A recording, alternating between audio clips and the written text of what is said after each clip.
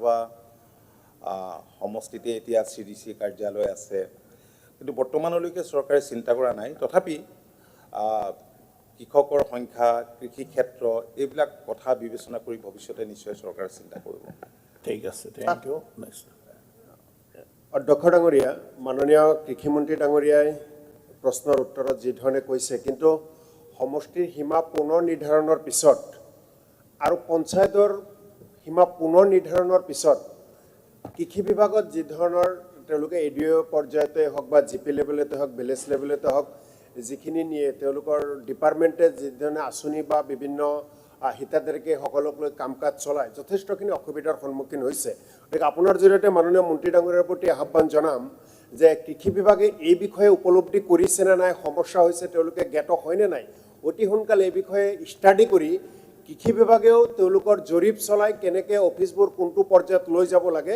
সেই বিষয়ে তেখেতে ব্যৱস্থা ল'ব লাগে আৰু এই বিষয়ে তেখেতসকলে ল'বনে নাই তেখেতৰ পৰা মন্ত্ৰী ডাঙৰীয়াৰ পৰা জানিব বিচাৰিছোঁ অনাৰেবল মিনিষ্টাৰ মাননীয় অধ্যক্ষ মহোদয় কৃষি বিভাগে এই কথাবোৰ পুংখানুপুংখভাৱে বিবেচনা কৰি আছে ধৰক নতুনকৈ বজালী জিলা হ'ল এতিয়া বজালীত আমি তেনেকৈ সুকীয়াকৈ বিষয়া নিয়োগ কৰিছোঁ আৰু বিভিন্ন ঠাইত হৈছে নোহোৱাকৈ থকা নাই মই কৈছোঁ যে সমষ্টি ডিলিমিটেশ্যনৰ পিছত আমাৰ কৰিবলগীয়া কেতবোৰ কাম আমাৰ চকুত পৰিছে ভৱিষ্যতৰ দিনত বিভাগে এই কথাখিনি পৰ্যালোচনা কৰি সিদ্ধান্ত গ্ৰহণ কৰিব কুৱেশ্যন নম্বৰ 22 শ্ৰী দিগন্ত বৰ্মন অধ্যক্ষ মহোদয় উত্তৰ সদনৰ মজিয়াত ৰখা হৈছে সাপ্লিমেণ্টাৰী অধ্যক্ষ মহোদয় মই উত্তৰটো পাইছোঁ একে প্ৰশ্ন মই আগতেও 2-3বাৰমান কৰিছোঁ মাননীয় মন্ত্ৰী মহোদয়ৰ উত্তৰটো মোৰ লগত আছে তো কথাটো হ'ল যে অসম চৰকাৰে যিটো যে নদীৰ পাৰৰ মথাউৰিবিলাক পকীকৰণৰ ব্যৱস্থা কৰিছে ঠিক তেনেকৈ পাগলাদিয়া নদী ভূটানৰ পৰা নামি আৰু ৰাইট বেংক যিটো আছে সেইটো আৰম্ভ হৈছে ভূটানৰ পৰা তামোলপুৰ সমষ্টিত আৰু শেষ হৈছে মোৰ সমষ্টিত আদাবাৰীলৈ এতিয়া মাননীয় মন্ত্ৰী মহোদয়ে কথাখিনি ঠিকে কৈছে বহুতখিনি হৈছে মই নোহোৱা বুলি কোৱা নাই কিন্তু বাকী এতিয়া আটাইতকৈ বেয়া অঞ্চলটো হৈছে আপোনাৰ বিজুলী ঘাটৰ পৰা একেবাৰে আদাবাৰীলৈ প্ৰায় 6 কিলোমিটাৰ আৰু এই অঞ্চলটোত মানে আমাৰ পাগলাদিয়া ৰিভাৰৰ ইৰ'শ্যনটো খুব বেছি এতিয়া প্ৰথম কথা হ'ল মই এটা আনষ্টাৰ্ট কুৱেশ্যনো কৰিছোঁ প্ৰথম কথা মথাউৰিটো অলপ তাতে অলপ ঠিক কৰাৰ কাৰণে এটা এষ্টিমেট অলৰেডি অহা বুলি কৈছে তেখেতে যে সেইটো 4 কোটি টকাৰ এটা এষ্টিমেট ইতিমধ্যে আহিছে গতিকে প্ৰথম কথা তেখেত জলসম্পদ বিভাগৰ মন্ত্ৰী হিচাপে সেইটো অতি শীঘ্ৰে চেংচন কৰি দিব লাগে আৰু সেইটো হোৱাৰ পিছত আমাৰ মাননীয় মন্ত্ৰী মহোদয়ে যেহেতু আমাৰ জলসম্পদ বিভাগেই PWD বিভাগক এই পইচাখিনি দিছে কামটো NOC সাপেক্ষে PWDয়ে কৰে গতিকে আপোনাক ৰিকুৱেষ্ট কৰিছোঁ সময়ো নাই গতিকে আপুনি যাতে অতি শীঘ্ৰে এই 4 কোটি টকাৰ কামটো আৰু বাকী 6 কিলোমিটাৰ যিটো আছে সেইটো পকীকৰণৰ ব্যৱস্থা কৰি দিয়ক মানুহৰ খুব বেয়া অৱস্থা হৈছে সকলো মানুহৰ অসুবিধা হৈছে এইটো কাইণ্ডলি কৰি দিব খালি আৰু এটা কথা কৈছোঁ এইটো কথা তেখেতে মন্ত্ৰীয়ে কৈছে যে যাৱতীয় পুঁজি সাপেক্ষে আঁচনিখনৰ কাম হাতত লোৱা হ'ব এই যাৱতীয় পুঁজি কেতিয়া আহিব সেইটো এটা ডাঙৰ কথা যদি বহুত দিন হয় দিগদাৰী হৈ যাব গতিকে সেইটো এছুৰেঞ্চ দিব লাগে অনাৰেবল মিনিষ্টাৰ অধ্যক্ষ ডাঙৰীয়া মোক 2 মিনিট দিব মই অকণমান ডিটেইলছত ক'ম অধ্যক্ষ ডাঙৰীয়া অসমত প্ৰথমবাৰৰ কাৰণে অসমৰ ইতিহাসত প্ৰথমবাৰৰ কাৰণে মাননীয় মুখ্যমন্ত্ৰী তথা গড় কাপ্তানী মন্ত্ৰী হিমন্ত বিশ্ব শৰ্মা ডাঙৰীয়াই মথাউৰি পকীকৰণৰ কাম আৰম্ভ কৰিছিল বিস্তৃতভাৱে আগতেও হয় সেইকাৰণে মই বিস্তৃত শব্দটো লগাইছোঁ অধ্যক্ষ ডাঙৰীয়া আমি প্ৰায় 1100 কিলোমিটাৰ মথাউৰি পকীকৰণ যোৱা 4 বছৰত কৰিবলৈকে সক্ষম হৈছোঁ যিটোৱে গ্ৰাম্য পথ যোগাযোগত অত্যন্ত ডাঙৰ বা বৈপ্লৱিক পৰিৱৰ্তন ঘটাইছে অধ্যক্ষ ডাঙৰীয়া আৰু নিশ্চয়কৈ কৰিব লাগে গতিকে আৰু ডেফিনেটলি কৰি থাকিম it would be a ongoing process শেষ হৈ যোৱা নাই বা শেষ হ'ব নোৱাৰিব অধ্যক্ষ ডাঙৰীয়া তেখেতক সেইকাৰণে কৈছোঁ যে আমি PWD বিভাগৰ লগত আলোচনা কৰি পুঁজি সাপেক্ষে সেইখিনি ডেফিনেটলি কৰাৰ ব্যৱস্থা কৰিম বাট একেদিনাই হোৱা নোহোৱাটো এটা চিন্তনীয় বিষয় বা চিন্তাৰ বিষয় অধ্যক্ষ ডাঙৰীয়া মই যেতিয়া জলসম্পদ বিভাগৰ মন্ত্ৰী হিচাপে দায়িত্ব লৈছিলোঁ মাননীয় মুখ্যমন্ত্ৰী ডাঙৰীয়াই মোক দায়িত্ব দিছিলে আমি বিচাৰি উলিয়াইছিলোঁ যে অসমত প্ৰায় 1100-1150 কিলোমিটাৰ মথাউৰি নথকা অঞ্চল আছে অসমৰ ব্ৰহ্মপুত্ৰ বা ইয়াৰ উপনৈসমূহত প্ৰায় 1150 কিলোমিটাৰ 1100 কিলোমিটাৰ একজেক্টলি ক'বলৈ দিগদাৰ 1100-1150 কিলোমিটাৰ বুলি আমি জানো য'ত মথাউৰি নাই তেনেকুৱা আমি চিনাক্ত কৰি উলিয়াইছিলোঁ। অধ্যক্ষ ডাঙৰীয়া, এই পবিত্ৰ সদনত জনাবলৈ পাই সুখী হৈছোঁ যে যোৱা 4 বছৰত প্ৰায় আমি 900 কিলোমিটাৰ মথাউৰি 950 কিলোমিটাৰ মথাউৰি আমি নতুনকৈ নিৰ্মাণ কৰিবলৈকে সক্ষম হৈছোঁ। অধ্যক্ষ ডাঙৰীয়া, যদি সকলোখিনি ঠিকে থাকে আৰু 70 কিলোমিটাৰ মথাউৰি এই আমি বিত্তীয় বৰ্ষতে আমি চেংচন দিম, কাম আৰম্ভ কৰিম। গতিকে খুব বেছি অধ্যক্ষ ডাঙৰীয়া 70-80 কিলোমিটাৰ মথাউৰি নবনোৱা জেগা থাকিব, তাতো কণ্ডিশ্যন আছে, আমি তাতো মথাউৰি বনাব পাৰোঁ, পুঁজিৰ ইমান অসুবিধা নাই। কিন্তু তাত ফিজিবিলিটি আছে নাই বা মাটি এৰি দিব নিদিব, সেই বিষয়ে আমি মানুহৰ লগত কথা পাতিব লাগিব। অধ্যক্ষ ডাঙৰীয়া, আমি নতুন এটা নিয়ম কৰিছিলোঁ যে য'ত বানপানী হয়, কাৰণ সেইখিনি মানুহৰ অসুবিধা হয়, তেখেতলোকক আমি অনুৰোধ কৰিছিলোঁ যে আমি মাটিৰ লেণ্ড একুইজিশ্যন কষ্ট নিদিওঁ, যিহেতু বহুত বেছি হৈ যায়। মথাউৰিতকৈ লেণ্ড একুইজিশ্যন কষ্ট অধ্যক্ষ ডাঙৰীয়া বেছি হৈ যায়। গতিকে আমি ৰাইজক অনুৰোধ কৰিলোঁ, আপোনালোকৰ যিহেতু অঞ্চলটো বচাব লাগে, আপোনালোকৰ খেতি মাটি, আপোনালোকৰ ঘৰ দুৱাৰ বচাব লাগে, গতিকে আপোনালোকে মাটি এৰি দিয়ক, আমি মথাউৰি বনাম। ঠিক তেনেকৈ অধ্যক্ষ ডাঙৰীয়া সকলোৱে মানি লৈ মাটি এৰি দিলে আমি প্ৰায় 900 কিলোমিটাৰ 950 কিলোমিটাৰ মথাউৰি বনালোঁ বা মথাউৰি বনাবলৈ আগুৱাই গৈ আছোঁ আৰু 70-80 কিলোমিটাৰ এই বিত্তীয় বৰ্ষতে বনাম। অধ্যক্ষ ডাঙৰীয়া, অসমৰ দুটা সমস্যা, এটা হৈছে বানপানী আৰু এটা গৰাখহনীয়া। একচুৱেলি সমস্যা দুটা, এটা বানপানী আৰু গৰাখহনীয়া। আমি কি কৰিছিলোঁ যে আমাৰ ফাৰ্ষ্ট প্ৰায়ৰিটি আছিলে বানপানী নাইকিয়া কৰা, যিটোৰ কাৰণে 900 কিলোমিটাৰ মথাউৰি অধ্যক্ষ ডাঙৰীয়া বনালোঁ। গতিকে বানপানীৰ এতিয়া প্ৰকোপ কমিছে, কাৰণ আগতে এই য'ত মথাউৰি নাছিল তাৰ সেই জেগাবিলাকৰে পানী সোমাই গৈ আছিলে। গতিকে মথাউৰি 900 কিলোমিটাৰ বনালোঁ, বানপানী অধ্যক্ষ ডাঙৰীয়া 70% কমিছে। এতিয়া অধ্যক্ষ ডাঙৰীয়া, আমি যিখিনি আমাৰ দুটা প্ৰজেক্ট চলি আছে, এটা ৱৰ্ল্ড বেংক, সেইটো বেকী আৰু আমাৰ বুঢ়ীদিহিং ৰিলেটেড। তাৰপাছত যিটো আমাৰ ADB প্ৰজেক্ট চলি আছে, সেইটো ব্ৰহ্মপুত্ৰ ৰিলেটেড, মানে 2-3টা জেগাত হেৰি কৰা আছে, কনফাইন কৰা আছে। আমাৰ ৱৰ্ল্ড বেংকত আছে বেকী আৰু বুঢ়ীদিহিং, আৰু ব্ৰহ্মপুত্ৰত আছে ADB টকা আমি বেলেগ উপনৈত আনিব নোৱাৰোঁ। অধ্যক্ষ ডাঙৰীয়া, SOPD বা RIDF বা নাবাৰ্ড আমি যি কওঁ, আমি যিখিনি টকা পাওঁ তাৰ 70% টকা আমি যোৱা 4 বছৰ খৰচ কৰিছোঁ নিউ এম্বেংকমেণ্ট বনোৱাত। গতিকে ইৰোজনৰ কাম আমি বিস্তৃতভাৱে ল'বলৈকে আমাৰ এতিয়াও কাম আছে। ডেফিনেটলি মুখ্যমন্ত্ৰী ডাঙৰীয়াই আৰু কৰাৰ সংকল্প লৈছে, আমি আৰু কৰিবলৈকে যত্ন কৰিম। এইবাৰ এতিয়া আমাৰ দলগাঁৱৰ বিধায়কৰ প্ৰশ্ন আহিব, তেখেতে মোক কেতিয়াও কোৱা নাছিলে যে তেখেতৰ সমষ্টিত মথাউৰি বনাব লাগে, কিন্তু নিজে মথাউৰি বনাইছোঁ, কাৰণ আমি চবৰে পৰা লওঁ, আমি ডিভিজনৰ পৰা লওঁ, ক'ত মথাউৰি বনাব লাগে তেনেকৈ লৈ কৰিছোঁ। বিধায়কসকলে বহুতে কোৱা নাই, তথাপিতো আমি তেওঁলোকৰ সমষ্টিত মথাউৰি বনাইছোঁ। গতিকে অধ্যক্ষ ডাঙৰীয়া, এইবছৰ আমি মথাউৰি চেষ্টা কৰিছোঁ, ভৱিষ্যতে আমি ইৰোজনো শেষ কৰিবলৈকে আমি প্ৰচেষ্টা চলাম। Thank you. অধ্যক্ষ মহোদয়, Question. অধ্যক্ষ মহোদয়, এক মিনিট, এইটো পাগল দিয়া চলি আছে। অধ্যক্ষ মহোদয়, মাননীয় মন্ত্ৰী মহোদয় যিটো কথা ক'লে যে আৰু 70 কিলোমিটাৰমান বনাব পৰা যাব এইটো বছৰতে, গতিকে আপোনালোক এটা অনুৰোধ জনাইছোঁ যে এই 70 কিলোমিটাৰ যিটো এই বছৰত হ'ব, এইটো বছৰত।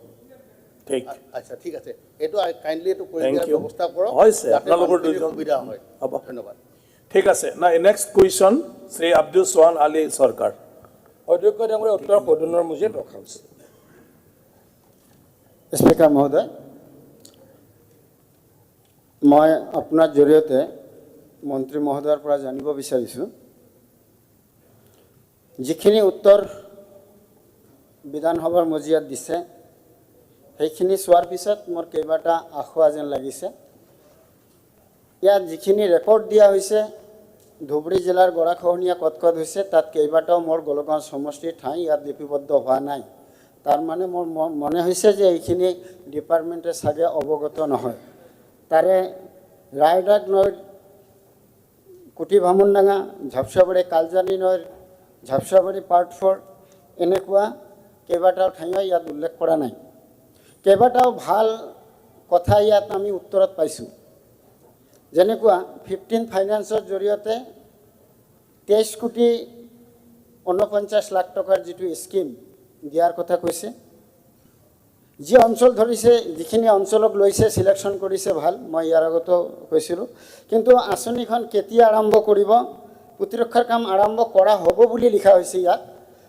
মই মন্ত্ৰী মহোদয়ৰ দৃষ্টি আকৰ্ষণ কৰিব খুজিছোঁ, মই প্ৰতিবাৰে বিধানসভাত নদী বান্ধ আৰু গৰাখহনীয়াৰ ওপৰত মই প্ৰশ্ন কৰিয়ে আছিলোঁ। এই অঞ্চলত এইবেলিও মই বিধায়ক পুঁজি আৰু সাংসদ পুঁজি আমি দিব লগা হৈছে। মন্ত্ৰী মহোদয় নিদিয়া নহয়, অলপ পাৰ্কুপাইন তাত দিছে আৰু বস্তা আমাৰ জিঅ' বেগ দিছিলে, কিন্তু ছাফিচিয়েণ্ট নাছিলে। তাৰ কাৰণে কেইবাখন গাঁও নোহোৱা হৈ গ'ল।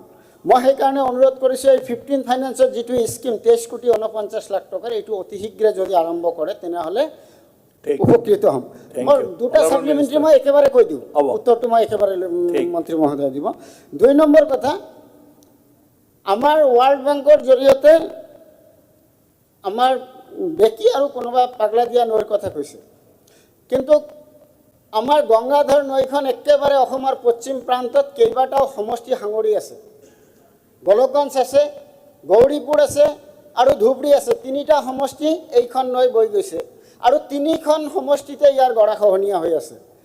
ইয়াত এটা ভাল খবৰ দিছে যে 91st ট্ৰেক মিটিঙত যিটো আমাৰ গোলকগঞ্জ আৰু এডজইনিং এৰিয়াৰ কাৰণে যিখিনি কথা ইয়াত উত্তৰত দিছে, এইখিনি আমাৰ কাৰণে গোলকগঞ্জবাসীৰ কাৰণে ভাল খবৰ। মই বিচাৰিম মন্ত্ৰী মহোদয়ৰ পৰা এইখিনি খুব সোনকালে কাৰ্যকৰী কৰিব লাগে। তাৰ ওপৰত মোৰ এটা demand. Thank you. 1 minute sir, শেষ হোৱা নাই মোৰ প্ৰশ্নটো। কুৱেশ্যনটো কৰক। কোৱেশ্যনটো হৈছে, আমাৰ গংগাধৰ নৈৰ যি গৰাখহনীয়া, ইয়াক গুৰুত্ব প্ৰদান কৰি ৱৰ্ল্ড বেংকৰ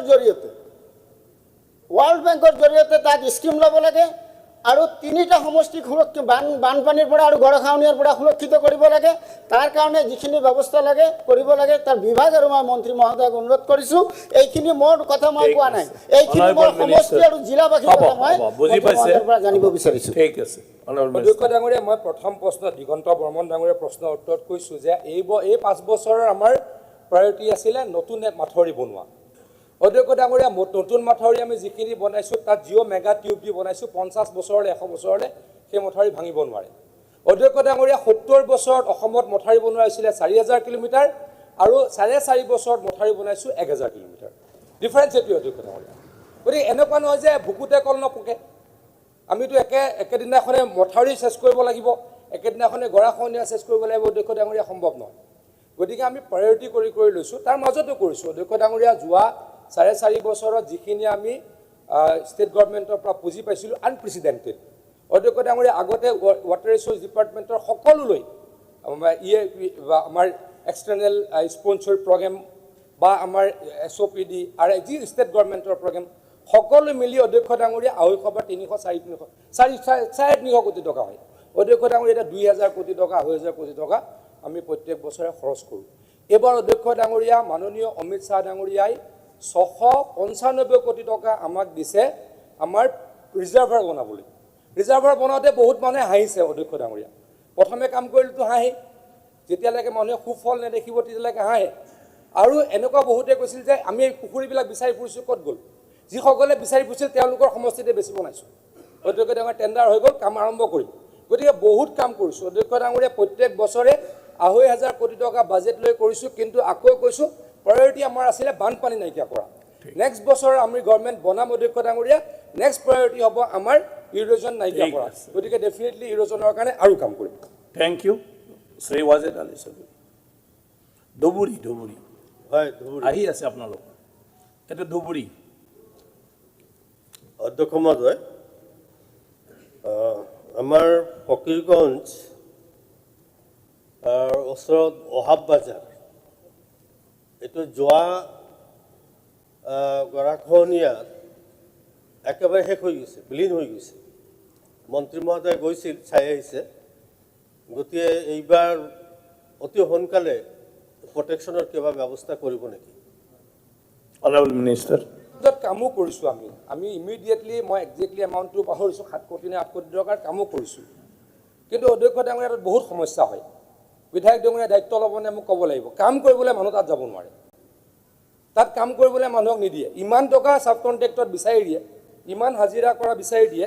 অধ্যক্ষ ডাঙৰীয়া, 10 কোটি টকাৰ আমি ইতিমধ্যে কাম কৰিছোঁ, 9 কোটি 99 লাখ। গতিকে কামটো কৰিছোঁৱেই।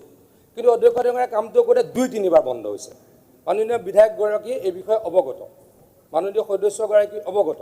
আৰু কাম ডেফিনেটলি ল'ম। ফকীৰগঞ্জখন ভাঙো হৈ আছে, 10 কোটি টকাৰ কাম কৰিছোঁ, আৰু কাম কৰিব লাগিব। কাম কৰোঁতে কিন্তু অধ্যক্ষ ডাঙৰীয়া, তাৰ স্থানীয় ৰাইজে বহুত অসুবিধা দিছে। স্থানীয় ৰাইজক তেখেতে কেনেকৈ বুজাব, সেইটো তেখেতে দায়িত্ব ল'ব লাগিব। মই তেখেতলোক কোনোবাই যদি দেখি আছে শুনি আছে মই তেখেতলোকক ফকীৰগঞ্জৰ ৰাইজক অনুৰোধ কৰিম আপোনালোকে কাম কৰিবলৈ যোৱা মানুহক অন্যায় নকৰিব কাম কৰিবলৈ যোৱা মানুহক সহায় কৰক আৰু ডেফিনেটলি কাম কৰিব Thank you. Dobori. স্যাৰ মই মন্ত্ৰী সাহেবৰ দৃষ্টি আকৰ্ষণ কৰিব খুজিছোঁ আমাৰ গংগাধাৰ নদীত যিটো মইছা আৰু কৈমাৰী অঞ্চলটো 500 মিটাৰ নেশ্যনেল হাইৱে 4 লাইন বনি আছে এইখিনি যদি প্ৰটেকশ্যন দিয়া নহয় নেশ্যনেল হাইৱে পাই যাব গতিকে আমাৰ সুবৰ্ণালী চৰকাৰৰ যিটো কৈছে গংগাধাৰ নদীৰ এইটো ইমিডিয়েট পৰিভ্ৰমণ কৰি আপুনি অঞ্চলটো চাই কিনে তাৰ ওপৰত ব্যৱস্থা গ্ৰহণ কৰিব লাগে সেই জেগাখিনি মই নিজে গৈ চাই আহিম চাই ব্যৱস্থা ল'ম ঠিক আছে Question number 24, Abdul Rashid Mandor. Honorable Minister. উত্তৰ মাননীয় অধ্যক্ষ মহোদয় উত্তৰ সদনৰ মজিয়াত ৰখা হৈছে ধন্যবাদ অধ্যক্ষ ডাঙৰীয়া প্ৰশ্নৰ উত্তৰ আক্ষৰিকভাৱে আংশিকভাৱে সন্তুষ্ট বাকী মই জাষ্ট এটা উদাহৰণ দিছোঁ উত্তৰত 3 নম্বৰ কুৱেশ্যনৰ ৰিপ্লাই আছিল preparation of annual plan and annual budget of all 35 district is under process যদি আৰু এটা মোৰ কুৱেশ্যন আছিল details of complaints of order of government of India 2015 চনৰ যিটো অৰ্ডাৰ আছিল তাৰ উত্তৰত কৈছিল যে কমপ্লায়েন্স হৈছে কিন্তু ইয়াতে যদি মই ক'ব খোজোঁ যে ইয়াৰ কমপ্লায়েন্স হোৱা নাই 2015 চনৰ যিটো অৰ্ডাৰ আছিল মিনাৰেল মিনিষ্ট্ৰীৰ ভাৰত চৰকাৰৰ সেই অৰ্ডাৰ কমপ্লায়েন্স নোহোৱাৰ প্ৰমাণটো স্বয়ং উত্তৰত আহিছে যে এনুৱেল প্লান এনুৱেল বাজেট বনি থকা হৈছে গতিকে আপোনাৰ জৰিয়তে মাননীয় মন্ত্ৰীৰ পৰা মই আজি হাউচত এছুৰেঞ্চ বিচাৰিছোঁ যে এই সদন চলি থকা দিনতে যেহেতু আপুনি উত্তৰ দিছে কমপ্লাই কৰিছে ভাৰত চৰকাৰৰ যিটো নিৰ্দেশ সেই নিৰ্দেশ পালন কৰা হৈছে বুলি আপুনি উত্তৰ দিছে কিন্তু নেক্সট এটা উত্তৰ দিছে যে এনুৱেল প্লান আৰু বাজেট বনাই থকা হৈছে অৰ্থাৎ Questionটো কৰক হয় গতিকে এই হাউচ চলি থকা দিনতে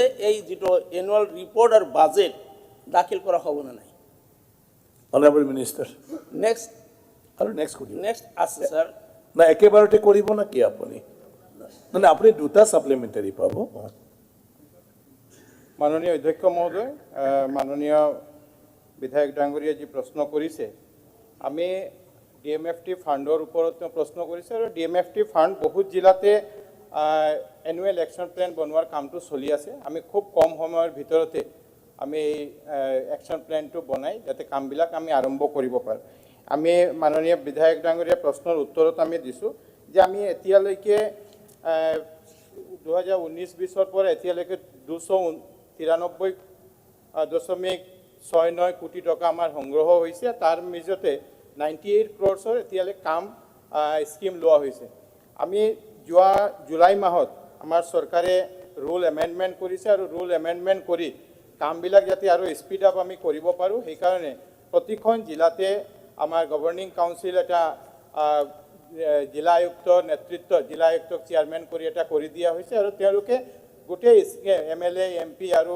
আমাৰ যি গাইডলাইন আছে এই গাইডলাইন মতে তেওঁলোকে কৰিব আৰু লগতে মই এইটো ক'ব বিচাৰিছোঁ যে আমাৰ এই ডিএমএফটি আগৰ পইচাটো কেনেকৈ ক'ত খৰচ হ'ব এনেকৈ স্পেচিফিক একো নাছিলে কিন্তু আজিৰ দিনত এইটো এটা ব্যৱস্থা কৰি দিয়া হৈছে যাতে আমি যি কালেকশ্যন আমাৰ ডিএমএফটি যি কালেকশ্যনটো হ'ব এই কালেকশ্যনৰ পৰা যি পইচা আমি পাম 70% পইচাটো আমি হাই প্ৰায়ৰিটি এৰিয়া যিটো আছে তাতে আমি খৰচ কৰিব পাৰোঁ আৰু লগতে 15 কিলোমিটাৰ ডাইৰেক্টলি এফেক্টেড গাঁৱত আমি খৰচ কৰিম আৰু 25 কিলোমিটাৰ ইনডাইৰেক্ট এৰিয়াতে আমি খৰচ কৰাৰ ব্যৱস্থা গ্ৰহণ কৰা মাননীয় বিধায়ক ডাঙৰীয়া যি প্ৰশ্ন উত্থাপন কৰিছে আমি খুব সোনকালে একশ্যন প্লেনবিলাক কৰি যাতে আমি কামবিলাক আৰম্ভ কৰিব পাৰোঁ অধ্যক্ষ ডাঙৰীয়া প্ৰথম কথা হৈছে মন্ত্ৰী ডাঙৰীয়াই সম্ভৱতঃ ৰুলৰ বাহিৰতকৈ দুটামান কথা কৈছে যিটো 70% হাই প্ৰায়ৰিটি এৰিয়া ৰুলত এইটো পাৰ্মিচিবল লিমিট হৈছে 60% নাম্বাৰ 1 ডাইৰেক্টলি এফেক্টেড এৰিয়াৰ ডেফিনেশ্যন দিয়া হৈছে মাইনিং এৰিয়াৰ ৰেডিয়াছ 20 কিলোমিটাৰ আপুনি য'ত 15 কিলোমিটাৰ উল্লেখ কৰিছে মই সেইকাৰণে মই ক'ম যে kindly refer to the guidelines and rules guideline next কথা হৈছে যে এনুৱেল প্লান এতিয়া বনাই আছে অধ্যক্ষ মহোদয় মই জাষ্ট কৈ আছোঁ মেনেজিং কমিটিৰ দায়িত্ব হৈছে যিটো মিনাৰেল ট্ৰাষ্টৰ দুটা component managing committee and governing council managing কমিটিৰ দায়িত্ব হৈছে এনুৱেল একশ্যন প্লেন ৰেডি কৰা প্ৰায়ৰ closure of the financial within 3 মাহৰ ভিতৰত ক্লোজাৰ ডেটৰ হেৰিৰ পৰা 3 মাহৰ আগতে আপোনাৰ এনুৱেল প্লেন ৰেডি কৰা বাজেট ৰেডি কৰা সেই বাজেটখন আপোনাৰ গভৰ্নিং কাউন্সিলে এপ্ৰুভ কৰাৰ পিছতহে এক্সিকিউশ্যন কথা আহি যায় আপুনি কৈছে 293 কোটি টকা ইতিমধ্যে ব্যয় কৰি আছে 745 স্কিম এপ্ৰুভ কৰিছে এপ্ৰুভ কৰিলে without approval of the governing council no scheme can be implemented by the managing committee অর্থাৎ আপনি করাপশন এলাও কৰিছে আপনি নিজেৰ উত্তৰত আপনি কৈ আছে যে কৰাপশন আপনি এলাও কৰিছে এই ডিএমটি ফান্ডৰ স্পেসিফিক কোয়েশ্চনটো কৰক গতিকে আৰু স্যাৰ ইয়াতে কাউন্সিলত স্পেসিফিক কোয়েশ্চন কৰিব স্পেসিফিক এই কাৰণে যে গভৰ্নিং কাউন্সিলৰ এপ্ৰুভেল নোহোৱা প্ৰত্যেকটা স্কিম এইটো আনঅথৰাইজড হ'ব আনঅথৰাইজড হ'ব সেইবিলাকৰ ওপৰত একশ্যন ল'ব নাই অনাৰেবল মিনিষ্টাৰ নেক্সট স্যাৰ মই জাস্ট আৰু next ইয়াতে কৈছো অডিটেড ৰিপৰ্ট আৰু এই গোটেইখিনি বস্তু আপোনাৰ হাউচত আহিব লাগে ইয়াতে কোৱা আছে the annual report of each foundation shall be laid before the state legislative assembly 15 চনৰ 16 চনৰ পৰা কোনো মাননীয় সদস্যই ক'ব নোৱাৰিব এই হাউচত ডিএমএফটি ফাণ্ডৰ এনুৱেল ৰিপৰ্ট এই হাউচত দাখিল হৈছে বুলি কিন্তু ইয়াতে ভাৰত চৰকাৰ নিৰ্দেশাৱলীত স্পষ্টভাৱে লিখা আছে ষ্টেট এছেম্বলিত দাখিল হ'ব লাগে অনাৰেবল মিনিষ্টাৰ এইখিনি কেতিয়া কৰা হ'ব মাননীয় অধ্যক্ষ মহোদয় যে দেৰি হোৱাৰ কাৰণ হ'ল আমি জুলাই মাহত আমাৰ নিউ ৰুল আমি আনিছোঁ আৰু নিউ ৰুল মতে একশ্যন প্লেনবিলাক বনোৱাৰ কাৰণে প্ৰতিখন জিলাক নিৰ্দেশ দিয়া হৈছে দুখন কমিটি আমাৰ প্ৰতিখন জিলাত থাকে এখন ডিষ্ট্ৰিক্ট আমাৰ কাউন্সিল থাকে ৰিপ্লাই টু হল আপুনি এটা ডিস্ট্ৰিক্টক দিয়া হৈছে বুলি কৈছে অনাৰেবল মেম্বাৰ আৰু আমাৰ লগতে Honorable member, managing committee central guideline and state assembly has no right to override the central guideline. It is ultra vires. তাৰ কথাখিনি চাব লাগে মোৰ জিলাটো আছে একে কথা মাইন্সৰ আমি কোনো মিটিঙৰ চিঠি পোৱা নাই যদিও স্যাৰ গাইডলাইনত আছে এমএলএ বিলাকে তাৰ সদস্য হ'ব এই গতিকে কথাটো স্যাৰ মন্ত্ৰী মহোদয়ক শুদ্ধভাৱে উত্তৰ দিবলৈ ক'ব লাগে ঠিক আছে এখানে স্পেসিফিক কোয়েশ্চন বিলাক কৰিব অধ্যক্ষ মহোদয় মই ক'ব বিচাৰিছোঁ আপোনাক যে জিলাত দুখন কমিটি আছে এটা এখন মেনেজিং কমিটি আছে ডিএমএফটি মেনেজিং কমিটি যাত আমাৰ আয়ুক্ত জিলা আয়ুক্ত সেই কমিটিৰ চেয়াৰমেন থাকে আৰু তেওঁলোকে যে কোৱাৰ্টাৰলি ওয়ান্স কোৱাৰ্টাৰলি তেওঁলোক বহিব লাগে তাতে এমএলএ এমপি মেম্বাৰ নহয় তাতে মেম্বাৰ থাকে ওয়ান জিঅ'লজিষ্ট এণ্ড সিনিয়ৰ জিঅ'লজিষ্ট এডিসি এজন থাকে ডিডিসি থাকে তেওঁলোকে এই প্লেনবিলাক ৰেডি কৰে আৰু তাৰ পিছতে আমাৰ এটা কমিটি আছে যেটো গভৰ্নিং কাউন্সিলত মেম্বাৰ আমাৰ চেয়াৰমেন ডিসি থাকে এমপি লোকসভা এতিয়া আগত এমপি ৰাজ্যসভা নাছিলে এইটোতে কিন্তু আমাৰ নতুন ৰুল মতে এমপি ৰাজ্যসভা এখন জিলা মেম্বাৰ হ'ব পাৰে আৰু তাতে সকল এমএলএ এমপি তেওঁলোকে ৰখা হৈছে তেওঁলোকে কমিটি মেম্বাৰ মই প্ৰতিখন জিলা আয়ুক্তসকলক আমি নিৰ্দেশ দিম আৰু এইটো অলৰেডি আছে যে প্ৰতিখন মিটিং যেতিয়া হ'ব ভালকৈ যাতে সকলক বান্ধি আমি কৰিব পাৰোঁ কিন্তু মই বিধায়কসকলকো অনুৰোধ কৰিম যে প্ৰতিখন মিটিঙতো যদি চিঠি পায় তেওঁলোকে গৈ মই এটা মিটিং মোৰ কাছাৰ জিলাৰ মিটিঙত আছিলোঁ সেই জিলাত সেই মিটিঙত আমাৰ বিৰোধী দলৰ সকলো এমএলএ তাত উপস্থিত আছিল মই নিজে এজ মেম্বাৰ সেইটোত উপস্থিত আছিলোঁ ধন্যবাদ ঠিক আছে স্যার মাননীয় মন্ত্রী মহোদয় উত্তরখিনিতে একদম অশুদ্ধ উত্তর দিছে মাননীয় মন্ত্রী মহোদয় নহয় না তেওঁলোকৰ ৰুল বনাইছে তেওঁলোকে ৰুল স্যাৰ স্টেটে ওভাৰৰাইড কৰিব নোৱাৰে পাৰ্লিয়ামেন্ট না হেতু ভাৰত চৰকাৰ ৰুল ওভাৰৰাইড কৰিব নোৱাৰে মন্ত্ৰী ডাঙৰীয়াৰ হাতত ৰুল আছে কমিটিৰ কবিতা মেনেজিং কমিটিৰ এক্টেৰ বাই এনসাৰ দিব লাগে এনসাৰ দিলে is just a clerical job honorable member no debate all the schemes no debate sir গতি মাননীয় no মন্ত্রী debate না অলরেডি ৰুল বনাইছে আপুনি লিগেলি হেতু চাই লওক মনোৰঞ্জন তালুকদাৰ ডাঙৰীয়া ঠিক আছে মোৰ মাননীয় মন্ত্ৰীলৈকে এটাই অনুৰোধ বৰপেটা ডিষ্ট্ৰিক্টত আজি আমি 4.5 বছৰ পাৰ কৰিলোঁ না গভৰ্নিং কাউন্সিলৰ মিটিং হৈছে ডিচিক বাৰ কৈছোঁ তেওঁ কোনোপধ্যে এই কাউন্সিলৰ মধ্যকো নামাতে তেওঁলোকৰ মেনেজিং কমিটিত কি কৰিছে সেইটো আমাক নজনায় কিন্তু আমি জানো পইচা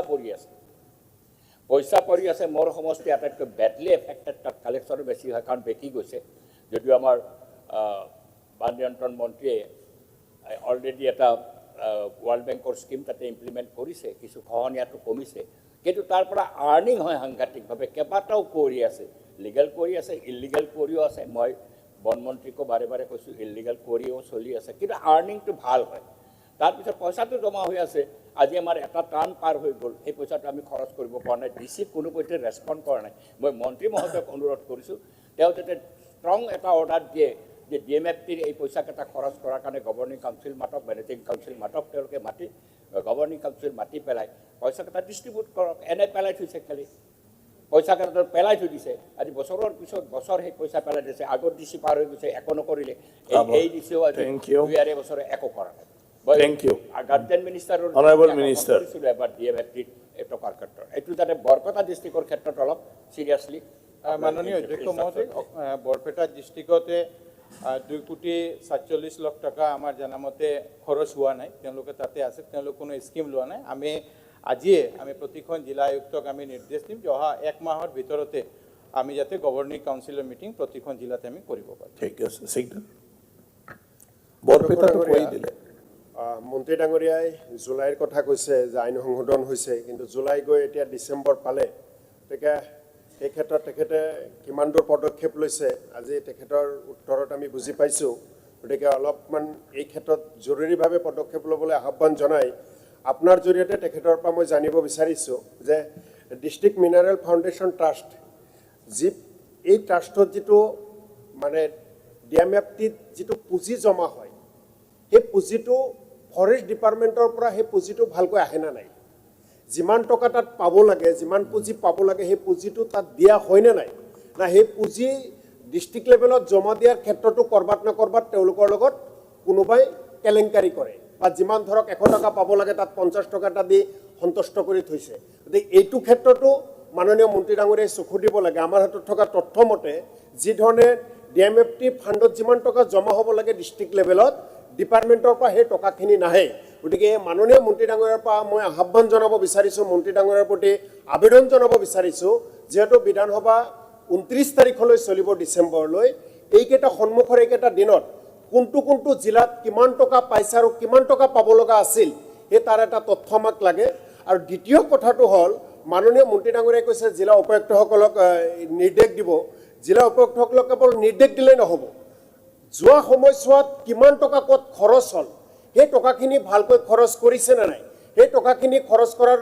বিনিময়ত কাৰোবাৰ কোনোবা উপকৃত হৈছে নে নাই এই বিষয়ে মন্ত্ৰী ডাঙৰীয়া তাত কি তথ্য আছে এই তথ্যখিনি 29 তাৰিখৰ ভিতৰত দিব লাগে আৰু মাননীয় অধ্যক্ষ ডাঙৰীয়া আপোনাৰ প্ৰতি আহ্বান জনাম ইয়াৰ ওপৰত বৃহৎ এটা কেলেংকাৰী হৈ আছে সদন কমিটি এটা বিচাৰিছোঁ যি সদন কমিটিয়ে গোটেইখিনি পৰ্যবেক্ষণ কৰিব চোৱা চিন্তা কৰিব Honorable Minister.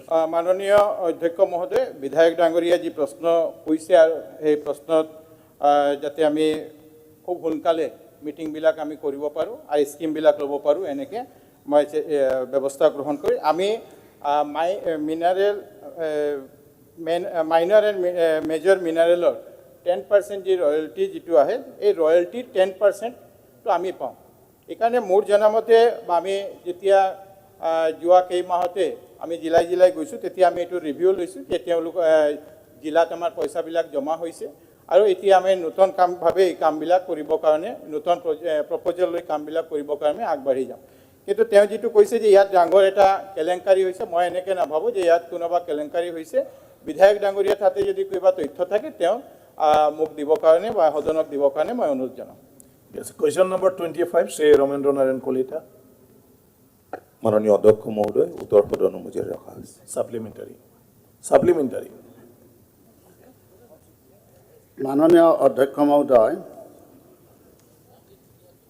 অসম চুক্তিৰ 6 নং দফা অনুযায়ী অসমীয়াৰ সাংবিধানিক ৰক্ষা কৱচৰ ক্ষেত্ৰত চৰকাৰে বৰ্তমানে কি ব্যৱস্থা গ্ৰহণ কৰিছে এতিয়ালৈকে কি ব্যৱস্থা গ্ৰহণ কৰিছে আৰু লগতে কেন্দ্ৰীয় চৰকাৰৰ দ্বাৰা আমাৰ গুৱাহাটী উচ্চ ন্যায়ালয়ৰ অৱসৰপ্ৰাপ্ত ন্যায়াধীশ সন্মানীয় বিপ্লৱ শৰ্মাৰ নেতৃত্বত এখন উচ্চ পৰ্যায়ৰ কমিটি গঠন কৰা হৈছে আৰু সেই কমিটিয়ে ইতিমধ্যে প্ৰতিবেদনখন ৰাজ্য চৰকাৰৰ ওচৰত দাখিল কৰিছে এতিয়া সেই প্ৰতিবেদনখনৰ ক্ষেত্ৰত ৰাজ্য চৰকাৰে কি ব্যৱস্থা গ্ৰহণ কৰিছে লগতে আমি জানিব পাৰিছোঁ মিডিয়াৰ যোগেদি যে ইতিমধ্যে সদৌ অসম ছাত্ৰ সন্থাৰ লগতো কেইবালানিও আলোচনা হৈছে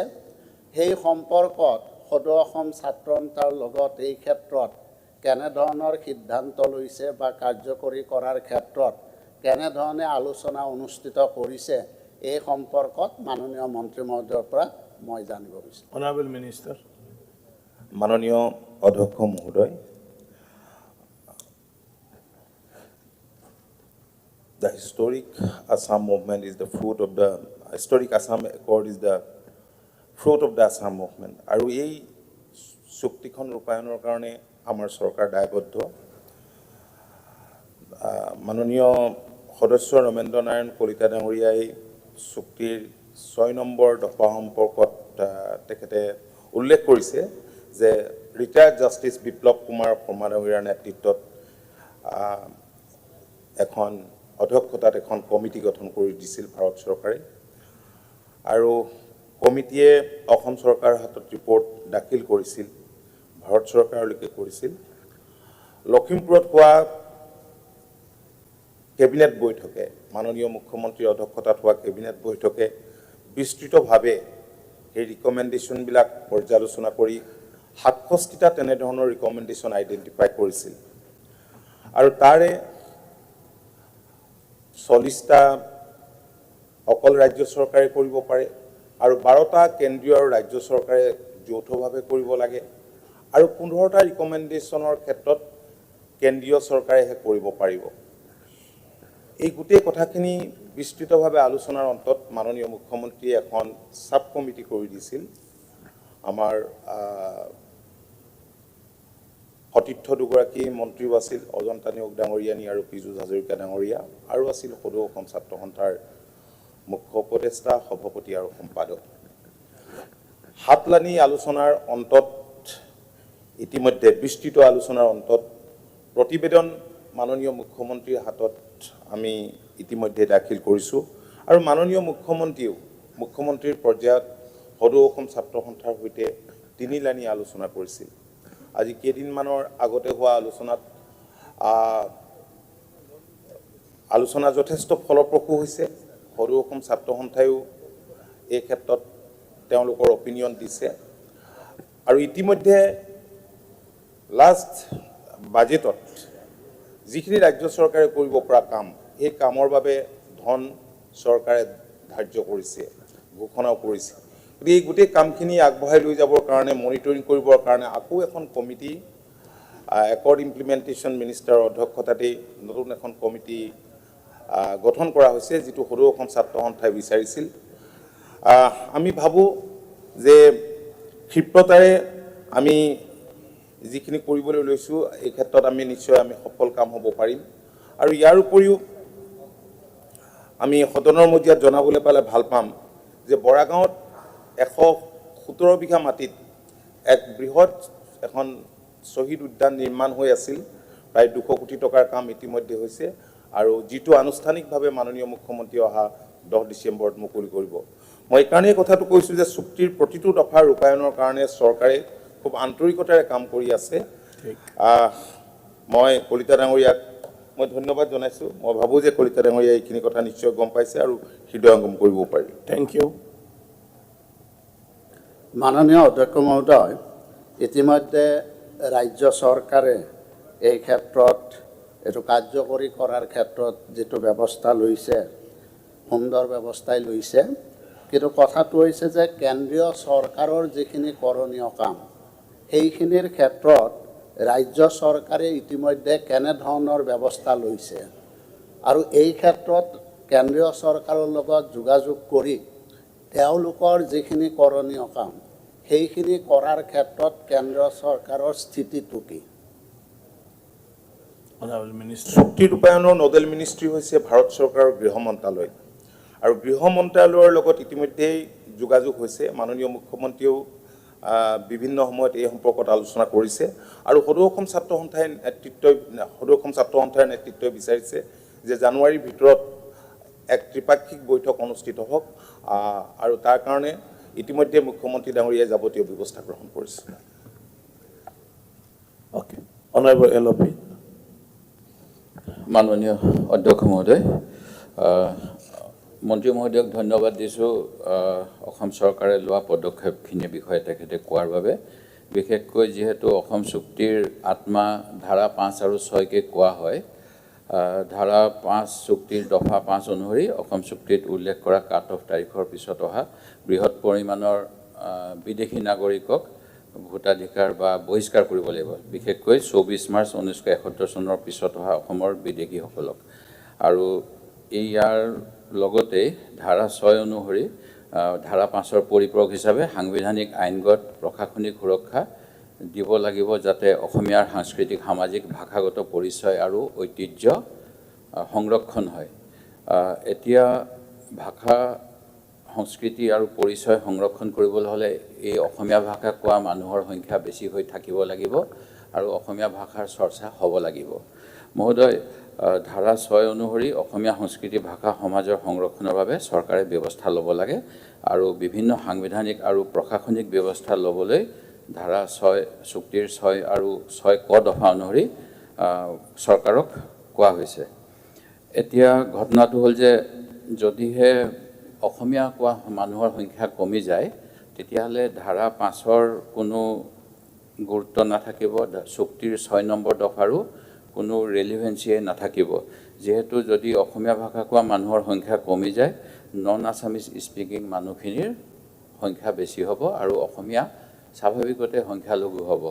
67টা ৰিকমেণ্ডেশ্যন আছে, তাৰ ভিতৰত মাটিৰ কিনা বেচাৰ কথাও আছে বিপ্লৱ শৰ্মা কমিটিত। তেখেতে লগতে কৈছে যিসকলে অসমীয়া কয়, অসমীয়াৰ সংজ্ঞাও দিছে, অসমীয়া কোৱা মানুহবিলাককো অসমীয়া হিচাপে ধৰিব লাগে।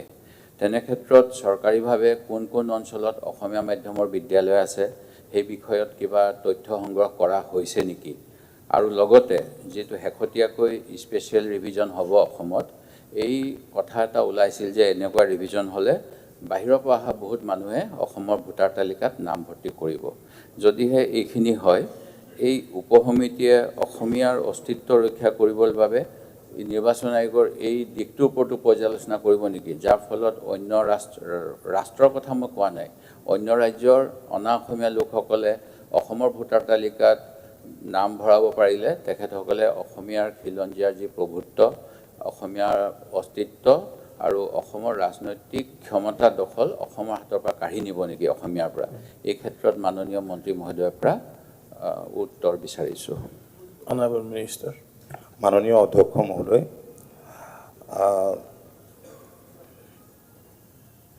দেৱব্ৰত শইকীয়া ডাঙৰীয়াই কেইটামান গুৰুত্বপূৰ্ণ কথা কৈছে আৰু সেই কামখিনিকেইতো আমি কৰি আছোঁ।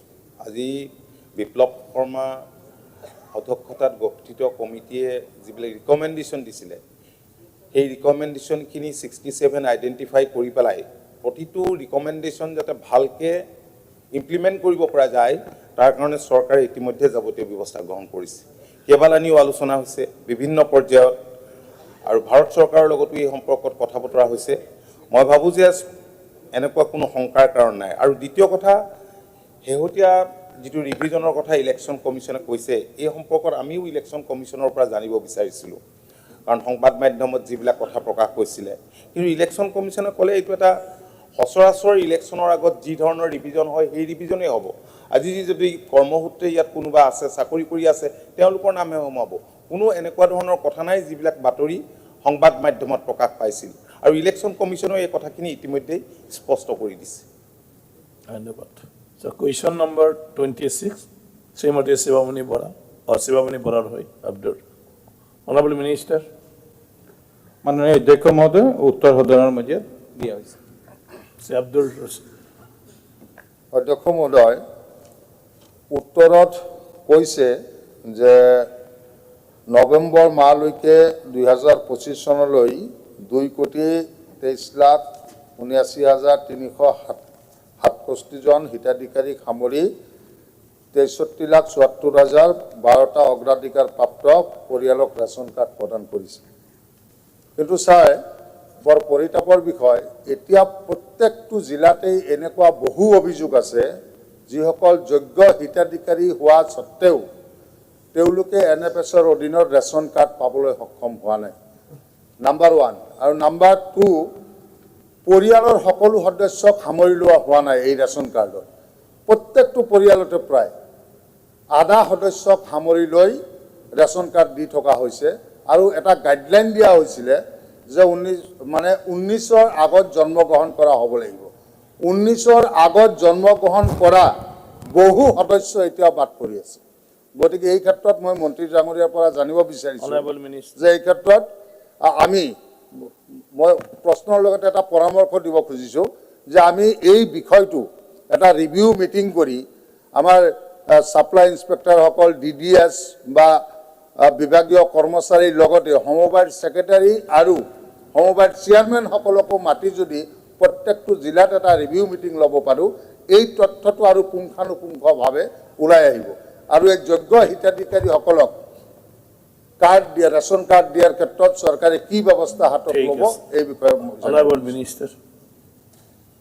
মাননীয় অধ্যক্ষ মহোদয়, যে যোৱা দুবাৰত আমি 2024 চনত আমি অলমষ্ট নতুন বেনিফিচিয়াৰী এড কৰাৰ যি কাম, এই এড কৰাৰ কাম আমি একবাৰ ফাৰ্ষ্ট পেজত কৰিছিলোঁ। সেই সময়ত 40 লাখ নতুন বেনিফিচিয়াৰী আমি এড কৰিলোঁ। 2025 চনৰ জানুৱাৰী মাহতো আমি আৰু 19 লাখ 55,000 নতুন হিতাধিকাৰী সংযুক্ত কৰাৰ কাম আমি কৰিছোঁ। এতিয়া আজিৰ দিনত প্ৰতিখন বিধানসভাতে 4,000 নতুন বেনিফিচিয়াৰী এড কৰাৰ কাম আমি আগুৱাই লৈ গৈ আছোঁ আৰু 5,04,000 নতুন বেনিফিচিয়াৰী আমি এড কৰিম। কেন্দ্ৰ চৰকাৰৰ ফালৰ পৰা 2013 চনৰ NFSA মতে আমাক যি টাৰ্গেট দিয়া হৈছে, এই টাৰ্গেট মতে আমি প্ৰতি মাহে আমাৰ টাৰ্গেটটো হ'ল কেপিং যিটো হ'ল আমাৰ অসমৰ কাৰণে 2,51,79,775। তাৰ বিপৰীতে আমি প্ৰতি মাহে 2,45,16,145 জনক আমি যি NFSA যে ৰেচন, সেই ৰেচনটো আমি দি আছোঁ। এতিয়া আমি নতুন 5 লাখ আমি এড কৰি আছোঁ। 5,04,000 এড কৰাৰ পিছত আমাৰ যে কেন্দ্ৰ চৰকাৰৰ পৰা NFSAৰ পৰা যি আমাৰ কেপিংটো দিয়া হৈছে, সেই কেপিংটো আৰু আমাৰ নাথাকে। এতিয়া এইটো সঁচা কথা যে বহুত পৰিয়াল এনেকৈ আছে যি পৰিয়ালত 2-3জন মানুহৰ নাম বাদ পৰি আছে। সেই নামটো এড কৰাৰ কাৰণে আমাৰ প্ৰচেছটো চলি আছে আৰু আমি এই 5 লাখ নতুন যি বেনিফিচিয়াৰী এড কৰিম, মই ভাবোঁ যে যি সমস্যা, বহুতখিনি সমস্যা সমাধান হ'ব। প্ৰতিখন বিধানসভাতে, কোনো বিধানসভা 4,000ৰ ওপৰত দিয়াৰ আমি সিদ্ধান্ত নাই, যে প্ৰতিখন 126টা বিধানসভাতে 4,000কে দিয়া হ'ব। আৰু মই লগত এইটো ক'ব বিচাৰিছোঁ যে আমি যোৱা জুলাই মাহৰ পৰা অক্টোবৰ মাহলৈ প্ৰতিখন জিলাই মই গৈছিলোঁ আৰু জিলাই গৈ যাতে আমাৰ ছাপ্লাই ডিপাৰ্টমেণ্ট, আমাৰ সমবায়, তেওঁলোকৰ লগত আমি বহি কথা পাতিছোঁ আৰু একচুৱেল যি মানুহ, যে নিডি মানুহ যাৰ বাদ পৰি আছে, এই মানুহবিলাক যাতে অন্তৰ্ভুক্ত হ'ব পাৰে সেই ব্যৱস্থা আমি গ্ৰহণ কৰিছোঁ। তাৰপিছতো মই এইটো ক'ব বিচাৰোঁ, 5 লাখ অন্তৰ্ভুক্ত হোৱাৰ পিছতো কিছু মানুহ বাদ পৰি থাকিব, কিন্তু যেতিয়ালৈ আমি কেপিংটো বঢ়াব নোৱাৰিম, 2,51,00,000 ওপৰত আমি যেতিয়ালৈ যাব নোৱাৰিম, তেতিয়ালৈ আমি সেইটো সক্ষম নহওঁ। কিন্তু আমি যোৱা মাহত যেতিয়া আমাৰ কেন্দ্ৰীয় মন্ত্ৰী ইয়ালৈ আহিছিলে, আমি তেওঁক অনুৰোধ কৰিছোঁ, কিন্তু আমাৰ চেঞ্চাছ নোহোৱালৈকে সেই কেপিংটো বঢ়োৱাটো অলপ অসুবিধা আছে, তেওঁ আমাক কৈছে। ধন্যবাদ। মোৰ ছেকেণ্ড ছাপ্লিমেণ্টাৰী, এই ক্ষেত্ৰত মই মন্ত্ৰী ডাঙৰীয়াক অৱগত কৰিব খুজি আছোঁ যে বহু ধনী মানুহৰো নাম এই 84% পৰিয়ালৰ মাজত সোমাই আছে। গতিকে টাৰ্গেট থাকিলেও নহ'ব, স্কুটিনি কৰি এই ধনী মানুহখিনিৰ নাম কৰ্তন কৰিলেও বহু যোগ্য হিতাধিকাৰীয়ে কাৰ্ড পাবলৈ সক্ষম হ'ব। মোৰ দ্বিতীয় ছাপ্লিমেণ্টাৰীটো হ'ল যে ইয়াতে প্ৰশ্নত কোৱা হৈছে 2021 পৰা 25 চনলৈকে প্ৰত্যেকটো জিলাতে প্ৰত্যেকটো সমবায়তে আটাৰ আবণ্টন দিয়া হৈছে, কিন্তু অতি পৰিতাপৰ বিষয়, এতিয়া মন্ত্ৰী ডাঙৰীয়াক যদি খোজোঁ তথ্যটো যে প্ৰত্যেকটো জিলাত বা প্ৰত্যেকটো সমবায়ত কিমান কুইণ্টল কৰি আটা আপোনাৰ ডিপাৰ্টমেণ্টে এলট কৰিছে আৰু এই আটা কোন মিলত তৈয়াৰ কৰা হয়, এই তথ্যখিনি আপুনি নিশ্চয় দিব নোৱাৰিব, কাৰণ এই আটাৰ বিষয়টো অত্যন্ত এটা গম্ভীৰ বিষয়। সাংঘাতিক ধৰণে ছাৰ এই আটা লৈ পেলাই কেলেংকাৰী হৈ আছে এই আমাৰ সমবায় ডিপাৰ্টমেণ্টত। গতিকে মই অধ্যক্ষ ডাঙৰীয়াৰ জৰিয়তে অনুৰোধ জনাব খুজিছোঁ, এটা সদন কমিটি গঠন কৰিব লাগে আৰু প্ৰত্যেকটো জিলাত ভ্ৰমণ কৰিব লাগে আৰু প্ৰত্যেকটো সমবায়ত গৈ সুধিব লাগে যে তেওঁলোকক কিমানখিনি কৰি আটা আবণ্টন দিয়া হয় আৰু হিতাধিকাৰী পায়নে নাই। মই চেলেঞ্জ কৰি ক'ব খুজিছোঁ আপোনাৰ জৰিয়তে কোনো সমবায়তে আটা দিয়া নহয় পৰ্যাপ্ত পৰিমাণে। আমাৰ বৰপেটা জিলাত এটা প্ৰায় এবছৰ ধৰি আটা আবণ্টন দি থকা নাই। গতিকে মোৰ কথাটো হৈছে হয় আটা বন্ধ কৰি দিয়ক আৰু যদি আটা দিয়ে প্ৰত্যেকজন হিতাধিকাৰী আটা পোৱাৰ ব্যৱস্থা চৰকাৰী কৰি দিয়ক। Honourable minister. মাননীয় অধ্যক্ষ মহোদয়, তেওঁক আগতে যিটো কৈছিলে যে আমাৰ ৰেচনত বহুত অযোগ্য মানুহৰ নাম আছে, মই আপোনাৰ জৰিয়তে সদস্য ডাঙৰীয়াক ক'ব বিচাৰিছোঁ যে যোৱা 2021 চনত আমি ভুৱা বহুত মানুহ আছিলে বেনিফিচিয়াৰী, তেওঁৰ নাম বাদ দিয়াৰ কাম হৈছিলে। এই বাদ দিয়াৰ পিছতে আমি 60 লাখ অলমষ্ট 59 লাখৰ ওপৰত 60 লাখৰ ওচৰা-ওচৰি আমি নতুন হিতাধিকাৰী সংযোগ কৰিব আমি সক্ষম হৈছোঁ আৰু এতিয়া আৰু 5 লাখ আমি সংযোগ কৰি আছোঁ। যি আটাৰ যি বিষয়টো ইয়ালৈ আহিছে, আটা আমাৰ জিলাৰ পৰা প্ৰতিখন জিলাৰ পৰা আমালৈকে জিলা আয়ুক্তৰ ফালৰ পৰা তেওঁলোকে এটা ৰিকুৱেশ্যন আমাক দিয়ে আৰু এইটো আটাৰ যিটো আছে আজিৰ দিনত আমি 4578 মেট্ৰিক টন আমি আটা আমি পাওঁ, যাৰ পৰা 8% আটা BTC এৰিয়া যায় 366 মেট্ৰিক টন আৰু যি বাকী থাকে তাৰ পৰা 78% ৰোলাৰ ফ্লাৱাৰ মিল আৰু 22% মডাৰ্ণ চাকি মিলক আমাক দিয়া হয়। বাকী যি এলোকেশ্যনটো কোন মিল আমাৰ মিলৰ এলোকেশ্যনটো আমি দিওঁ আৰু জিলা আয়ুক্তসকলে মিলৰ পৰা কোন সমবায় কিমান দিব লাগে সেইটো তেওঁলোকে দি থাকে। এইকাৰণে মই আপোনাৰ জৰিয়তে মই সদস্য ডাঙৰীয়াক ক'ব বিচাৰিছোঁ যে আমি কোন জিলাক কিমান দিছোঁ এই তথ্য আপোনালোকক মই দিয়া হৈছে আৰু যদি ডিটেইলছকৈ লাগে কোন সমবায় কিমান দিয়া হৈছে বা কোন FPSত দিয়া হৈছে সেই ব্যৱস্থা আমি গ্ৰহণ কৰি আপোনাক। Thank U. কলিলুদ্দিন মজুমদাৰ তেখেতে ডাটা দি দিব। নাই, আটাৰ কেছটো চিৰিয়াছ আমাৰ ডিষ্ট্ৰিক্টত। প্ৰথমতে আমি যোৱাবাৰ যেতিয়া উঠাইছিলোঁ এছেম্বলিত, তাৰপিছত আটাৰ আপোনালোকে ৰিটাৰ্ণ দি দিয়ক। আগতে লৈ আহিছোঁ আপোনালোকে ৰিটাৰ্ণ দি দিয়ক। সেই কলিমুদ্দিন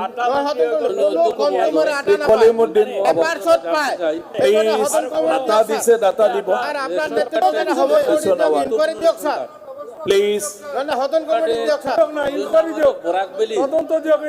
তিনটা ডিস্ট্রিক্টের মধ্যে দুখীয়া মানুষ কম খাই আছে বঞ্চিত আৰু হয়েছে। ডিচিবিলাকেও এতিয়া ৰিকোয়াৰমেন্ট প্লিজ কোয়েশ্চন যদি আছে অনারেবল মেম্বার কোয়েশ্চন করো, এটা বন্ধ করে দিছে।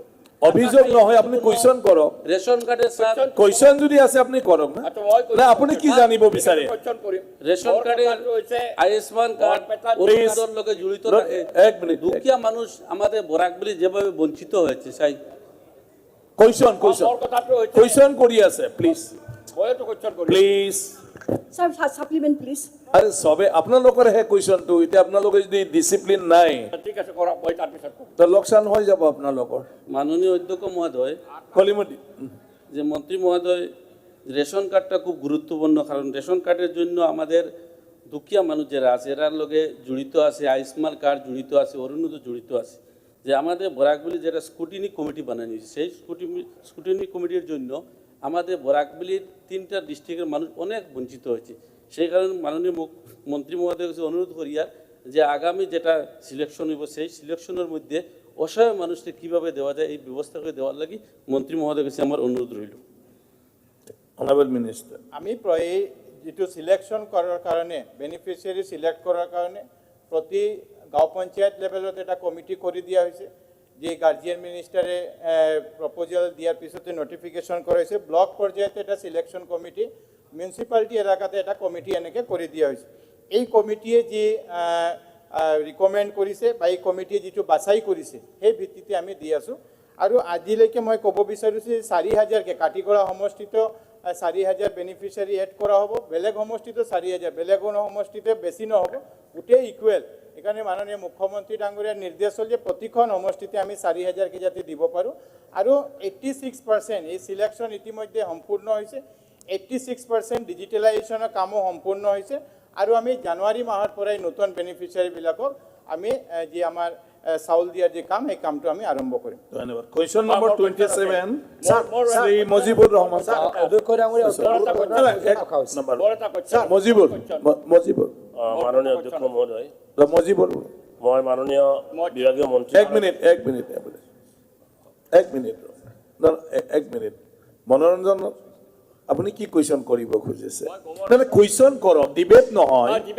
আপোনাৰ কিবা আছে তথ্য দিয়ক, আপোনাৰ কিবা তথ্য লাগে কুৱেশ্যন কৰক। মই কুৱেশ্যনে কৰি আছো, ঠিক আছে। কুৱেশ্যন কৰি আছো যে যোৱা বিধানসভাত আগৰ বিধানসভাত এবাৰ এটা কুৱেশ্যন আহিছিল, ইনফৰমেশ্যন আহিছিল তেতিয়াৰ খাদ্য যোগান মন্ত্ৰীৰ পৰা, আমাৰ অসমলৈকে 5,565 মেট্ৰিক টন গম প্ৰতিমাহে আহে।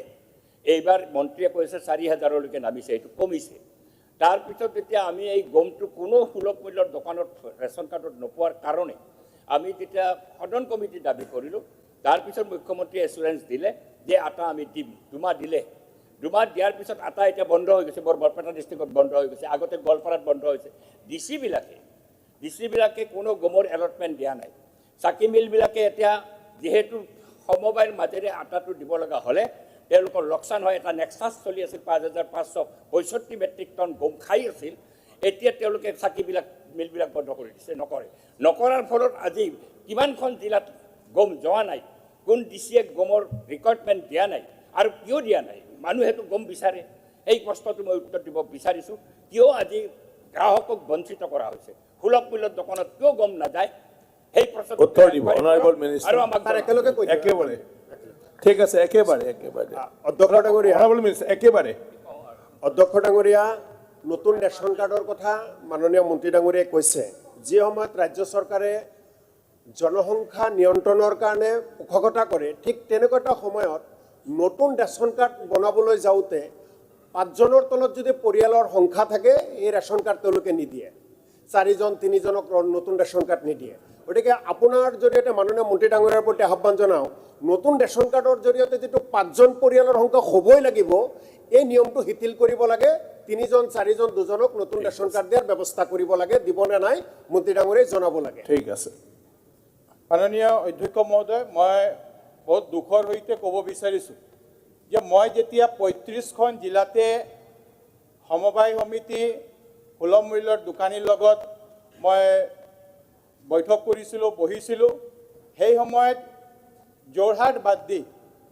যোৰহাট আৰু হাইলাকান্দি বাদ দি কোনো জিলাতে কোনো বিৰোধী MLA তাতে উপস্থিত নাছিল। আৰু তাতে মই সেইটোৱে মিটিঙত আমি কৰিছিলোঁ যে কাত কি সমস্যা আছে। আৰু মই আপোনাক ক'ব বিচাৰিছোঁ, মই 35খন জিলাত গৈছোঁ। 35খন জিলাত গৈ জিলা আয়ুক্তৰ লগত মই ৰিভিউ কৰিছোঁ। বহুত ঠাইতে আমাৰ সাংসদগৰাকী বহুত জিলাতে আছিলে, 2-এটা জিলাতে বিধায়কসকল আছিলে, বাকী কোনো জিলাতে নাছিলে। সেইকাৰণে এই সমস্যাবোৰ তাতে আমি সমাধান কৰিব পাৰিলোঁ।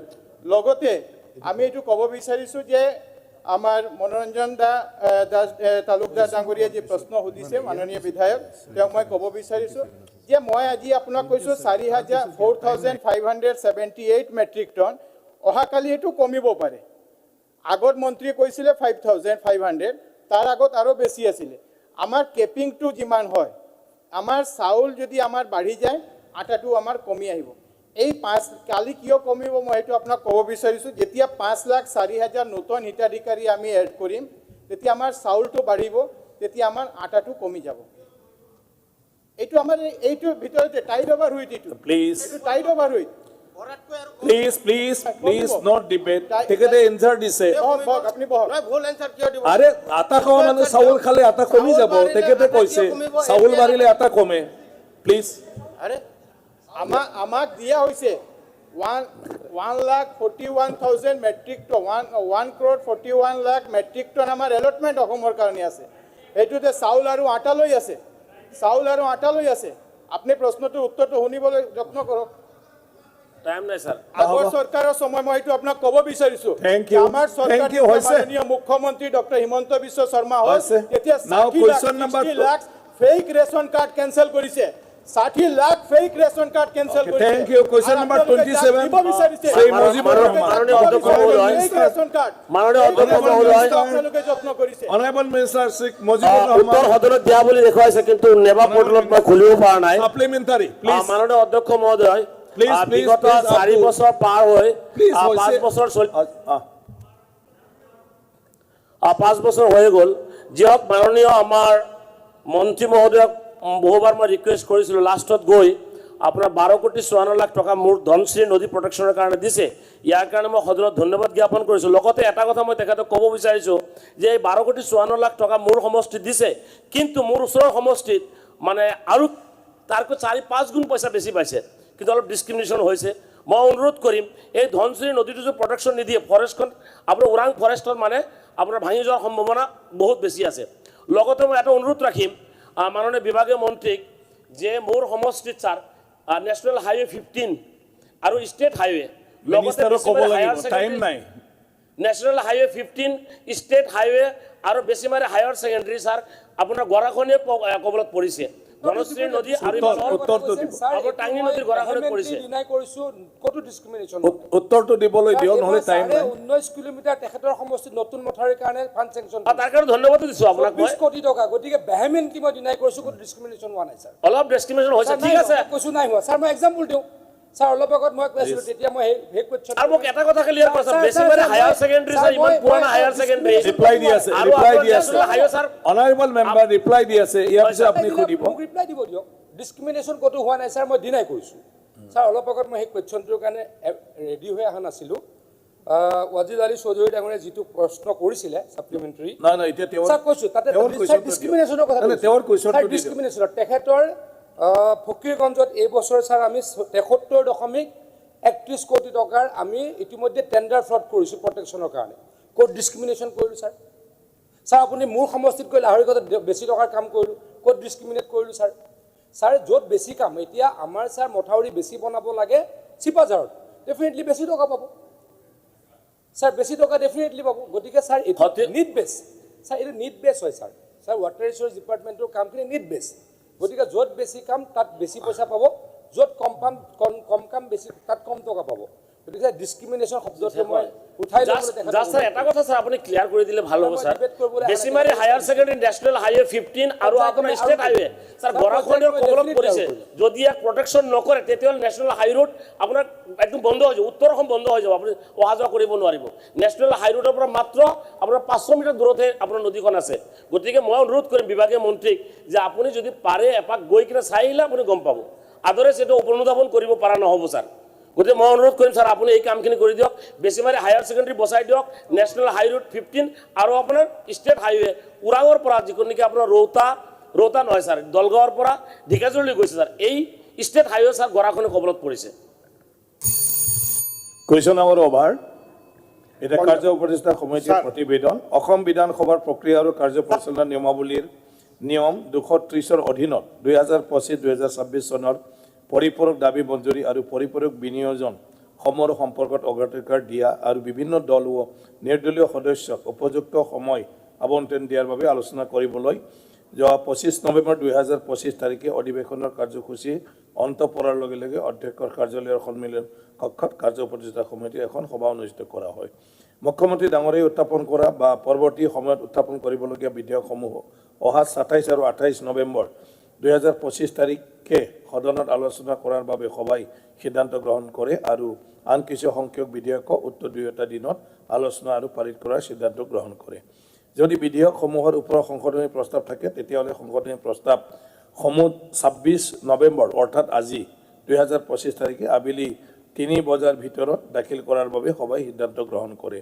অহা 28 নৱেম্বৰ 2025 তাৰিখে শুক্ৰবাৰৰ দিনটো বেচৰকাৰী সদস্যৰ কাৰ্যসূচীৰ বাবে ধাৰ্য কৰা হৈছে যদিও উক্ত দিনটোত বিৰতিৰ বাবে দিনজোৰা সদনৰ কাৰ্যসূচী অনুষ্ঠিত কৰাৰ লগতে বেচৰকাৰী বিধেয়কসমূহ বিবেচনা আৰু পাৰিত কৰাৰ বাবে সভাই সিদ্ধান্ত লয় সভাত 2025-26 চনৰ পৰিপূৰক দাবী মঞ্জুৰি সমূহৰ ওপৰত আলোচনা কৰি সৰ্বসন্মতিক্ৰমে দাবী মঞ্জুৰি নং 71 বিদ্যালয় শিক্ষাৰ ওপৰত অগ্ৰাধিকাৰ ভিত্তিত সদনত অহা 27 নৱেম্বৰ 2025 তাৰিখে আলোচনা কৰিবলৈ সভাই সিদ্ধান্ত গ্ৰহণ কৰে আলোচনাৰ বাবে সময় তলত উল্লেখ কৰা ধৰণে আবণ্টন দিয়া হয় 3 ঘণ্টা 30 মিনিট ভাৰতীয় জনতা পাৰ্টি 107 মিনিট ভাৰতীয় জাতীয় কংগ্ৰেছ 43 মিনিট অসম গণ পৰিষদ 15 মিনিট সৰ্বভাৰতীয় সংযুক্ত গণতান্ত্ৰিক মৰ্চা 25 minute united people's party liberal 12 minute Bodoland people's front 5 minute, বাকী 2 মিনিট নিৰ্দলীয় আৰু কমিউনিষ্ট পাৰ্টি অফ ইণ্ডিয়া। সন্মানীয় সদন, মাননীয় সদস্যসকল, চলিত বছৰ বিগত কিছু দিনত কিছু দুখজনক খবৰ ৰাজ্যখনৰ বাতাবৰণ কিছু পৰিমাণে ম্লান কৰিলে যদিও তাৰ মাজতে ভালেকেইটা আশাব্যঞ্জক বতৰাই জনগণক উৎসাহিত কৰিলে। অমৰ শিল্পী ভাৰতৰত্ন ভূপেন হাজৰিকা দেৱৰ জন্ম শতবৰ্ষ পূৰ্ণ হোৱা উপলক্ষে ৰাজ্যবাসীয়ে তেখেতৰ উপজা দিনটোত সশ্ৰদ্ধ প্ৰণিপাতেৰে অসমৰ চুকে কোণে বিভিন্ন অনুষ্ঠানৰ আয়োজন কৰি যোগদ্ৰষ্টগৰাকীক স্মৰণ কৰিলে। অসম চৰকাৰেও চূড়ান্ত ডক্টৰ ভূপেন হাজৰিকা দেৱৰ জন্ম শতবাৰ্ষিকীৰ লগত সংগত ৰাখি তেখেতৰ স্মৃতি চিৰযুগমীয়া কৰি ৰখাৰ উদ্দেশ্যে দেশৰ মাননীয় প্ৰধানমন্ত্ৰী নৰেন্দ্ৰ মোদী ডাঙৰীয়াৰ উপস্থিতিত চৰকাৰীভাৱে এক গাম্ভীৰ্যপূৰ্ণ অনুষ্ঠানৰ আয়োজন কৰিলে। এই সভাত ৰাজ্যখনৰ সাংস্কৃতিক জনপ্ৰিয় শিল্পীয়ে সমস্বৰে হাজৰিকা দেৱৰ কালজয়ী গীত পৰিৱেশনৰে শ্ৰদ্ধা নিবেদন কৰি এক নান্দনিক পৰিৱেশ গঢ়ি তুলিলে, যিটো প্ৰত্যক্ষ কৰি সৰ্বস্তৰৰ জনতাৰ লগতে মাননীয় প্ৰধানমন্ত্ৰীগৰাকীও পুলকিত হৈ পৰিল। লগতে ভাৰতৰত্ন ডক্টৰ হাজৰিকা দেৱৰ কীৰ্তি চিৰযুগামী কৰি ৰাখিবলৈ তেখেতৰ ছবি সম্বলিত ভাৰতীয় ৰিজাৰ্ভ বেংকৰ জাৰি কৰা 100 টকা মূল্যৰ এক স্মাৰক মুদ্ৰা মাননীয় প্ৰধানমন্ত্ৰীগৰাকীয়ে ৰাজহুৱা কৰে। অতি বিশিষ্ট ব্যক্তি অনুষ্ঠান অথবা বিশিষ্টতা থকা পৰিঘটনাকহে চিহ্নিত কৰি ৰিজাৰ্ভ বেংকে জাৰি কৰা এই মুদ্ৰাসমূহত হাজৰিকা দেৱৰ নাম অন্তৰ্ভুক্তকৰণৰ জৰিয়তে ৰাষ্ট্ৰই ৰাইজৰ এইগৰাকী সুসন্তানক শতিকাটোৰ অন্যতম মনীষীসকলৰ এগৰাকী হিচাপে সাৰ্বজনীন স্বীকৃতি প্ৰদান কৰিলে। অসমৰ এই অমূল্য সম্পদগৰাকীৰ প্ৰাপ্য এই যথোচিত সন্মান প্ৰদান কৰাৰ বাবে ভাৰতৰ মাননীয় প্ৰধানমন্ত্ৰী ডাঙৰীয়াৰ লগতে ভাৰতীয় ৰিজাৰ্ভ বেংকৰ গভৰ্ণৰ তথা সমূহ বিষয়ববীয়াকে অসম বিধানসভাৰ হৈ মই আন্তৰিক ধন্যবাদ জ্ঞাপন কৰিলোঁ। শেহতীয়া অসম ভ্ৰমণ কালছোৱাতে ভাৰতৰ মাননীয় প্ৰধানমন্ত্ৰী নৰেন্দ্ৰ মোদী ডাঙৰীয়াই নুমলীগড় সদনাগৰত স্থাপন কৰা বা ব্যৱহৃত দ্বিতীয় প্ৰজন্মৰ বায়ো ইথানল প্ৰকল্পৰ শুভ উদ্বোধন কৰে। এই বায়ো ইথানল প্ৰকল্পটো দেশৰ অদ্বিতীয় বায়ো ৰিফাইনাৰী তথা বাহক কেঁচা সামগ্ৰী হিচাপে ব্যৱহাৰ কৰি ইথানল উৎপাদন কৰা বিশ্বৰ ভিতৰতে এক অগ্ৰণী প্ৰকল্প। এই ঔদ্যোগিক প্ৰতিষ্ঠানৰ সৈতে ৰাজ্যখনৰ যথেষ্ট সংখ্যক লোক প্ৰত্যক্ষ অথবা পৰোক্ষভাৱে জড়িত হৈ লাভান্বিত হ'ব। একেদিনাই মাননীয় প্ৰধানমন্ত্ৰী ডাঙৰীয়াই এই সদনানগৰতে 760 কোটি টকা বিনিয়োগেৰে নিৰ্মাণ হ'বলগীয়া পলিপ্ৰপিলিন প্ৰকল্পৰো শিলান্যাস কৰে। এই প্ৰকল্পসমূহৰ ৰূপায়ণে ৰাজ্যখনৰ ঔদ্যোগিক ক্ষেত্ৰখনত এক নতুন দিগন্তৰ সূচনা কৰিব। বিভিন্ন ক্ষেত্ৰৰ উৎসাহজনক বাৰ্তাসমূহৰ লগতে চলিত বৰ্ষত দেশ তথা ৰাজ্যখনৰ ক্ৰীড়া ক্ষেত্ৰখনৰো ভালেকেইটা উৎসাহজনক খবৰ আমাক আপ্লুত কৰিছে। বিগত 30 ছেপ্টেম্বৰ তাৰিখে ৰাজ্যখনৰ ৰাজধানী চহৰ গুৱাহাটীৰ বৰ্ষাপাৰাস্থিত ডক্টৰ ভূপেন হাজৰিকা ক্ৰিকেট ষ্টেডিয়ামত ভাৰত বনাম শ্ৰীলংকাৰ মাজত অনুষ্ঠিত হোৱা খেলেৰে শুভাৰম্ভ ঘটোৱা 2025 বৰ্ষৰ ICC মহিলা বিশ্বকাপ ক্ৰিকেটৰ চূড়ান্ত খেলত ভাৰতে দক্ষিণ আফ্ৰিকাৰ পৰাস্ত কৰি বিশ্বকাপ জয়ৰ কীৰ্তি স্থাপন কৰে। এইবাৰৰ টুৰ্ণামেণ্টত বিজয় হৈ সাফল্যৰ শিখৰত আৰোহণ কৰা ভাৰতীয় মহিলা ক্ৰিকেট দলৰ প্ৰদৰ্শন আছিল সৰ্বদিশতে প্ৰশংসনীয়। ভাৰতীয় মহিলা ক্ৰিকেট দলৰ এই বিজয়ে সমগ্ৰ দেশতে এক আনন্দৰ লহৰ বোৱালে আৰু দেশবাসীক সমগ্ৰ বিশ্বৰ সন্মুখত গৰ্বিত কৰিলে। ৰাজ্যখনৰ সমূহ জনগণক প্ৰতিনিধিত্ব কৰা বিধানসভাৰ সকলো সদস্যৰ হৈ মই ভাৰতীয় মহিলা ক্ৰিকেট দলৰ সকলো সদস্যক লৈ আন্তৰিক অভিনন্দন জ্ঞাপন কৰিলোঁ। লগতে ভাৰতীয় মহিলা ক্ৰিকেট দলৰ এই বিজয়ৰ অন্যতম অংশীদাৰ ভাৰতীয় ক্ৰিকেট নিয়ন্ত্ৰণ বৰ্ডৰ সমূহ বিষয়ববীয়া প্ৰশিক্ষককে আদি কৰি দলীয় পৰিচালনা সকলোকে অসম বিধানসভাৰ তৰফৰ পৰা অভিনন্দন জ্ঞাপন কৰিলোঁ। সকলোতকৈ উৎসাহজনক খবৰটো হৈছে মহিলা বিশ্বকাপ ক্ৰিকেটৰ বিশ্ব বিজয়ী দলটোৱে অৰ্জন কৰা কিতাপত আমাৰ ৰাজ্যখনৰ প্ৰত্যক্ষভাৱে অংশীদাৰ হৈ পৰিল। অসমী আয়ৰ সুসন্তান বোকাখাটৰ কান্ধুলিমাৰী গাঁৱৰ নিবাসী লোকবাহাদুৰ ছেত্ৰী আৰু দীপা ছেত্ৰীৰ সুযোগ্য দুহিতা উমা ছেত্ৰীয়েও বিশ্ববিজয়ী ভাৰতীয় মহিলা ক্ৰিকেট দলটোৰ এগৰাকী সদস্যৰূপে নিৰ্বাচিত হৈ অংশগ্ৰহণ কৰে। 2023 চনত ভাৰতীয় মহিলা ক্ৰিকেট দলত অন্তৰ্ভুক্ত হোৱা অসম তনয়া উমা ছেত্ৰীৰ অসমৰ পৰা ভাৰতীয় দলত স্থান লাভ কৰা প্ৰথমগৰাকী মহিলা ক্ৰিকেটাৰ। এই গৌৰৱ অৰ্জন কৰা উমা ছেত্ৰী পূৰ্বতীয় বিধানসভাৰ মজিয়াত অধ্যক্ষ প্ৰসংগৰ জৰিয়তে প্ৰশংসিত হৈছিল। খেলুৱৈগৰাকীৰ উত্তৰণৰ এই আনন্দময় মুহূৰ্তত পুনৰবাৰ শ্ৰীমতী ছেত্ৰীৰ এক ইতিবাচক প্ৰসংগ উত্থাপন কৰিবলৈ পাই মই গৰ্ব অনুভৱ কৰিছোঁ। শৰীৰৰ পৰা ক্ৰিকেট খেলৰ প্ৰতি ৰাপ থকা উমা চেত্ৰীয়ে বোকাখাট খেলপথাৰত ক্ৰিকেটৰ অনুশীলন আৰম্ভ কৰিছিল। এইগৰাকী সুসন্তানে নিজ অধ্যৱসায়ৰ বলত প্ৰথমে অসম মহিলা ক্ৰিকেট দলৰ স্থান লাভ কৰি খেলুৱৈ জীৱন আৰম্ভ কৰে। পৰৱৰ্তী পৰ্যায়ত শ্ৰীমতী চেত্ৰীয়ে মহিলা প্ৰিমিয়াৰ লীগৰ UP ৱাৰিয়ৰ দলৰ সদস্য হিচাপে উন্নত প্ৰদৰ্শনেৰে ভাৰতীয় মহিলা ক্ৰিকেট দলত অন্তৰ্ভুক্তিৰ পথ প্ৰশস্ত কৰে। উমা চেত্ৰীৰ এই অধ্যৱসায় উত্তৰ পুৰুষৰ বাবে অনুকৰণীয় হৈ ৰ'ব। এই আপাহতে বিশ্ববিজয়ী ক্ৰিকেটাৰগৰাকী তেখেতৰ জন্মদাত্ৰী পিতৃ মাতৃৰ লগতে তেখেতৰ উত্তৰণৰ সৈতে জড়িত তেখেতৰ প্ৰশিক্ষক আদি সকলো পক্ষকে আন্তৰিক অভিনন্দন জ্ঞাপন কৰিলোঁ। ক্ৰীড়া জগতৰ বাবে আন এক সুখবৰ যে চলিত বৰ্ষতে অসম ষ্টেট ক্ৰিকেটৰ আয়োজন কৰা দেশত মানচিত্ৰ স্থান লাভ কৰিলে।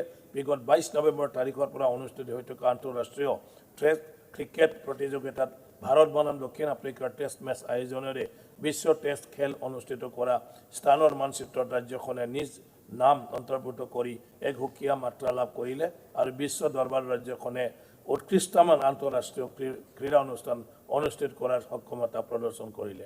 ভাৰতীয় ক্ৰিকেট জগতৰ আন এক সুখবৰে আমাক আপ্লুত কৰিছে। বিগত 23 নৱেম্বৰ তাৰিখে কলম্বোত অনুষ্ঠিত হোৱা দৃষ্টিহীন মহিলা ক্ৰিকেট টীম T20 বিশ্বকাপৰ ফাইনেল খেলত ভাৰতে নেপালক 7 উইকেটত পৰাস্ত কৰি বিশ্বকাপ জয়ৰ কিতাপ দখল কৰে। শাৰীৰিক প্ৰতিবন্ধতাক নেওচি ক্ৰিকেটৰ দৰে জনপ্ৰিয় খেলত একাত্ম হৈ বিজয়ীৰ কিতাপ অৰ্জন কৰা বিশ্ববিজয়ী মহিলাসকলৰ এই অপুৰন্ত প্ৰতিভা নিৰ্ভান্তই প্ৰশংসনীয় আৰু অনুকৰণীয়। বিশ্ব কিতাপ দখলৰ এই ঐতিহাসিক ক্ষণত ভাৰতীয় দৃষ্টিহীন মহিলা ক্ৰিকেট দলটোৰ অধিনায়িকাৰ লগতে দলটোৰ সমূহ সদস্য আৰু ইয়াৰ লগতে জড়িত সমূহ বিষয়ববীয়া তথা কৰ্মকৰ্তালে অসম বিধানসভাৰ হৈ মই আন্তৰিক অভিনন্দন জ্ঞাপন কৰিলোঁ। সন্মানীয় সদন, যোৱা 24 নৱেম্বৰ তাৰিখে বাংলাদেশৰ ঢাকাত অনুষ্ঠিত হোৱা মহিলা কাবাডী বিশ্বকাপ 2025ত ভাৰতে চাইনিজ টাইপেক হৰুৱাই বিশ্ব চেম্পিয়নৰ কিতাপ অৰ্জন কৰি দেশক গৌৰৱান্বিত কৰে।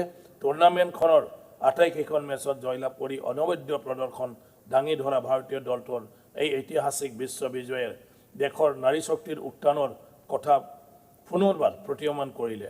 মহিলা বিশ্বকাপ বিজয়ী দলৰ প্ৰতিগৰাকী সদস্যলৈকে মই অসম বিধানসভাৰ হৈ আন্তৰিক অভিনন্দন জ্ঞাপন কৰিলোঁ। মাননীয় সদন, অসমৰ সাহিত্য জগতখনক গৌৰৱান্বিত কৰি ৰাজ্যখনৰ 4গৰাকীকৈ বিশিষ্ট সাহিত্যিকে 2025 বৰ্ষৰ সাহিত্য একাডেমী যুৱ সাহিত্য পুৰস্কাৰ আৰু শিশু সাহিত্য পুৰস্কাৰ বঁটাৰ সন্মানিত হৈছে। বিশিষ্ট সাহিত্যিক সুৰেন্দ্ৰ মোহন দাসলৈ মইনাহতৰ পদ্য শীৰ্ষক গ্ৰন্থৰ বাবে সাহিত্য একাডেমীৰ শিশু সাহিত্য বঁটা আগবঢ়োৱা হৈছে। আনহাতে বড়ো ভাষাত খান্তি বচন আৰু আখু দানাই শীৰ্ষক গ্ৰন্থৰ বাবে বিনয় কুমাৰ ব্ৰহ্মক শিশু সাহিত্য বঁটাৰ বাবে নিৰ্বাচিত কৰা হৈছে। ইয়াৰ লগতে বড়ো ভাষা যুৱ কবি অমৰ খুংগুৰ বড়োলৈ আং অসুৰ শীৰ্ষক গ্ৰন্থৰ বাবে আৰু যুৱ গল্পকাৰ সুপ্ৰকাশ ভূঞালৈ অসমীয়া ভাষাৰ খুচিয়ানামা শীৰ্ষক গল্পৰ গ্ৰন্থৰ বাবে সাহিত্য একাডেমীৰ যুৱ পুৰস্কাৰ আগবঢ়োৱা হৈছে।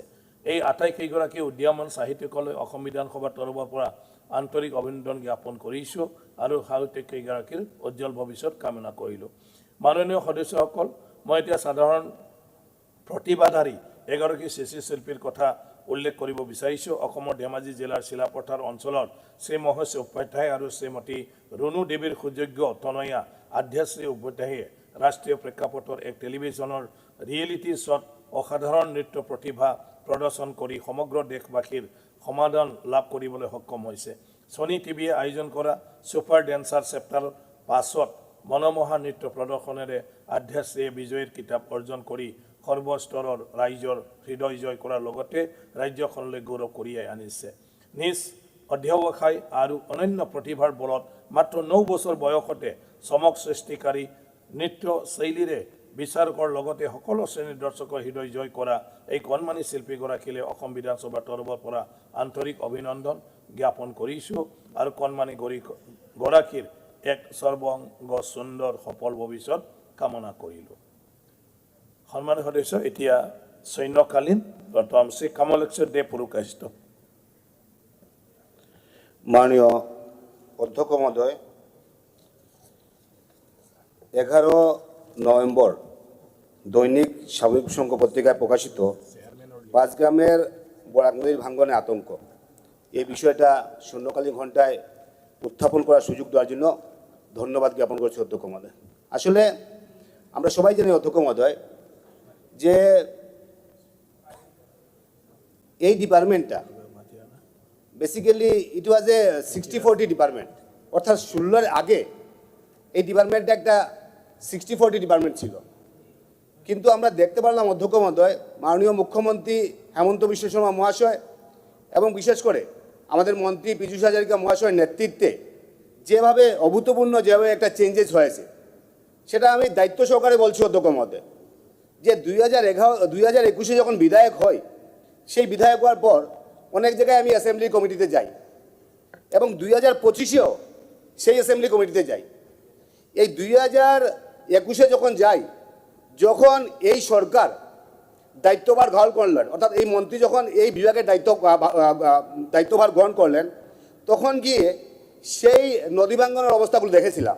কিন্তু বর্তমানে যখন 25-এ যখন যাই, গিয়ে দেখতে পেলাম যে অভূতপূর্ণ যেটা চেঞ্জেস, কোনো জায়গায় জিও ব্যাগ দিয়ে কাজ হচ্ছে, কোনো জায়গায় জিও টিউব দিয়ে কাজ হচ্ছে, কোনো জায়গায় আমরা জিও শিট দিয়ে কাজ হচ্ছে। অর্থাৎ এই যে অভূতপূর্ণ চেঞ্জেস, সত্যি সেসব প্রশংসার যোগ্য রাখে। অধ্যক্ষ মহোদয়, our minister is a vast knowledge. আসলে ওনার বরাকবেলি সম্বন্ধে ওনার ভালো একটা নলেজ আছে। পাঁচগ্রামের নদী ভাঙ্গন, it is under Kathigora constituency.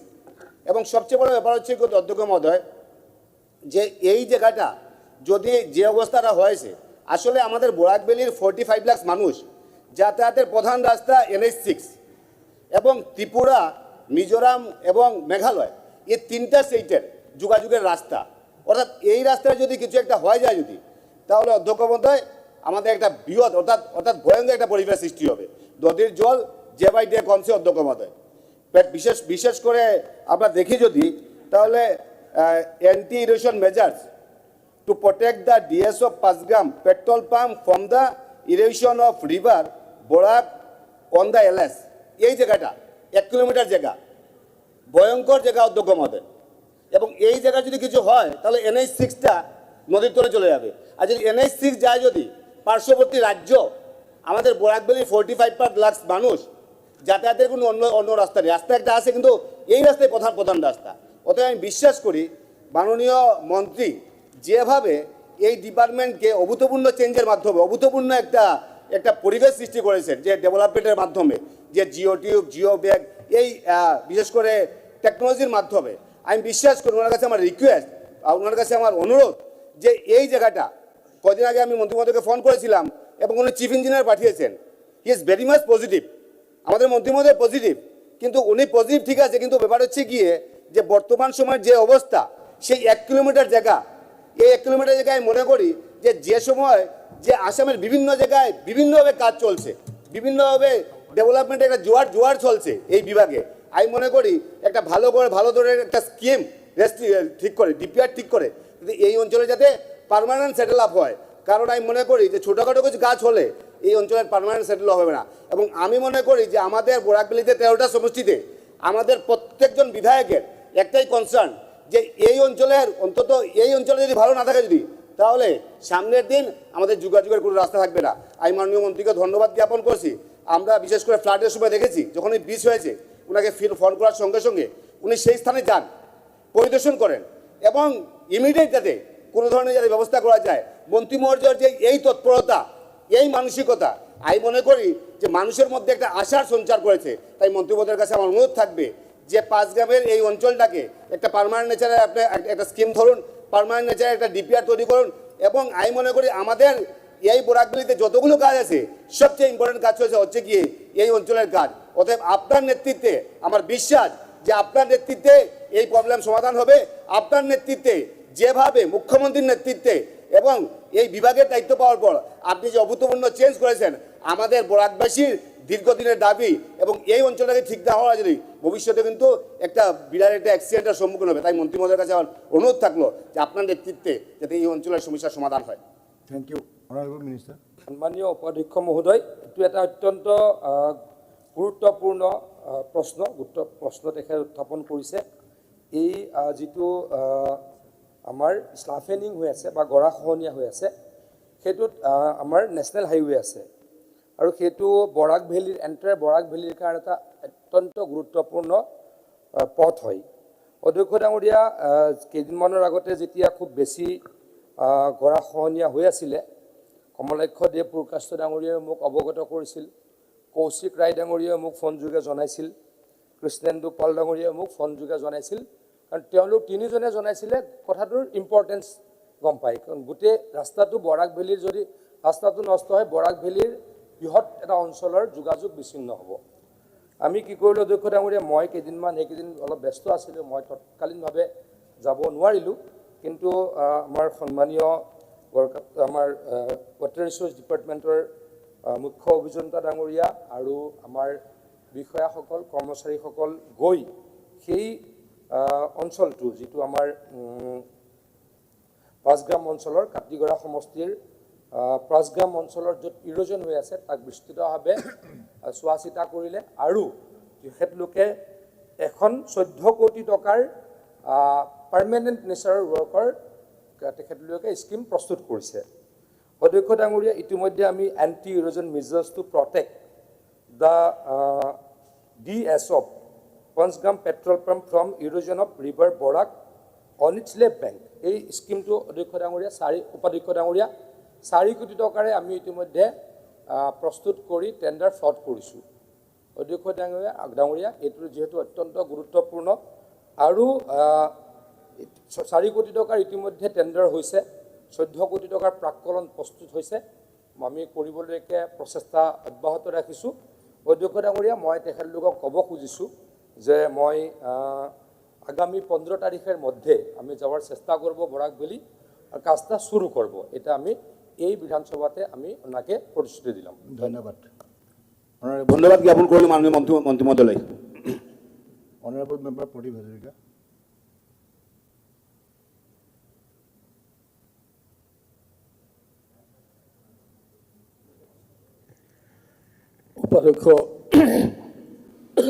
উপাধ্যক্ষ ডাঙৰীয়া, conservation of wetland and small fish 21 নৱেম্বৰৰ আছাম ট্ৰিবিউন এই বাতৰি কাকতখনত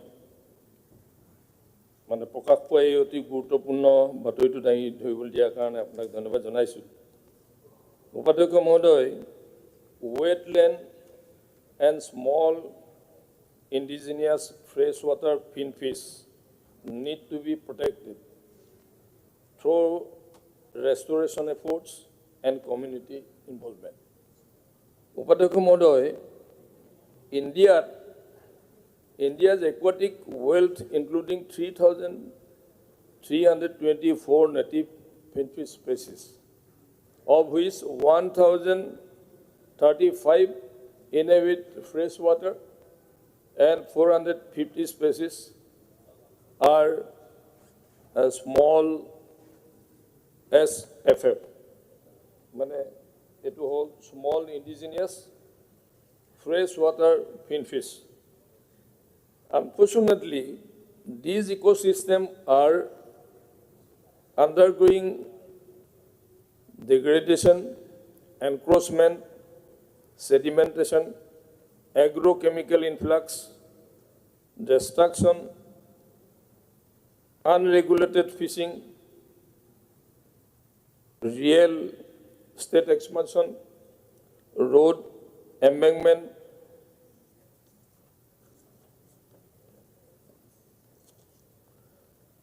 flood control, mismanagement, unplanned urbanization. These are some of the reasons যিটোৱে আপোনাৰ এই ৱেটলেণ্ড আৰু আমাৰ এই ফিচিং ফিছ কালচাৰ হেৰিটোত ডিষ্টাৰ্ব কৰিছে। উপাধ্যক্ষ মহোদয়, এইবিলাক কাৰণে ইক'লজিকেল ৰিজাৰ্ভয়াৰ্ছবিলাক সম্পূৰ্ণৰূপে ধ্বংস হৈছে।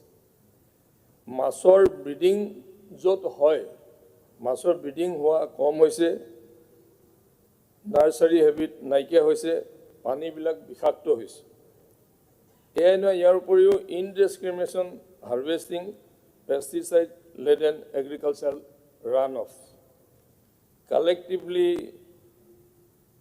participating on alarming contraction in small indigenous freshwater fish population threatening genetic bottleneck আজি এনেকুৱা এটা অৱস্থা হৈছে যে ইয়াৰ মানে প্ৰজনন এইটো সম্পূৰ্ণ বিধ্বস্ত হৈ যোৱা এটা পৰ্যায়লৈ আহিছে ৱেটলেণ্ডবিলাকৰ পৰা nutritional evaluation revealed that small indigenous fish comprise of 22% high quality protein, 90% lipid, iron, zinc, calcium.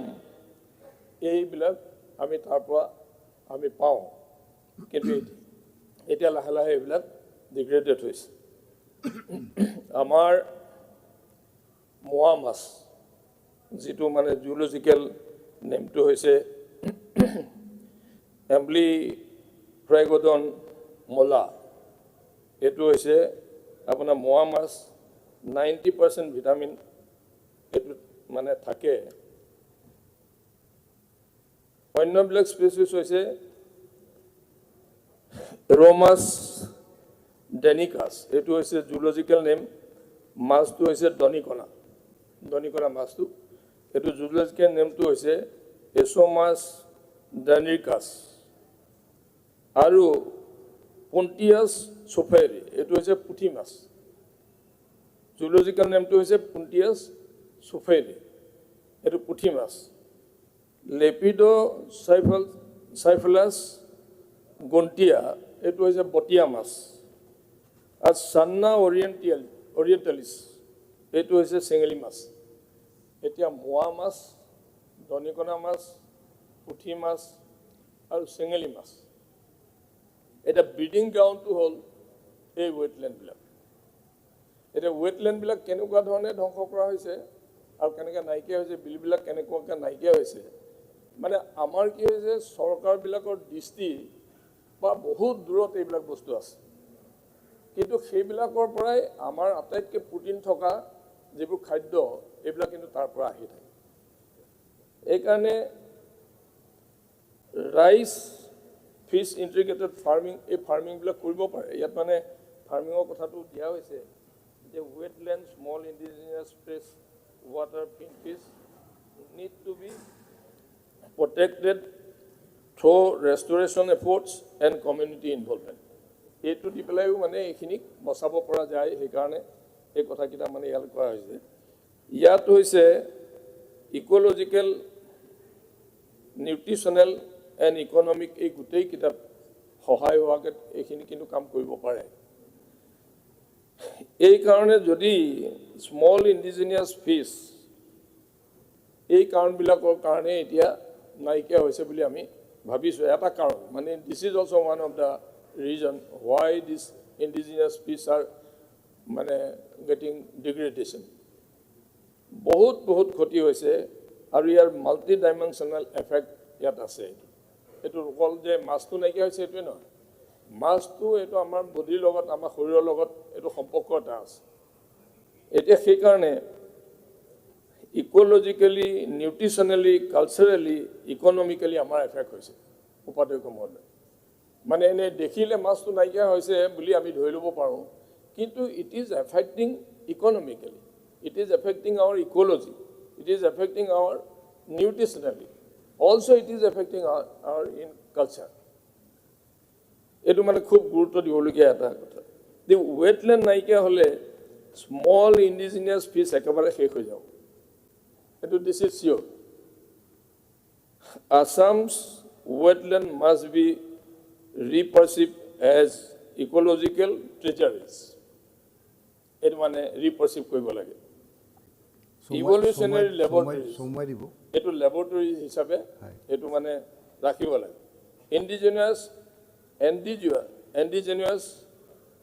Nutritional bank এটা হ'ল বেংক হিচাপে ইয়াক যাতে আমি ৰাখিব পাৰোঁ আৰু আমি যদি ইয়াক লেবৰেটৰী হিচাপে ৰাখিব পাৰোঁ আৰু ইয়াক ট্ৰেজাৰাৰ হিচাপে যদি আমি ৰাখিব পাৰোঁ থেংক ইউ উপাধ্যক্ষ মহোদয় এই কথাটো মানে মই ভাবোঁ যে চৰকাৰে গুৰুত্ব দিব আৰু এই জেগাবিলাক যিহেতু আমাৰ চকুৰ বহুত আঁতৰত আছে আৰু এতিয়া এনেকুৱা হৈছে যে মাছ আমাৰ ইণ্ডিজিনিয়াছ মাছ আগতে মানে ব্ৰহ্মপুত্ৰত যিমান মাছ আছিল আমাৰ ৰিভাৰবিলাকত যিবোৰ ৰিভাৰলেট আছে ৰিভাৰলেটবিলাকত যিমান মাছ আছিল এতিয়া কিন্তু ইয়াৰ মানে আপোনাৰ 50% মাছ নাই এতিয়া মেবি ইট মাইট হেভ কাম ডাউন টু 10%।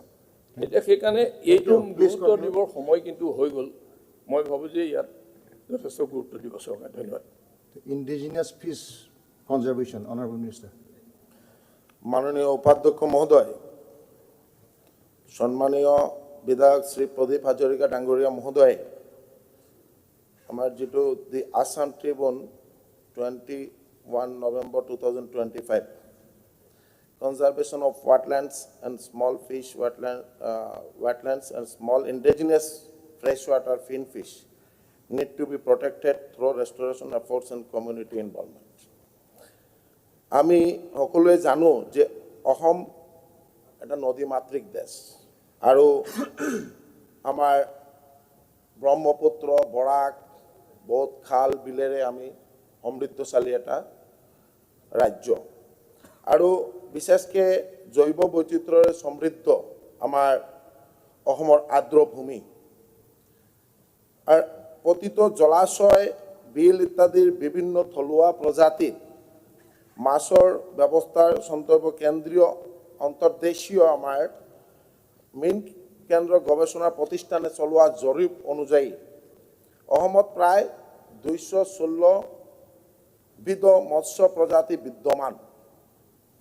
ইয়াৰ বেছিভাগেই প্ৰাকৃতিক জলাশয় মানে আমি পাওঁ আৰু আৰ্দ্ৰভূমিৰ সংৰক্ষণ আৰু পৰিপুষ্ট উপকৃত ভাণ্ডাৰ থলুৱা মৎস্য প্ৰজাতিসমূহৰ নিৰাপত্তা আৰু সংবৰ্ধনৰ সময়ৰ আহ্বান হিচাপে গ্ৰহণ কৰি অসম চৰকাৰে বিভিন্ন কাৰ্যপন্থা ৰূপায়ণ কৰি আহিছে। বিশেষকৈ আমি মীন নীতি 1953 সংশোধিত 2005 আধাৰত প্ৰাকৃতিক জলাশয়সমূহ বংশবৃদ্ধি আৰু সংবৰ্ধনৰ বাবে মাছৰ প্ৰজননৰ কালছোৱা অৰ্থাৎ আমি যিটো 1 এপ্ৰিলৰ পৰা 15 জুলাইলৈ বিশেষকৈ এই প্ৰজননৰ পিৰিয়ডত আমি যদি ঘন জালেৰে আমি যদি ফিচিং নকৰোঁ মাছ নামাৰোঁ আৰু এই প্ৰজননৰ পিৰিয়ডে আমাৰ বেছিভাগ জলাশয়সমূহত আমি দেখিছোঁ যে এই টাইমে মাছ মৰা হয়। আমাৰ শ্ৰদ্ধাৰ মুখ্যমন্ত্ৰী ডক্টৰ হিমন্ত বিশ্ব শৰ্মা মহোদয়ে যোৱা 2 মাহ আগতে আপোনালোকে দেখিছে ফেচবুকৰ জৰিয়তে ফেচবুক লাইভৰ জৰিয়তে গোটেই অসমৰ সকলো ৰাইজক আহ্বান কৰিছিলে যে আমি 1 এপ্ৰিলৰ পৰা 15 জুলাইলৈকে আমি যাতে এই প্ৰজননৰ পিৰিয়ডটো আমি অকলে মেইন আইনখন মানি চলোঁ আৰু বিশেষকৈ আমি যাতে এই টাইমে আমি যাতে ঘন জালেৰে মাছ নামাৰোঁ আৰু বিশেষকৈ আমাৰ এই স্পেচেছ আমি এইটো যদি ৰক্ষা কৰিব লাগে তেতিয়াহ'লে আমাৰ মেইনলি আমাৰ এই ডিম্বাণুযুক্ত মাছ বাজাৰজাত যিটো হয় এই ডিম্বাণুযুক্ত মাছ বাজাৰজাত কৰাটো বন্ধ কৰিব লাগিব আৰু তাৰ কাৰণে প্ৰয়াস হাতত লোৱা হৈছে আমাৰ ফিচাৰী ডিপাৰ্টমেণ্টৰ অফিচাৰ বা আমাৰ ডিষ্ট্ৰিক্ট টাস্ক ফ'ৰ্চ তেওঁলোকে বাজাৰে বাজাৰে যাই অভিযান চলাইছে যাতে ডিম্বাণুযুক্ত মাছ বাজাৰজাত নহয় আৰু আমি আফটাৰ 15 জুলাই আৰু 2 মাহ এই যে পোৱালি মাছবোৰ আমি যাতে তেতিয়া নামাৰিলে মাছটো ডাঙৰ হ'ব তেতিয়াহ'লে আমি আৰু মানে যিটো আমাৰ মানে আৰ্থিক উন্নয়ন হ'ব মাছৰ প্ৰডাকশ্যন বাঢ়িব। আমাৰ মাননীয় মুখ্যমন্ত্ৰী ডক্টৰ হিমন্ত বিশ্ব শৰ্মা মহোদয়ৰ যিটো আগ্ৰহ যে অহা 2030ৰ ভিতৰত আমি অসমৰ মাছৰ উৎপাদন 7 লাখ নিযুত মেট্ৰিক টন আমি কৰিব লাগে আৰু আমি সকলোৱে জানো আমি বিশেষকৈ অসমৰ ৰাইজে মাছটো খুব ভাল পাওঁ পুষ্টিকৰ খাদ্য হিচাপে আৰু 95% ৰাইজে মাছটো পচন্দ কৰি থাকোঁ আৰু এই মাছৰ উৎপাদন বঢ়াব লাগিব কাৰণ আমাৰ পাৰ কেপিটা ফিছ কনজাম্পশ্যন এতিয়ালৈকে 14.5 কেজি আৰু আমাৰ একজন সুস্থ থাকিব লগা হ'লে আমাৰ পুষ্টিকৰ মাছৰ আহাৰ পাৰ কেপিটা ফিছ কনজাম্পশ্যন 20 কেজিলৈকে হ'ব লাগে তাৰ কাৰণে আমাৰ minimum 7 lakh metric ton fish আমাৰ প্ৰডাকশ্যন কৰিব লাগে আপুনি ৱেটলেণ্ডৰ যিটো ইণ্ডিজিনাছ ফিছ সেইটো প্ৰটেকশ্যনৰ কিবা ব্যৱস্থা লৈছে নেকি? এইটোৰ ওপৰত কৈ আছোঁ তো তাৰ কাৰণে আমাৰ মাননীয় মুখ্যমন্ত্ৰী মহোদয়ে এই উদ্যোগ হাতত লৈছে আৰু আমাৰ বিশেষকৈ ইণ্ডিজিনিয়াছ এই ফিছবোৰ আমি কেনেকুৱা আমি আৰু প্ৰডাকশ্যন বঢ়াব পাৰোঁ এই 2016 এতিয়ালৈকে আমাৰ যিটো অফিচিয়েলি আছে কিন্তু আমাৰ ফিচাৰী কলেজৰ যিটো ডাটা মতে 264 এণ্ড প্লাছ আমাৰ ইণ্ডিজিনিয়াছ ফিছ আছে আৰু এইটো এই ইণ্ডিজিনিয়াছ ফিছ আমি ৰক্ষণ কৰাৰ কাৰণে আমি প্ৰিজাৰ্ভ কৰাৰ কাৰণে আমি যাতে এইটোৰ প্ৰডাকশ্যনো আমাৰ বাঢ়ে আৰু যাতে আমি অৰ্নামেণ্টেল ফিছ আমি যাতে গোটেই নৰ্থ ইষ্ট বা আমি গোটেই ভাৰতবৰ্ষত আমি আৰু বজাৰখন দখল কৰিব পাৰোঁ তাৰ কাৰণে ব্যৱস্থা হাতত লোৱা হৈছে ডিষ্ট্ৰিক্ট ৱাইজ আমি বহুতকেইটা প্লেন আমি এডিবিৰ জৰিয়তে ছুইফ্টৰ জৰিয়তে আমি হাতত লৈছোঁ অহা আৰু 1 মাহ 2 মাহৰ ভিতৰত আমাৰ জাইকা বা আমাৰ ছুইফ্ট বা আমাৰ মুখ্যমন্ত্ৰী যেটো আমাৰ প্ৰয়াস যে আমাৰ অসমৰ থলুৱা মাছৰ প্ৰডাকশ্যন বাঢ়িব লাগে আৰু প্ৰত্যেকটা স্পিচিছ যাতে আমাৰ সুৰক্ষিত থাকে তাৰ কাৰণে ৱেটলেণ্ড আৰু ডেভেলপ কৰিব লাগে বিশেষকৈ আমাৰ চনবিল কাকডঙ্গাৰ বিল বা আমাৰ দ্বীপৰ বিল এই বিলবোৰ যাতে আমি আৰু ডেভেলপ কৰি আমি কেনেকুৱা মাছৰ প্ৰডাকশ্যন বঢ়াব পাৰোঁ আৰু থলুৱা স্পিচিছটো আমি সংৰক্ষিত কৰিব পাৰোঁ তাৰ কাৰণে আমাৰ ডিপাৰ্টমেণ্টে বহুত ব্যৱস্থা হাতত লৈছে আৰু আমি মাননীয় আছে আৰু আমি বিশেষকৈ আমাৰ মাননীয় বিধায়ক সন্মানীয় শ্ৰী প্ৰদীপ হাজাৰিকা ডাঙৰীয়াক আমি তথ্য যুগেৰে আমি গোটেই আপোনাৰ জৰিয়তে আমি দিব পাৰিম যে আমাৰ ডিপাৰ্টমেণ্টৰ ফালৰ পৰা আমি কি ব্যৱস্থা হাতত লৈছোঁ ধন্যবাদ এইটো ইণ্ডিজিনাছ ফিছ প্ৰিজাৰ্ভেশ্যনৰ কাৰণে এটা এক্সপাৰ্ট কমিটি বনাই এটা এইটোৰ ওপৰত ৰিচাৰ্চ এটা নকৰে কিয় অলৰেডি আমাৰ আৰু এটা কথা যিটো নদীত সৰু সৰু নদীবিলাকত ঢালি পেলাই মাছ মাৰে এইটো একদম ষ্ট্ৰিক্টলি বেন কৰিব লাগে আমাৰ এইবাৰ আমাৰ অৰ্নামেণ্টেলৰ কথা কৈছে অৰ্নামেণ্টেল ফিছ চেং বলকা বা যিটো নগা চেং বুলি কয় সেইটো খুব স্মাগলিং হৈ আছে সেইটো প্ৰিভেনশ্যনৰ কাৰণে কিবা ব্যৱস্থা লৈছে নেকি মাননীয় উপাধ্যক্ষ মহোদয় আমি দায়িত্ব পোৱাৰ পিছৰ পৰা আমি যাতে ইণ্ডিজিনাছ ফিছৰ আমি সুৰক্ষা আৰু কেনেকুৱা প্ৰডাকশ্যন বঢ়াব লাগে মাননীয় মুখ্যমন্ত্ৰী মহোদয়ৰ লগত আলোচনা হৈছে আৰু তাৰ ওপৰত ব্যৱস্থা চলি আছে আৰু এইটোৰ ওপৰত অধ্যয়ন চলি আছে আমাৰ ফিচাৰী কলেজৰ লগত এটা টিম এক্সপাৰ্ট টিম অলৰেডি তাতে বনাই তেওঁলোকে অধ্যয়ন কৰি আছে কেনেকুৱা এইটো আমি প্ৰিজাৰ্ভ কৰিব পাৰোঁ বা প্ৰডাকশ্যন বঢ়াব পাৰোঁ ৱেটলেণ্ড ডেভেলপ কৰিব পাৰোঁ তাৰ কাৰণে ব্যৱস্থা হাতত লয় থেংক ইউ ধন্যবাদ অনাৰেবল মেম্বাৰ ৰমেন্দ্ৰ নাৰায়ণ কলিতা ভূমি পট্টা প্ৰদানৰ দাবী মাননীয় উপাধ্যক্ষ ডাঙৰীয়া 23 নৱেম্বৰ তাৰিখে অসমীয়া প্ৰতিদিন কাকতত প্ৰকাশিত ভূমি পট্টা দিয়াৰ দাবী নহ'লে ধাৰাবাহিক আন্দোলনৰ হুংকাৰ এই শীৰ্ষক বাতৰিটো আপোনাৰ জৰিয়তে মই ৰাজহ বিভাগৰ মাননীয় মন্ত্ৰীৰ দৃষ্টি আকৰ্ষণ কৰিব বিচাৰিছোঁ মাননীয় উপাধ্যক্ষ ডাঙৰীয়া মই অসম চৰকাৰক বিশেষকৈ ৰাজহ বিভাগৰ মন্ত্ৰীকো ধন্যবাদ জ্ঞাপন কৰিছোঁ যে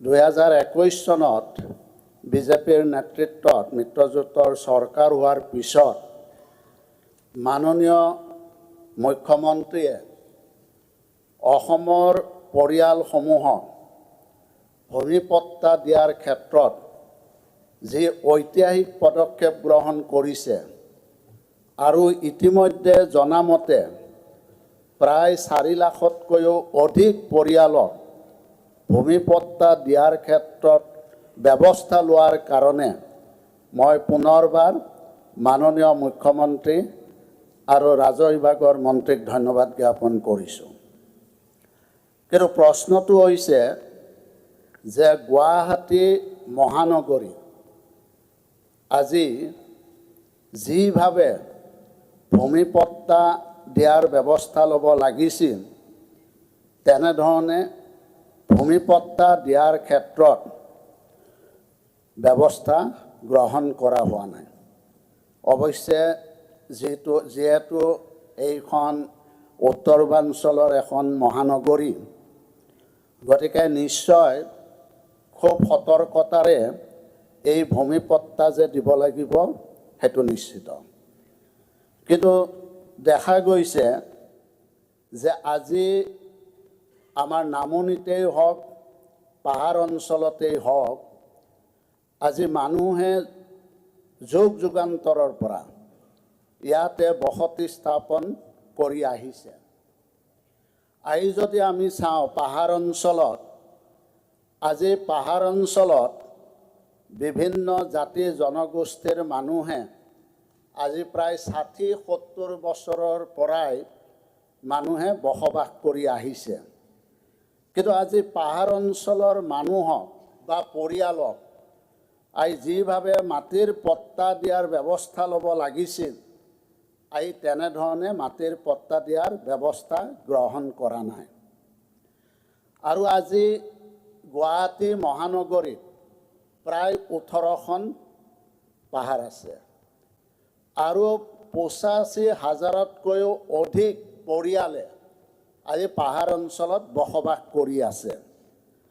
আজি প্ৰায় ৬০-৭০ বছৰ জুৰি বসবাস কৰি থকাৰ পিছতো আজি কিছু সংখ্যক পৰিয়ালেহে আজি মাটিৰ পট্টা পাবৰ কাৰণে সক্ষম হৈছে। ইয়াৰ মূল কাৰণ হৈছে যে পাহাৰ অঞ্চলত কিছু অংশ আমাৰ ফৰেষ্ট এৰিয়া, কিছু অংশ ৰাজহ বিভাগৰ আৰু কিছু অংশ দেৱোত্তৰৰ মাটি আছে। আৰু ইতিমধ্যে ৰাজহ বিভাগৰো যিখিনি মাটি আছে, সেই মাটিখিনিৰ ক্ষেত্ৰতো আজি যিভাৱে ভূমিপট্টা পৰিয়ালসমূহক দিব লাগিছিল তেনেধৰণে দিয়া হোৱা নাই, কাৰণ পাহাৰ অঞ্চল হোৱাৰ বাবে। কিন্তু আমি দেখিছোঁ যে আমাৰ পাহাৰ অঞ্চলত যিটো ফৰেষ্ট এৰিয়া আছে, এই ফৰেষ্ট এৰিয়াত বহুতো জনজাতীয় পৰিয়ালে বসবাস কৰি আছে। আৰু মই জানো যে forest right act ২০০৬, forest right act ২০০৬ৰ মতে যিবিলাক জনজাতীয় পৰিয়ালে ফৰেষ্ট এৰিয়াত বসবাস কৰে, ডুৱেলাৰ্ছ, সেইসকলক মাটিৰ পট্টা দিব পাৰে। গতিকে মই ভাবোঁ যিহেতু কেন্দ্ৰীয় চৰকাৰৰ ফৰেষ্ট ৰাইট এক্ট ২০০৬ আছে, গতিকে সেই পৰিপ্ৰেক্ষিতত যদি আমি প্ৰথমে জনজাতীয় যিসকল পৰিয়াল আছে, সেই পৰিয়ালসমূহক যদি আমি তেনেধৰণে মাটি পট্টা দিব পাৰোঁ, কাৰণ এইবিলাক হ'ল পাহাৰ অঞ্চলত বেছিভাগেই খিলঞ্জীয়া মানুহ। গতিকে এই খিলঞ্জীয়া মানুহক আজি মাটিৰ পট্টা দিয়াৰ ব্যৱস্থা কৰিব লাগে। এতিয়া দেখা গৈছে যে আমি যদি ৰাজহ বিভাগৰ চিঠা চাওঁ, তেতিয়াহ'লে ৰাজহ বিভাগৰ পাহাৰ অঞ্চলত বহুখিনি মাটি ৰাজহ বিভাগৰ অন্তৰ্ভুক্ত হৈ আছে। কিন্তু ফৰেষ্টে সেই ৰাজহ বিভাগৰ য'ৰ চাৰ্কুল অফিচত চিঠাত আছে এইটো ৰাজহ বিভাগৰ মাটি, ফৰেষ্টে সেই মাটিখিনিও তেওঁলোকে ফৰেষ্টৰ বুলি ক'ব বিচাৰে, আৰু যাৰ ফলত এটা সংঘাতৰ সৃষ্টি হৈ আছে। গতিকে মই ভাবোঁ মাননীয় মন্ত্ৰী মহোদয়ক মই অনুৰোধ জনাইছোঁ যে ইমিডিয়েট আমাৰ পাহাৰ অঞ্চলৰ যিখিনি ৰাজহ বিভাগৰ মাটি বা ফৰেষ্টৰ মাটি, সেইখিনি এটা জইণ্ট ছাৰ্ভে কৰি সেইটো ক্লিয়াৰ কৰিব লাগে যে এইখিনি ফৰেষ্ট এৰিয়া, এইখিনি ৰাজহ বিভাগৰ, এইখিনি দেৱোত্তৰৰ, সেইবিলাক ক্লিয়াৰ কৰি ৰাখিলে তেতিয়াহ'লে ফৰেষ্টে আহি পেলাই সেই মাটিখিনি তেওঁলোকৰ বুলি ক'ব নোৱাৰে। কাৰণ চিঠাত, পুৰণি যিবিলাক চিঠা আছে, সেই চিঠাত আমিও দেখিছোঁ সেই মাটিবিলাক মানে আমাৰ ৰাজহ বিভাগত আছে। Thank you. গতিকে মই ছাৰ, এইটো এটা গুৰুত্বপূৰ্ণ বিষয়, কাৰণ ইতিমধ্যে আকৌ বিভিন্ন সংগঠনে ইয়াৰ সুযোগ লৈ এতিয়া ধাৰাবাহিক আন্দোলনৰো মানে চিন্তা চৰ্চা কৰিছে, তেনেধৰণে হুংকাৰ দিছে। গতিকে মই আমাৰ চৰকাৰখনে যিহেতু আজি গোটেই অসমতে এনেধৰণৰ এটা ঐতিহাসিক পদক্ষেপ গ্ৰহণ কৰিছে মাননীয় মুখ্যমন্ত্ৰীয়ে, গতিকে আমিও ভাবোঁ যে গুৱাহাটী মহানগৰীটো যাতে পাহাৰ অঞ্চলৰ মানুহ বা নামনি অঞ্চলৰ মানুহক আমি যাতে ক্ষিপ্ৰতাৰে আমি মাটিৰ পট্টা দিয়াৰ ব্যৱস্থাখিনি কৰা যায় তাৰ বাবে মই বিশেষভাৱে আপোনাৰ জৰিয়তে মই মাননীয় ৰাজহ বিভাগৰ মন্ত্ৰীক মই অনুৰোধ জনাইছোঁ। মন্ত্ৰী আপোনাৰ দলৰে হয়, ভালকৈ গৈ কথা পাতি ল'ব পাৰে। Honourable minister. মাননীয় উপাধ্যক্ষ মহোদয়, এটা বহুদিন চৰ্চিত বিষয় এইটো। বাতৰিটো আছিল ভূমি পট্টা প্ৰদানৰ দাবী। 25 নৱেম্বৰৰ পৰা দিছপুৰ ৰাজহ চক্ৰ কাৰ্যালয়ত প্ৰতিবাদ, ধাৰাবাহিক আন্দোলনৰ হুংকাৰ। 18খন পাহাৰৰ 85,000 পৰিয়ালক পট্টা নিদিয়ালৈকে ক্ষান্ত নহয় ভূমি অধিকাৰ সংগ্ৰাম সমিতি। 3 বিধায়কক সকিয়নি, তাৰে এজন ৰমেন্দ্ৰ নাৰায়ণ কলিতা, এজন সিদ্ধাৰ্থ ভট্টাচাৰ্য আৰু অতুল বৰা। গতিকে এই বাতৰিটোৰ ভিত্তিত আজি এই ভূমি পট্টা প্ৰদানৰ ব্যৱস্থাটো মানে কেনেধৰণৰ হ'ব এই বিষয়ে আজি মাননীয় সন্মানীয় বিধায়ক ৰমেন্দ্ৰ নাৰায়ণ কলিতা ডাঙৰীয়াই ইয়াত উত্থাপন কৰিছে। প্ৰথমতে মই এটা কথা কৈ লোৱা উচিত হ'ব, এই বহু চৰ্চিত বিষয়টো এটা অন্ত পেলাবৰ কাৰণে আমাৰ মাননীয় মুখ্যমন্ত্ৰী ডক্টৰ হিমন্ত বিশ্ব শৰ্মা ডাঙৰীয়াৰ এটা বলিষ্ঠ পদক্ষেপত এটা প্ৰক্ৰিয়াৰ মাজলৈ আহিছে। ইয়াৰ আগতে বিষয়টো প্ৰক্ৰিয়াৰ মাজলৈ অহা নাছিল। মাননীয় মুখ্যমন্ত্ৰী ডাঙৰীয়াৰ এটা বিশেষ ব্যৱস্থাত এইটো এটা প্ৰক্ৰিয়াৰ মাজলৈ আহিছে যে আমি চালিজাৰি চাবলৈ এটা সুবিধা পাইছোঁ। ইয়াৰ আগতে বছৰ বছৰ বছৰ বছৰ ধৰি থকা বিষয়টোৰ কোনো সমাধানৰ সূত্ৰই উদ্ভাৱন হোৱা নাছিল। এতিয়া সমাধানৰ সূত্ৰ উদ্ভাৱন হৈছে। গতিকে মুখ্যমন্ত্ৰী ডাঙৰীয়াক মই ধন্যবাদ জনাইছোঁ যে এই বহু চৰ্চিত বিষয়টোৰ এটা প্ৰক্ৰিয়া আৰম্ভ কৰিছে। আজি আমি বসুন্ধৰা যি আঁচনি, এই বসুন্ধৰা আঁচনিৰ জৰিয়তে বসুন্ধৰা 1, বসুন্ধৰা 2, বসুন্ধৰা 3 এই আঁচনিৰ জৰিয়তে আমি এই বিষয়টোৰ এক সমাধান উলিয়াবলৈ আমি চেষ্টা কৰিছোঁ। এতিয়া বসুন্ধৰা 1 যেতিয়া আৰম্ভ হৈছিল তেতিয়া আমি কেইটামান বিষয় প্ৰথমতে খাটাং কৰি ল'বলৈ কৈছিলোঁ, য'ত উত্তৰাধিকাৰী সূত্ৰে নামজাৰি হোৱা, দলিল সূত্ৰে নামজাৰি হোৱা, বিবাদহীন যিবিলাক বাটোৱাৰা এইবিলাক, ক্লাছিফিকেশ্যন, ম্যাদী পট্টাৰ আবণ্টনৰ প্ৰমাণপত্ৰ, এনেকৈ আমি বহুকেইটা বিষয়ত আমি এটা মানে ৰেকৰ্ড কৰেকশ্যন শুদ্ধ কৰা। তাৰপিছত বসুন্ধৰা 2টো, তাৰপিছত আমি সাধাৰণ চৰকাৰী চিলিং চৰকাৰী ভূমিৰ পত্তন, হস্তান্তৰিত একচনা পট্টাৰ ভূমিত পট্টা দিয়া, জনজাতীয় সম্প্ৰদায়ৰ লোকক বংশানুক্ৰমে যিখিনি ভোগ দখল কৰি আছে তেওঁলোকক আমি পট্টা দিয়া। ঠিক তেনেধৰণে খিলঞ্জীয়া যিবিলাক লোকক বিশেষ খেতিৰ বাবে ভূমিৰ পট্টা দিয়া, এই গোটেই কথাবিলাক টুট কৰিলোঁ।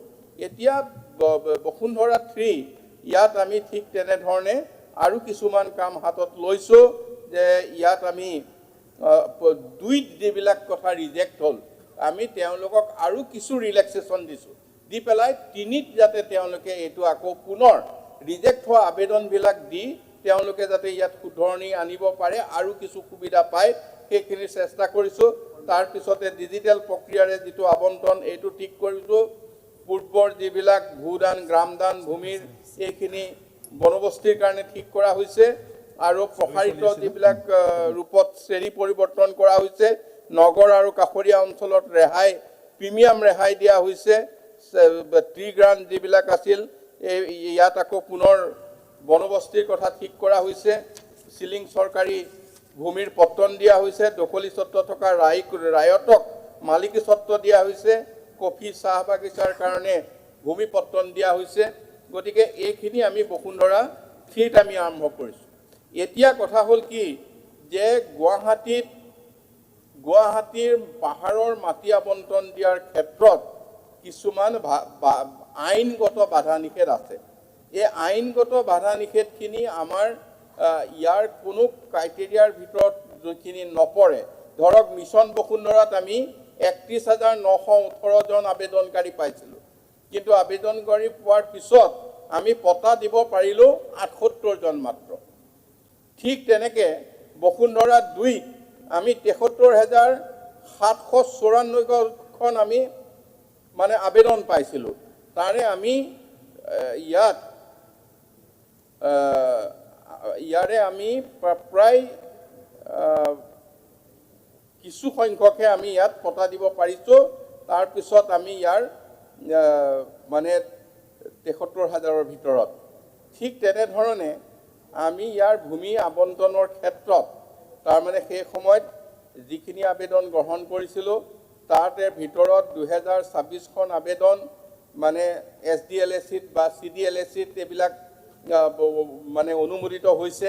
প্ৰিমিয়াম জমা দিয়াৰো আমি জাননী দিয়া হৈছে। 2026খনক আমি দিলোঁ। ইয়াৰে 10,997খনেই আমি এই অনুমোদন প্ৰিমিয়াম মানে আকৌ ইয়াত প্ৰক্ৰিয়াৰ মাজত আছে। এই মুঠ আবেদনৰ 60,871খন আবেদন আমাৰ যিহেতু নাকচ হৈছিল, আমি আকৌ পিছত বসুন্ধৰা 3 এইবিলাক যাতে কৰিব পৰা যায় তাৰ কাৰণে আমি এতিয়া প্ৰক্ৰিয়া আৰম্ভ কৰিছোঁ। আমাৰ মাননীয় বিধায়ক ৰমেন্দ্ৰ নাৰায়ণ কলিতাই ডাঙৰীয়া এটা কৈছে যে জইণ্ট ছাৰ্ভে হ'ব লাগে। এই যিটো কথা কৈছে জইণ্ট ছাৰ্ভে আমাৰ কামৰূপ মহানগৰ জিলাত অসম ৰাজ্যিক দুৰ্যোগ ব্যৱস্থাপনা কৰ্তৃপক্ষ আৰু অসম অভিযান্ত্ৰিক মহাবিদ্যালয় যুটীয়াভাৱে এইটো জইণ্ট ছাৰ্ভে কৰা হ'ল। জইণ্ট ছাৰ্ভে কৰাৰ পিছত আমি যিখন প্ৰতিবেদন পালোঁ তাত 366টা স্পৰ্শকাতৰ এলেকা তেওঁলোকে চিহ্নিত কৰিছে। এতিয়া 366টা স্পৰ্শকাতৰ এলেকা, এই এলেকাৰ ক্ষেত্ৰত আমি বিবেচনা কৰিবলৈ আমাক আইনে কিছু বাধা দিছে। গতিকে ইয়াৰ আমি গুৱাহাটী মহানগৰ যিখিনি বসুন্ধৰা 2ত যিখিনি কথা ৰিজেক্ট হৈছিল তাৰে আমি 3,120খন আবেদন আকৌ আমি পুনৰ বিবেচনাৰ কাৰণে আমি লোৱা হৈছে।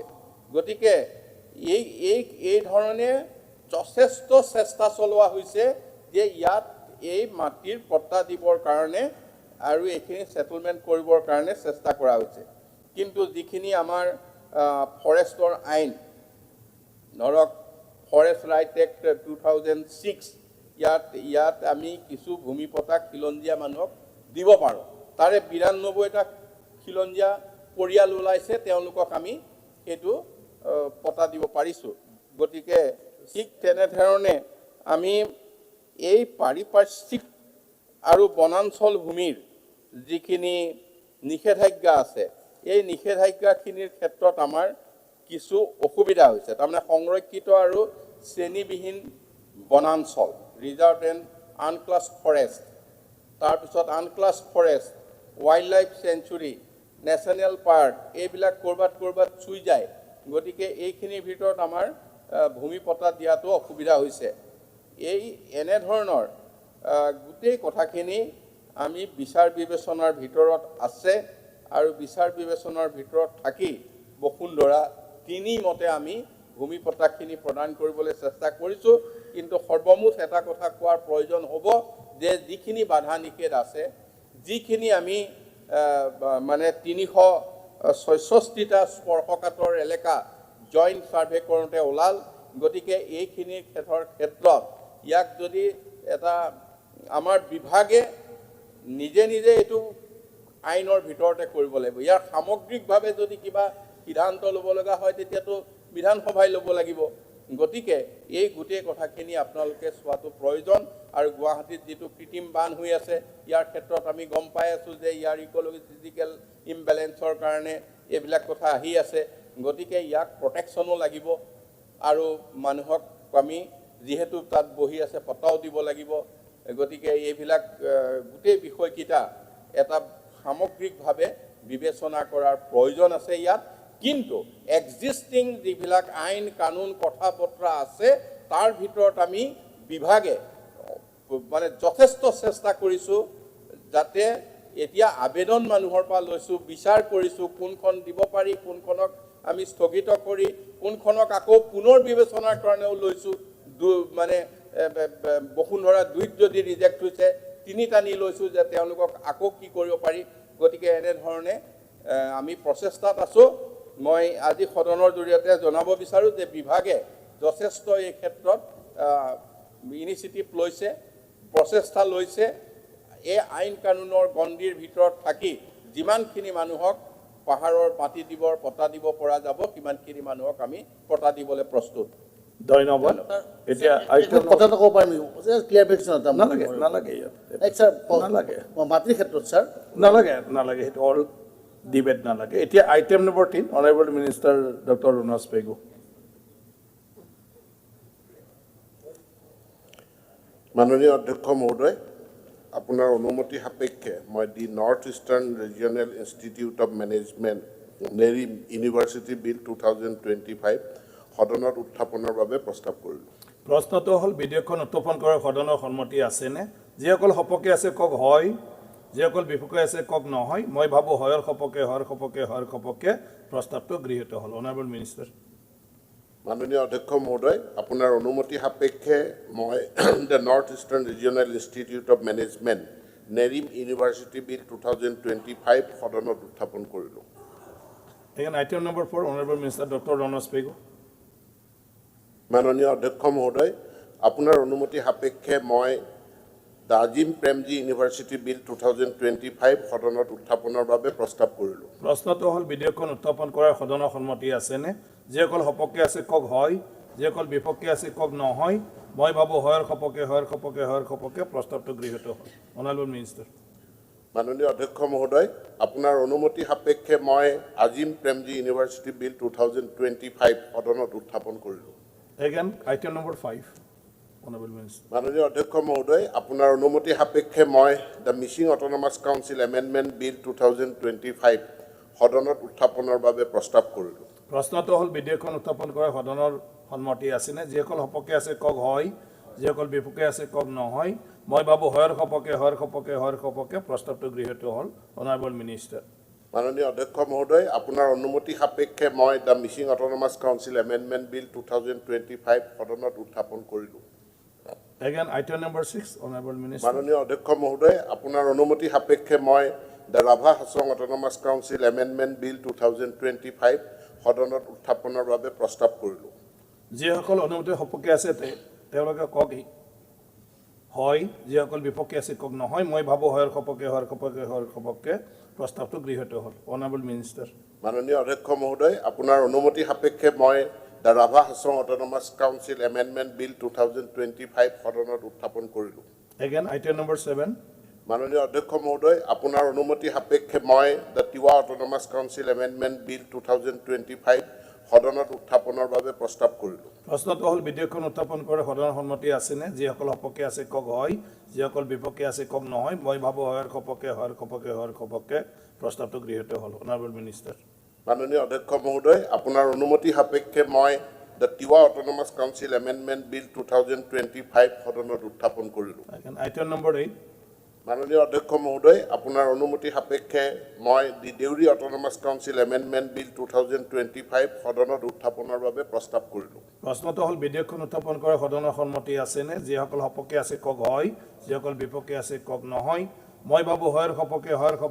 সপক্ষে প্ৰস্তাৱটো গৃহীত হ'ল অনাৰেবল মিনিষ্টাৰ অধ্যক্ষ মহোদয় আপোনাৰ অনুমতি সাপেক্ষে মই the Deori autonomous council amendment bill 2025 সদনত উত্থাপন কৰিলোঁ এগেইন আইটেম নম্বৰ 9 মাননীয় অধ্যক্ষ মহোদয় আপোনাৰ অনুমতি সাপেক্ষে মই the Sonowal Kachari autonomous council amendment bill 2025 সদনত উত্থাপনৰ বাবে প্ৰস্তাৱ কৰিলোঁ প্ৰশ্নটো হ'ল বিধেয়কখন উত্থাপন কৰাৰ সদনৰ সন্মতি আছেনে যিসকল সপক্ষে আছে কওক হয় যিসকল বিপক্ষে আছে কওক নহয় মই ভাবোঁ হয়ৰ সপক্ষে প্ৰস্তাৱটো গৃহীত হ'ল অনাৰেবল মিনিষ্টাৰ মাননীয় অধ্যক্ষ মহোদয় আপোনাৰ অনুমতি সাপেক্ষে মই the Sonowal Kachari autonomous council amendment bill 2025 সদনত উত্থাপন কৰিলোঁ আইটেম নম্বৰ 10 এগেইন মাননীয় অধ্যক্ষ মহোদয় আপোনাৰ অনুমতি সাপেক্ষে মই the Thengal Kachari autonomous council amendment bill 2025 সদনত উত্থাপনৰ বাবে প্ৰস্তাৱ কৰিলোঁ প্ৰশ্নটো হ'ল বিধেয়কখন উত্থাপন কৰাৰ সদনৰ সন্মতি আছেনে যিসকল সপক্ষে আছে কওক হয় যিসকল বিপক্ষে আছে কওক নহয় মই ভাবোঁ হয়ৰ সপক্ষে প্ৰস্তাৱটো গৃহীত হ'ল অনাৰেবল মিনিষ্টাৰ মাননীয় অধ্যক্ষ মহোদয়, আপোনাৰ অনুমতি সাপেক্ষে মই the Thengal Kachari autonomous council amendment bill 2025 সদনত উত্থাপন কৰিলোঁ। Again, item number 11. মাননীয় অধ্যক্ষ মহোদয়, আপোনাৰ অনুমতি সাপেক্ষে মই অধু Kachari welfare autonomous council amendment bill 2025 সদনত উত্থাপনৰ বাবে প্ৰস্তাৱ কৰিলোঁ। প্ৰশ্নটো হ'ল বিধেয়কখন উত্থাপন কৰা সদনৰ সন্মতি আছেনে? যিসকল সপক্ষে আছে কওক হয়, যিসকল বিপক্ষে আছে কওক নহয়। মই ভাবোঁ হয়ৰ সপক্ষে প্ৰস্তাৱটো গৃহীত হ'ল। Honourable minister. মাননীয় অধ্যক্ষ মহোদয়, আপোনাৰ অনুমতি সাপেক্ষে মই the Bodo Kachari welfare autonomous council amendment bill 2025 সদনত উত্থাপন কৰিলোঁ। Again, item number 12. মাননীয় অধ্যক্ষ মহোদয়, আপোনাৰ অনুমতি সাপেক্ষে মই the Assam non government educational institutions regulation of fees amendment bill 2025 সদনত উত্থাপনৰ বাবে প্ৰস্তাৱ কৰিলোঁ। প্ৰশ্নটো হ'ল বিধেয়কখন উত্থাপন কৰা সদনৰ সন্মতি আছেনে? যিসকল সপক্ষে আছে কওক হয়, যিসকল বিপক্ষে আছে কওক নহয়। মই ভাবোঁ হয়ৰ সপক্ষে প্ৰস্তাৱটো গৃহীত হ'ল। Honourable minister. মাননীয় অধ্যক্ষ মহোদয়, আপোনাৰ অনুমতি সাপেক্ষে মই the Assam non government educational institutions regulation of fees amendment bill 2025 সদনত উত্থাপন কৰিলোঁ। Item number 13, Sri Navakumar Dole. Navakumar Dole? No, absent. তো আমাৰ এইটো কি আছিলে? মানিছো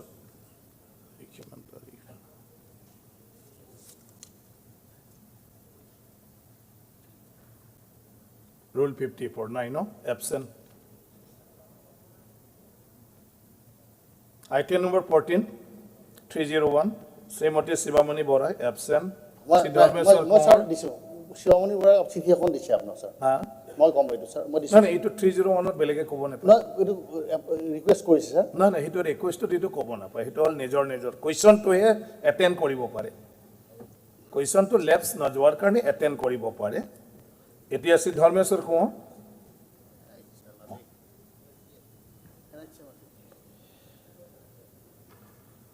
মাননীয় অধ্যক্ষ মহোদয়, ড্ৰাগছৰ ভয়াৱহতাৰ সম্পৰ্কত আজি সদনত দুষাৰ ক'বলৈ দিয়াৰ বাবে অধ্যক্ষ মহোদয়ক ধন্যবাদ জনাইছোঁ। মাদক দ্ৰব্য সেৱন কৰি যেনে মদ, ভাং, কানি, আফিং আদি সেৱন কৰি কিমান মানুহৰ জীৱন নষ্ট হৈছে, অকাল মৃত্যু হৈছে, সম্পত্তি ঘৰ সংসাৰ থানবান হৈছে, সমাজ ধ্বংস হৈছে, কিমান অকাল মৃত্যু হৈছে, সম্পত্তি লগতে কিমান হাই কাজিয়া, কেছ মোকৰ্দমা বা অপৰাধজনিত ঘটনা ঘটিছে, তাৰ কোনো সীমা সংখ্যা নাই। বহু মধ্যবিত্ত আৰু সম্ভ্ৰান্ত ঘৰৰ যুৱক, আংশিক পৰিমাণে যুৱতীও ড্ৰাগছৰ কবলত পৰি নিচামুক্তি কেন্দ্ৰত থাকিবলগীয়া হৈছে, অকামিলা জীৱন অতিবাহিত কৰিছে। তেনেধৰণৰ পৰিস্থিতি ইমানেই অৱৰ্ণনীয় যে বৰ্ণনা কৰিবলৈ কোনো ভাষা নাই। চিকিৎসকসকলে প্ৰকাশ কৰা অনুসৰি ড্ৰাগছ হৈছে এবিধ খনিক উত্তেজক মাদক দ্ৰব্য, যিয়ে মানুহৰ স্নায়ুতন্ত্ৰৰ ওপৰত ক্ৰিয়া কৰি স্বাস্থ্য তীব্ৰ অৱনতি কৰে। ইয়াক সেৱন কৰিলে ভবা শক্তি নাইকিয়া হয়, যিকোনো অসৎ ইচ্ছা পূৰণ কৰিবলৈ মনত সাহস দিয়ে। গতিকে ড্ৰাগছ আসক্ত লোকে যিকোনো কাম কৰিবলৈ কুণ্ঠাবোধ নকৰে। সামাজিক ব্যাধি স্বৰূপ এই ড্ৰাগছসমূহ sunflower, heroin, cocaine, hashish, brown sugar, marijuana, crack, Mandrax আদি বিভিন্ন নামেৰে বৰ্তমান উপলব্ধ। কোন কেতিয়া এই মাৰাত্মক ড্ৰাগছৰ কবলত পৰে তাৰ কোনো ঠিকনা নাই। এই নতুন প্ৰজন্মক তিলকৈ মৃত্যুমুখলৈ ঠেলি পঠিওৱা সমাজধ্বংসী মাৰাত্মক ড্ৰাগছ প্ৰৱেশ পথ হৈছে মধ্যপ্ৰাচ্যৰ পৰা পাকিস্তানেৰে ভাৰতবৰ্ষত প্ৰৱেশ কৰে। তাৰপিছত গোপন পথেৰে ম্যানমাৰ, ছিংগাপুৰ, হংকং, ইণ্ডোনেছিয়া আদি দেশসমূহলৈ সৰবৰাহ হয় বুলি প্ৰচাৰ মাধ্যমৰ যোগেদি জানিব পৰা যায়। সমাজবিৰোধী ড্ৰাগছৰ ব্যৱসায় কবলত পৰি ড্ৰাগছৰ আসক্ত হৈ বিভিন্ন মধ্যবিত্ত পৰিয়ালৰ যুৱক, সাংসাৰিক অশান্তি জৰ্জৰিত কোনো চাকৰিয়াল ব্যক্তি, উচ্চ শিক্ষিত যুৱক, হয়তো গৃহিণীও সৰ্বশান্ত হ'ব পাৰে। এবাৰ যদি ড্ৰাগছ আসক্ত হয় তেতিয়া ড্ৰাগছৰ কবলৰ পৰা সহজতে মুক্ত হ'ব নোৱাৰে। ড্ৰাগছ আসক্তি ইমানেই প্ৰবল যে এবাৰ ড্ৰাগছ সেৱন কৰা লোক ড্ৰাগছ নহ'লে থাকিব নোৱাৰা অৱস্থাৰ সৃষ্টি হয়। যদি সেৱনকাৰীয়ে সময়মতে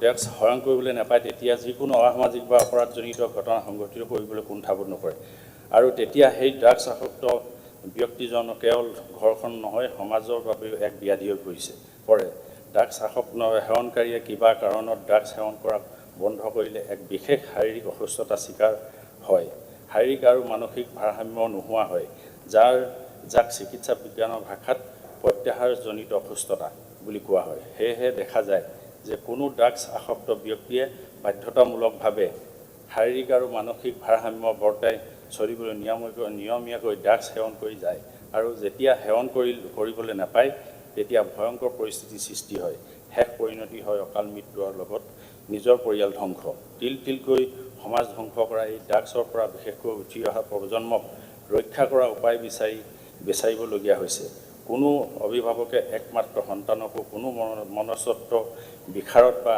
নিচামুক্তি কেন্দ্ৰৰ দুৱাৰে দুৱাৰে লৈ ঘূৰি ফুৰিবলগীয়া হৈছে ড্ৰাগছৰ পৰা সমাজখন মুক্ত কৰিবলৈ এককাল ৰূপী অবৈধ ড্ৰাগছ ব্যৱসায় আৰু সৰবৰাহ কৰা ব্যক্তিসকলৰ বিৰুদ্ধে কঠোৰ আইনী ব্যৱস্থা গ্ৰহণ কৰিব লাগে মানৱ সমাজৰ পৰা ড্ৰাগছ নিৰ্মূল কৰিবলৈ জনসচেতনতা বৃদ্ধি কৰিব লাগে কোনো ব্যক্তি বা যুৱক যুৱতী ড্ৰাগছৰ পৰিণতিৰ সন্মুখীন হ'লে অন্ততঃ নিজৰ মাক দেউতাকক যাতে অৱগত কৰে তাৰ প্ৰতি মোৰ অনুৰোধ থাকিল এই মাৰাত্মক ড্ৰাগছক প্ৰতিহত কৰিবলৈ আমাৰ চৰকাৰে দৃঢ় পদক্ষেপ গ্ৰহণ কৰিছে যদিও সমগ্ৰ বিশ্ব তথা ভাৰতবৰ্ষৰ লগতে সম্প্ৰতি অসমৰ সীমান্তৱৰ্তী অঞ্চলত বৰ বিস্বৰূপ ড্ৰাগছ সেৱনৰ আসক্তি বৃদ্ধি পাবলৈ ধৰিছে অসমত মূলতঃ ড্ৰাগছবোৰ আহে মণিপুৰ অৰুণাচল সীমান্ত অঞ্চলৰ পৰা বিশেষকৈ অসম পুলিচ ৰেলৰ পুলিচ আদিয়ে মাজে সময়ে ড্ৰাগছ সেৱনকাৰী আটক কৰা কথা প্ৰচাৰ মাধ্যমত প্ৰকাশ পাই আহিছে বৰ্তমান সন্দেহযুক্ত বাংলাদেশী নাগৰিক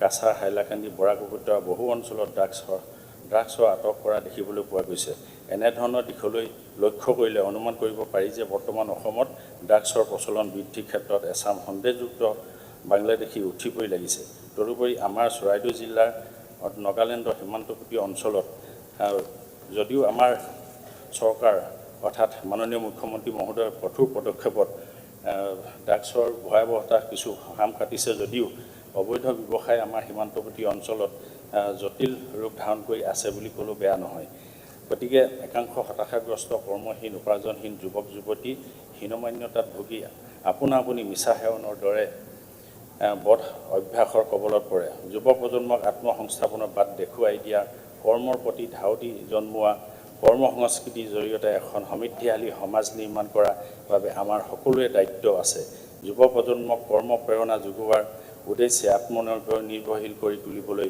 মাননীয় মুখ্যমন্ত্ৰী ডক্টৰ হিমন্ত বিশ্ব শৰ্মা ডাঙৰীয়াই মুখ্যমন্ত্ৰী অসমৰ দূৰদৰ্শী আঁচনি ৰূপায়ণ কৰিছে এই আঁচনিৰ জৰিয়তে কৰ্মোদ্যমী যুৱক যুৱতীসকল আগবাঢ়ি যোৱাৰ ক্ষেত্ৰত বহু পৰিমাণে সহায়ক হ'ব যিকোনো ৰাগিয়াল বস্তু বা ড্ৰাগছৰ যিয়েই নহওক সমাজৰ পৰা নিৰ্মূল কৰিবলৈ আমি সকলোৱে দায়িত্বশীলতাৰে কাম কৰিব লাগিব গতিকে অধ্যক্ষ মহোদয় যিকোনো মাদকদ্ৰব্য সেৱন বা ড্ৰাগছৰ দৰে বৰ বিষ সদৃশ ৰাগিয়াল বস্তুৰ পৰা যাতে আমাৰ নতুন প্ৰজন্ম আসক্ত নহয় তাৰ বাবে আত্মনিৰ্ভৰশীল অসম গঢ়া স্বাস্থ্য সজাগতা আৰু ক্ৰীড়া সজাগতা বৃদ্ধি কৰা সমান্তৰালভাৱে নৈতিক চৰিত্ৰ উৎকৰ্ষ সাধনত অবিৰতভাৱে আমি সকলোৱে দায়িত্বশীলতাৰে কাম কৰাৰ লগতে ড্ৰাগছৰ বিৰুদ্ধে কঠোৰ আইনী ব্যৱস্থা গ্ৰহণ কৰাৰ পোষকতা কৰিছোঁ গতিকে এইখিনি ক'বলৈ দিয়াৰ কাৰণে অধ্যক্ষ মহোদয় ধন্যবাদ মোৰ ফালৰ পৰা ধন্যবাদ জনাইছোঁ অনাৰেবল পাৰ্লিয়ামেণ্টাৰী এফেয়াৰ্ছ মিনিষ্টাৰ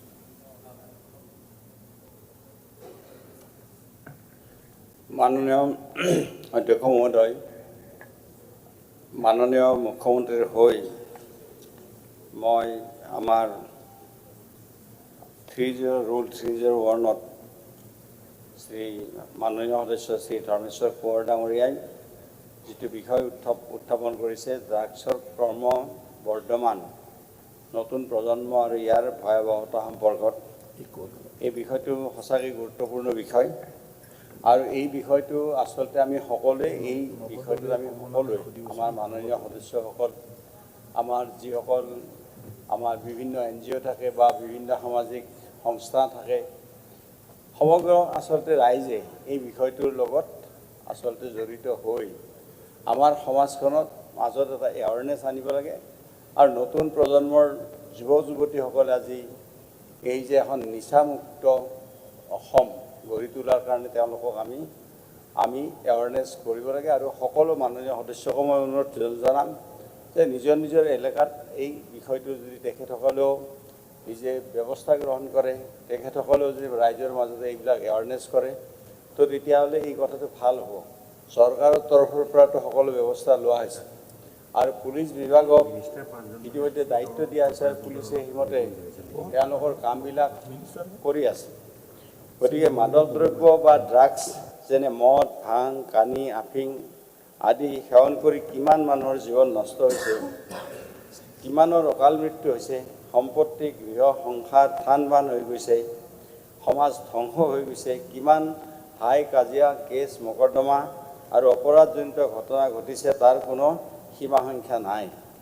বহু মধ্যবিত্ত আৰু সম্ভ্ৰান্ত ঘৰৰ যুৱক, আংশিক পৰিমাণে যুৱতীয়েও ড্ৰাগছৰ কবলত পৰি নিচামুক্তি কেন্দ্ৰত থাকি অকামিলা জীৱন অতিবাহিত কৰিবলগীয়া হৈছে। তেনেধৰণৰ পৰিস্থিতি ইমানেই অবৰ্ণনীয় যে বৰ্ণনা কৰিবলৈ তাৰ কোনো ভাষা নাই। চিকিৎসকসকলে প্ৰকাশ কৰা অনুসৰি ড্ৰাগছৰ সৈতে এবিধ ক্ষণিক উত্তেজক মাদক দ্ৰব্য যিয়ে মানুহৰ স্নায়ুতন্ত্ৰৰ ওপৰত ক্ৰিয়া কৰি স্বাস্থ্যৰ তীব্ৰ অৱনতি কৰে। ইয়াক সেৱন কৰিলে ভবা শক্তি নাইকিয়া হয় আৰু যিকোনো অসৎ ইচ্ছা পূৰণ কৰিবলৈ মনত সাহস দিয়ে। গতিকে ড্ৰাগছ আসক্ত লোকে যিকোনো কাম কৰিবলৈ কুণ্ঠাবোধ নকৰে। সামাজিক ব্যাধিস্বৰূপ এই ড্ৰাগছসমূহক ছানফ্লাৱাৰ, হিৰ'ইন, কোকেইন, তাৰপিছত হাচিছ, ব্ৰাউন চুগাৰ, মাৰিজুৱানা, ক্লেক, মেনড্ৰেক্স আদি বিভিন্ন নামেৰে তেওঁ বৰ্তমান উপলব্ধ। কোনে কেতিয়া এই মাৰাত্মক ড্ৰাগছৰ কবলত পৰে তাৰ কোনো ঠিকনা নাই। এই নতুন প্ৰজন্মক তিল তিলকৈ মৃত্যুৰ মুখলৈকে ঠেলি পঠোৱাৰ এই সমাজ বিধ্বংসী মাৰাত্মক ড্ৰাগছ। অপ্ৰিয় সত্য যে সেইসকল সমাজ বিৰোধীৰ কবলত পৰি চোৰাং কাৰবাৰ কৰি ড্ৰাগছত আসক্ত হৈ বিভিন্ন মধ্যবিত্ত পৰিয়ালৰ যুৱক, সাংসাৰিক অশান্ত ক্লিষ্ট কোনো চাকৰিয়াল ব্যক্তি, উচ্চ শিক্ষিত যুৱক, হয়তো গৃহিণীও সৰ্বশ্ৰান্ত হৈ গৈছে। কোনো ড্ৰাগছ আসক্ত ব্যক্তিয়ে বাধ্যতামূলকভাৱে শাৰীৰিক আৰু মানসিক ভাৰসাম্যতা বৰ্তাই চলিবলৈ নিয়মীয়াকৈ ড্ৰাগছ সেৱন কৰি যায় আৰু যেতিয়া সেৱন কৰিবলৈ নাপায় তেতিয়া ভয়ংকৰ পৰিস্থিতিৰ সৃষ্টি হয়। শেষ পৰিণতি হয় অকাল মৃত্যু লগত নিজৰ পৰিয়ালৰ ধ্বংস। যিকোনো মাদক দ্ৰব্য সেৱনৰ বাবে ড্ৰাগছৰ দৰে বৰবিষ সদৃশ ৰাগিয়াল বস্তুৰ পৰা যাতে আমাৰ নতুন প্ৰজন্মক আসক্ত নহয় তাৰ বাবে আত্মনিৰ্ভৰশীল অসম গঢ়া, স্বাস্থ্য সজাগতা আৰু ক্ৰীড়া সজাগতা বৃদ্ধি কৰা, সমান্তৰালভাৱে নৈতিক চৰিত্ৰৰ উৎকৰ্ষ সাধনত অবিৰতভাৱে আমি সকলোৱে দায়িত্বশীলতাৰে কাম কৰাৰ লগতে ড্ৰাগছৰ বিৰুদ্ধে কঠোৰ আইনী ব্যৱস্থা গ্ৰহণ কৰাৰ আমি চৰকাৰে পোষকতা কৰিছোঁ। এই ক্ষেত্ৰত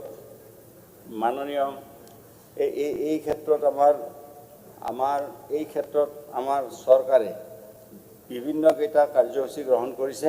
তাৰে ভিতৰত আছে ড্ৰাগছ ব্যৱসায় আৰু সৰবৰাহ বন্ধ কৰিবৰ কাৰণে চৰকাৰে লোৱা পদক্ষেপ। অসম আৰক্ষীয়ে অসমৰ বিভিন্ন জিলাত স্থানীয় তাৰকাসকলৰ জড়িত নিচামুক্ত কেন্দ্ৰ, নিচামুক্ত ভাৰত অভিযান চলাই এই অভিযানৰ বাৰ্তা সামাজিক মাধ্যম আৰু অন্যান্য মাধ্যমত প্ৰচাৰ কৰি ড্ৰাগছৰ সেৱনৰ বিৰুদ্ধে সজাগতাৰ সৃষ্টি কৰি আহিছে। ড্ৰাগছ ফ্ৰী আছাম এপছৰ জৰিয়তে ড্ৰাগছ আদি বিক্ৰী সন্দৰ্ভত লাভ কৰা তথ্যসমূহ ততালিকে সংশ্লিষ্ট জিলাৰ কৰ্তৃপক্ষলৈকে প্ৰয়োজনীয় ব্যৱস্থা গ্ৰহণৰ বাবে প্ৰেৰণ কৰা হয় আৰু এই অভিযানৰ কাম কাজৰ নেতৃত্ব দিবলৈ কিছুমান মাষ্টাৰ ট্ৰেইনাৰো চিনাক্ত কৰি লোৱা হৈছে। ড্ৰাগছ ফ্ৰী আছাম এপটোৰ অসম আৰক্ষীৰ সঞ্চালক প্ৰধানে 2021 চনৰ 10 ডিচেম্বৰত মুকলি কৰিছিল। এই এপটোৰ জৰিয়তে জনসাধাৰণে ব্যক্তিজনৰ পৰিচয় প্ৰকাশ নকৰাকৈ নিষিদ্ধ NDPS সম্পৰ্কীয় সামগ্ৰীৰ বিক্ৰী, ব্যৱহাৰ, সংৰক্ষণ আৰু সৰবৰাহৰ খবৰ দিব পাৰে। এতিয়ালৈকে এপছৰ জৰিয়তে 312টা অভিযোগ পোৱা গৈছে আৰু আৰক্ষীয়ে তাৎক্ষণিকভাৱে ব্যৱস্থা গ্ৰহণ কৰিছে। এই এপছৰ পৰা পোৱা তথ্যৰ ভিত্তিত ইতিমধ্যে 2.75 crores কোটিৰো অধিক মূল্যৰ ড্ৰাগছ জব্দ কৰা হৈছে আৰু অসমত এপটো মুকলি কৰাৰ পিছত NDPSৰ সম্পৰ্কীয় 12টা গোচৰ সৈতে জড়িত 14জন লোকক ইতিমধ্যে গ্ৰেপ্তাৰ কৰা হৈছে। তাৰ উপৰিও অধ্যক্ষ মহোদয়, আমাৰ জিলা পৰ্যায়ৰ নাৰ্ক সমন্বয় সমিতি গঠন কৰা হৈছে আৰু অসমৰ সকলো জিলাৰ আয়ুক্ত আৰু দণ্ডাধীশসকলে ইয়াক পৰিচালনা কৰে। জিলা পৰ্যায়ৰ নাৰ্ক NCORD সভা নিয়মীয়াকৈ অনুষ্ঠিত কৰা হয় আৰু নিচামুক্ত ভাৰত অভিযান আদিৰ অধীনত বিভিন্ন কাৰ্যসূচীও জিলাসমূহত অনুষ্ঠিত কৰা হয়। যোৱা 5 বছৰত অৰ্থাৎ 2021 চনৰ পৰা 2025 চনৰ 31/10/2025 চনলৈকে ড্ৰাগছৰ বেপাৰীৰ বিৰুদ্ধে মুঠ 14,239টা গোচৰ পঞ্জীয়ন কৰা হৈছে।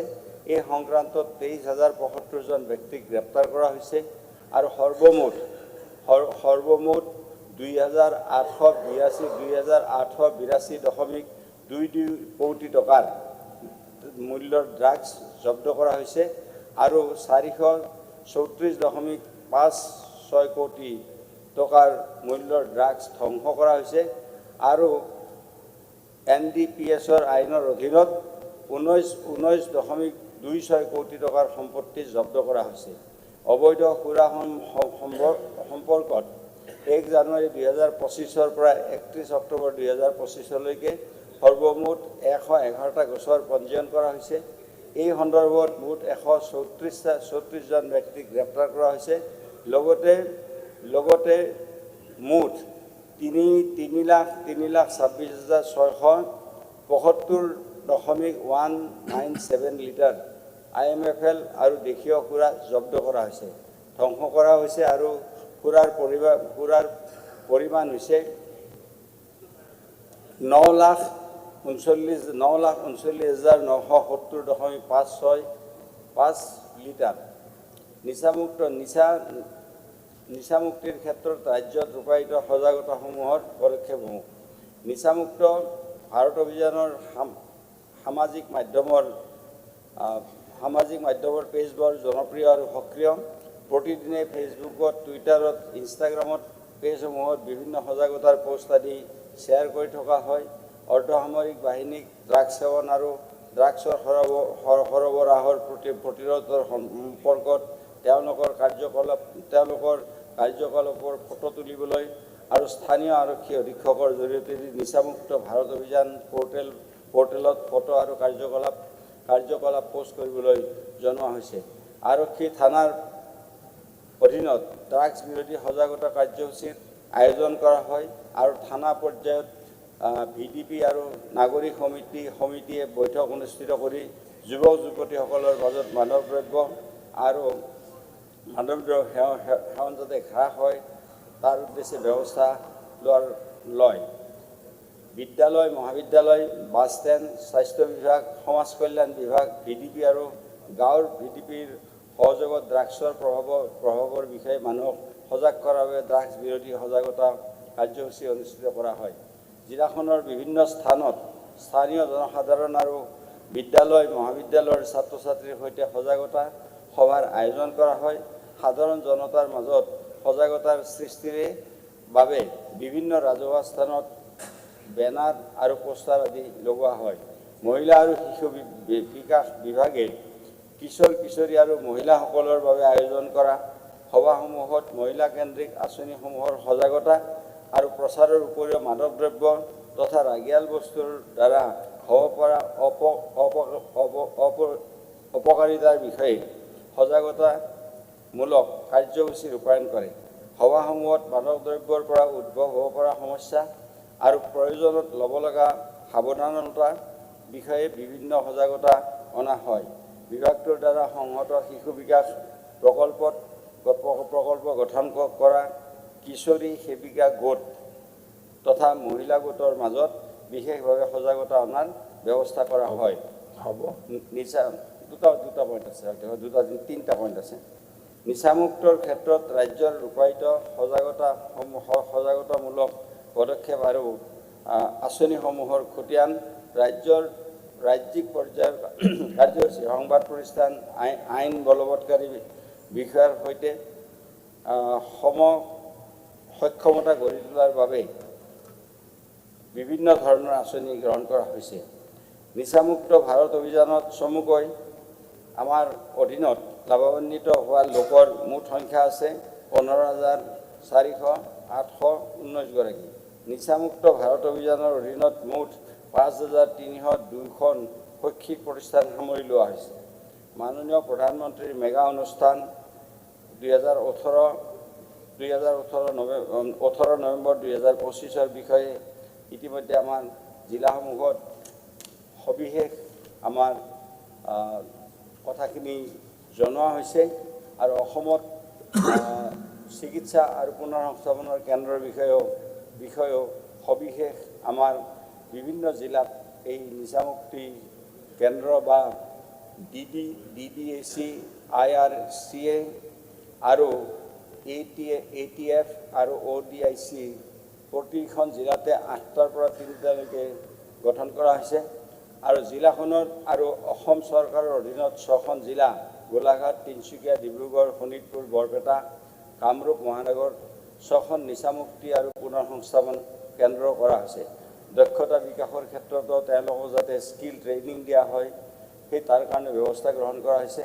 গতিকে এনেকুৱা নেশ্যনেল আৰু ষ্টেট লেভেলৰ একশ্যন প্লেন গ্ৰহণ কৰা হৈছে। অধ্যক্ষ মহোদয়, মই আৰু দীঘলীয়াকৈ নকওঁ, গতিকে মই ইন ব্ৰিফ চৰকাৰে লোৱা ব্যৱস্থাখিনিৰ কথাখিনি কৈছোঁ। অধ্যক্ষ মহোদয়, মই এটা কথা খালি আপোনাৰ জৰিয়তে ক'ব বিচাৰিছোঁ, চৰকাৰেতো এনেকুৱা ধৰণৰ অভিলাষী বহুত আঁচনি আমাৰ লৈছে আৰু চৰকাৰৰ পুলিচ বিভাগে দিনে নিশাই এই ড্ৰাগছৰ সৰবৰাহকাৰী আৰু ড্ৰাগছৰ লগত জড়িত ব্যক্তিক দিনে নিশাই তেওঁলোকে ধৰি আছে। যেতিয়াই খবৰ পাইছে তেতিয়াই ধৰিছে, গ্ৰেপ্তাৰ কৰিছে। মই খালি আপোনাৰ জৰিয়তে অধ্যক্ষ ডাঙৰীয়া এই সদনৰ পৰা মাননীয় সদস্যসকলক আমাৰ এই যে ড্ৰাগছমুক্ত এখন অসম গঢ়াৰ কাৰণে নতুন যুৱক যুৱতী, নতুন প্ৰজন্মৰ ল'ৰা ছোৱালীক যে এই ড্ৰাগছ খোৱা যিটো ব্যৱস্থা বিভিন্ন সময়ত দেখা যায় বিভিন্ন স্থানত, এই সম্পৰ্কে যাতে ৰাইজেও সজাগতা গঢ়ি তোলে নিজৰ নিজৰ অঞ্চলত আৰু মাননীয় সদস্যসকলে যাতে নিজৰ নিজৰ সমষ্টিত এই বিষয়ে সজাগতা গঢ়ি তোলে। কাৰণ কিয় নতুন প্ৰজন্মই আগন্তুক দিনত তেওঁলোকে ৰাজ্যখন বা দেশখনৰ তেওঁলোকে নেতৃত্ব ল'ব আৰু ভৱিষ্যতৰ নেতৃত্ব ল'বলগীয়া আমাৰ ল'ৰা ছোৱালী যিখিনি আছে নতুন প্ৰজন্মৰ, তেওঁলোকে যাতে সুস্থ সবল আৰু ভাল মানসিকতা গঢ়ি তুলিব পাৰে।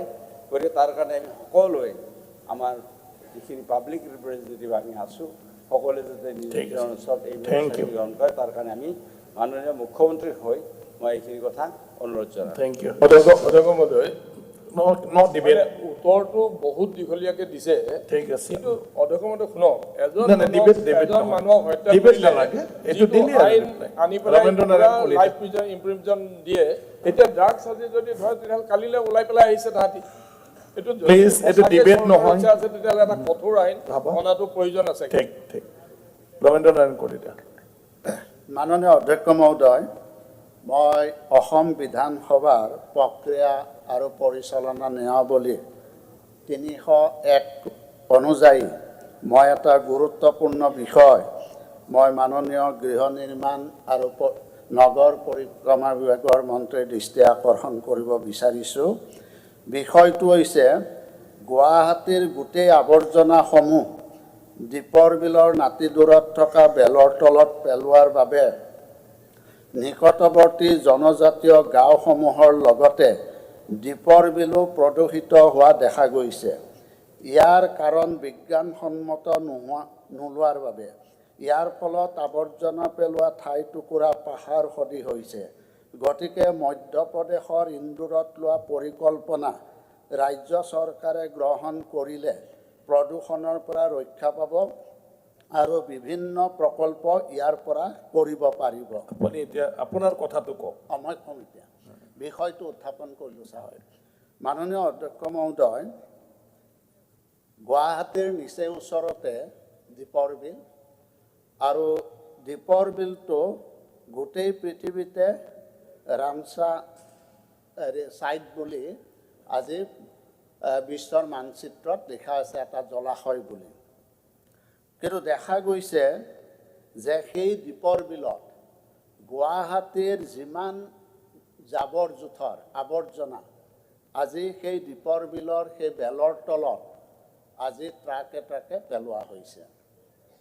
এতিয়া এই যিখিনি আৱৰ্জনা জাবৰ জোঁথৰ আজি দীপৰ বিলত পেলোৱা হৈছে, সেই আৱৰ্জনাসমূহ বিজ্ঞানসন্মতভাৱে কোনো কাৰ্যব্যৱস্থা নোলোৱাৰ কাৰণে আজি সেইটো এটা পাহাৰ সদৃশ অৱস্থাত পৰিণত হয়। এতিয়া সেইটো অৱশ্যে মাজে মাজে জ্বলাই দিয়া হয়, আৰু জ্বলাই দিয়াৰ কাৰণে আমাৰ গোটেই যিটো ছাই, গোটেই ছাইটো গোটেই অঞ্চলবিলাকত আৱৰি ধৰে, আৰু যাৰ কাৰণে গোটেই অঞ্চলটো প্ৰদূষিত হৈছে।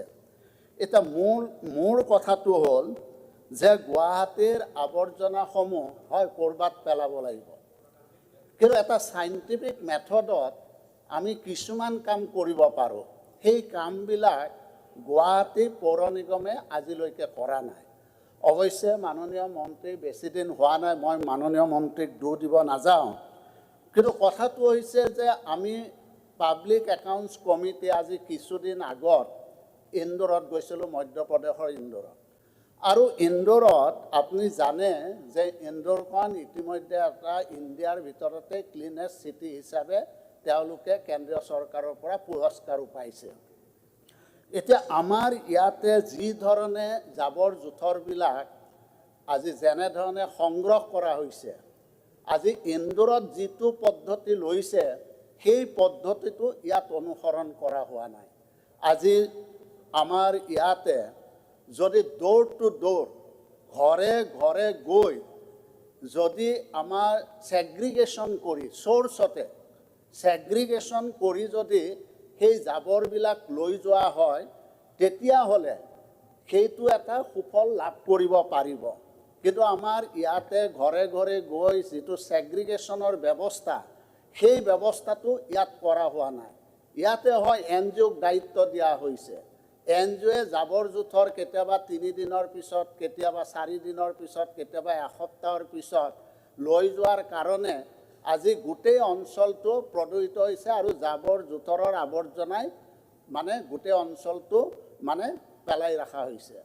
গতিকে মোৰ এটা মাননীয় মন্ত্ৰীক অনুৰোধ আছে যে আজি ইন্দোৰত আমাৰ যেনেধৰণে ইয়াতে যদি যিবিলাক NGO আছে প্ৰথমতে ট্ৰেইনিং দিয়াব লাগিব, আৰু ট্ৰেইনিং দি যদি প্ৰতি ঘৰে ঘৰে আমি 2টা বিন দিওঁ, যে এটা বিনত ডাষ্টবিন, এটা ডাষ্টবিনত আপোনাৰ ৱেট যিটো গাৰ্বেজ থাকিব আৰু এটা ড্ৰাই গাৰ্বেজ, এই 2টা যদি ছেগ্ৰিগেশ্যন কৰি পেলাই যদি আমি তেনেধৰণে সংগ্ৰহ কৰি লৈ যাওঁ, তেতিয়াহ'লে কিছু সুফল লাভ কৰিব পাৰিব। আজি ইন্দোৰত 2টা বছৰ কষ্ট কৰিছে তেওঁলোকে, ইন্দোৰ মিউনিচিপাল কৰ্পোৰেশ্যনে, কাৰণ আমি এইটো এৱাৰনেছ সজাগতাটো সৃষ্টি কৰিব লাগিব। সজাগতা সৃষ্টি কৰিবৰ কাৰণে 2টা বছৰ জুৰিছে। তাত NGOৰ 600 সদস্য তাক নিয়োগ কৰিছে। 600 সদস্যই ঘৰে ঘৰে গৈ ট্ৰেইনিং দিছে। ট্ৰেইনিং দিয়াৰ পিছত যদি কোনোবাই তেনেধৰণৰ কাম কৰা নাই, যদি তেওঁলোকে যদি আৱৰ্জনাটো কোনোবাই তাতে ঘৰতে পেলাই থৈছে বা ৰাস্তাত পেলাই থৈছে, তেনেহ'লে 500 টকাৰ পৰা 1 লাখ টকালৈকে জৰিমনা লৈছে। তেনেধৰণৰ ব্যৱস্থা ল'ব লাগিব। আৰু কোনোবাই যদি ট্ৰেইনিং দিয়াৰ পিছতো তেনেধৰণে যদি ছেগ্ৰিগেশ্যন কৰি পেলাই যদি তেনেকৈ ৱেট ড্ৰাই কৰা নাই, তেতিয়াহ'লে তেওঁলোকে সেই যিখিনি আৱৰ্জনা, সেই আৱৰ্জনাসমূহ সেই পৰিয়ালটোৰ পদূলিত আকৌ পেলাই দিয়া হয়। তেওঁলোকে নিজে আকৌ সেই আৱৰ্জনাসমূহ মানে তেওঁলোকে আকৌ বুটলি লৈ পেলাব লগা হয়। গতিকে তেনেধৰণৰ এটা ব্যৱস্থা লোৱাৰ কাৰণে আজি ইন্দোৰ মিউনিচিপাল কৰ্পোৰেশ্যন আহি তেওঁলোকে সফলতাৰ মুখ দেখিবলৈ পাইছে। এতিয়া আমাৰ যিবিলাক ঘৰে ঘৰে তেনেধৰণে আমাৰ যিবিলাক আৱৰ্জনা হৈছে ছেগ্ৰিগেশ্যন কৰি সেইবিলাক আনিলে, ঠিক তেনেকৈ আমাৰ যিবিলাক দোকান আছে দোকানবিলাকৰ পৰাও তেনেধৰণে সংগ্ৰহ কৰি একেলগে তেনেধৰণে সংগ্ৰহ কৰাৰ কাৰণে ডাষ্টবিন ৰাখি তেনেকৈ লৈ যোৱা হয়। য'ত মাছ মাংস দোকান আছে তাতো তেওঁলোকে তেনেধৰণৰ কণ্টেইনাৰ দি সেই কণ্টেইনাৰত মাছ মাংসৰ যিবিলাক আৱৰ্জনা থাকিব বা বেয়া বস্তু থাকিব তাতে পেলাব দিয়া হয়। হস্পিটাল বা হোটেল যিবিলাকত আছে তেনেকুৱা কণ্টেইনাৰ দিয়া হৈছে আৰু তেনেকৈ লৈ যোৱা হৈছে। কিন্তু আমাৰ ইয়াতে গুৱাহাটীত সেই ব্যৱস্থাটো প্ৰৱৰ্তন কৰা নাই। আজি যিবিলাক চলিড ৱেষ্ট মেনেজমেণ্টৰ কাৰণে যিখিনি চলিড ৱেষ্ট আছে সেইখিনিৰ পৰা তেওঁলোকে ইতিমধ্যে মানে বায়ু CNG প্ৰডাক্ট কৰি আছে, তেওঁলোকে তাতে উৎপাদন কৰি আছে আৰু কৰি গোটেই চিটিত 16খন বাছ তেওঁলোকে চলাচলৰ ব্যৱস্থা কৰিছে নিজৰ CNG দি। ঠিক তেনেকৈ সাৰৰ ফাৰ্টিলাইজাৰৰ ব্যৱস্থা কৰা হৈছে। গতিকে মই ভাবোঁ যে ইয়াত যদিও কিছু ব্যৱস্থা লৈছে, এতিয়া দীপৰ বিলৰ পাৰত যিটো ডাম্পিং গ্ৰাউণ্ড কৰা হৈছে তাত হয় তাতে কিবা উৎপাদনৰ কাৰণে ব্যৱস্থা কৰিছে, কিন্তু সেই উৎপাদনৰ যিটো ব্যৱস্থা কৰিছে তাত কোনো ধৰণৰ উৎপাদন তাত হোৱা নাই। গতিকে মই ভাবোঁ যে আমাৰ এটা চাইণ্টিফিক মেথডত যদি ব্যৱস্থা লয়, ইন্দোৰৰ যদি যি ধৰণে ব্যৱস্থা লৈছে, এতিয়া তাত ডাষ্টবিন নাই, তাতে বিন ফ্ৰী চিটি হিচাপে ঘোষণা কৰিছে। গতিকে আমাৰো তেনেকৈ যদি আমাৰ ঘৰে ঘৰে গৈ যদি তেনেকুৱা ছেগ্ৰিগেশ্যনৰ ব্যৱস্থা কৰি যদি নকৰে, তাতে জৰিমনাৰ ব্যৱস্থা কৰি যদি তেনেধৰণে ব্যৱস্থা গ্ৰহণ কৰে, তেতিয়াহে আমাৰ গুৱাহাটীখন ক্লিন চিটি হ'ব। আৰু বাই প্ৰডাক্ট এইটো মোষ্ট ইম্পৰ্টেণ্ট ছাৰ। মাননীয় মহোদয়, সন্মানীয় সদস্য অমেন্দ্ৰনাথ কলিতা ডাঙৰীয়াই খুব গুৰুত্বপূৰ্ণ এটা বিষয় আজি সদনত দৃষ্টি আকৰ্ষণ কৰিছে।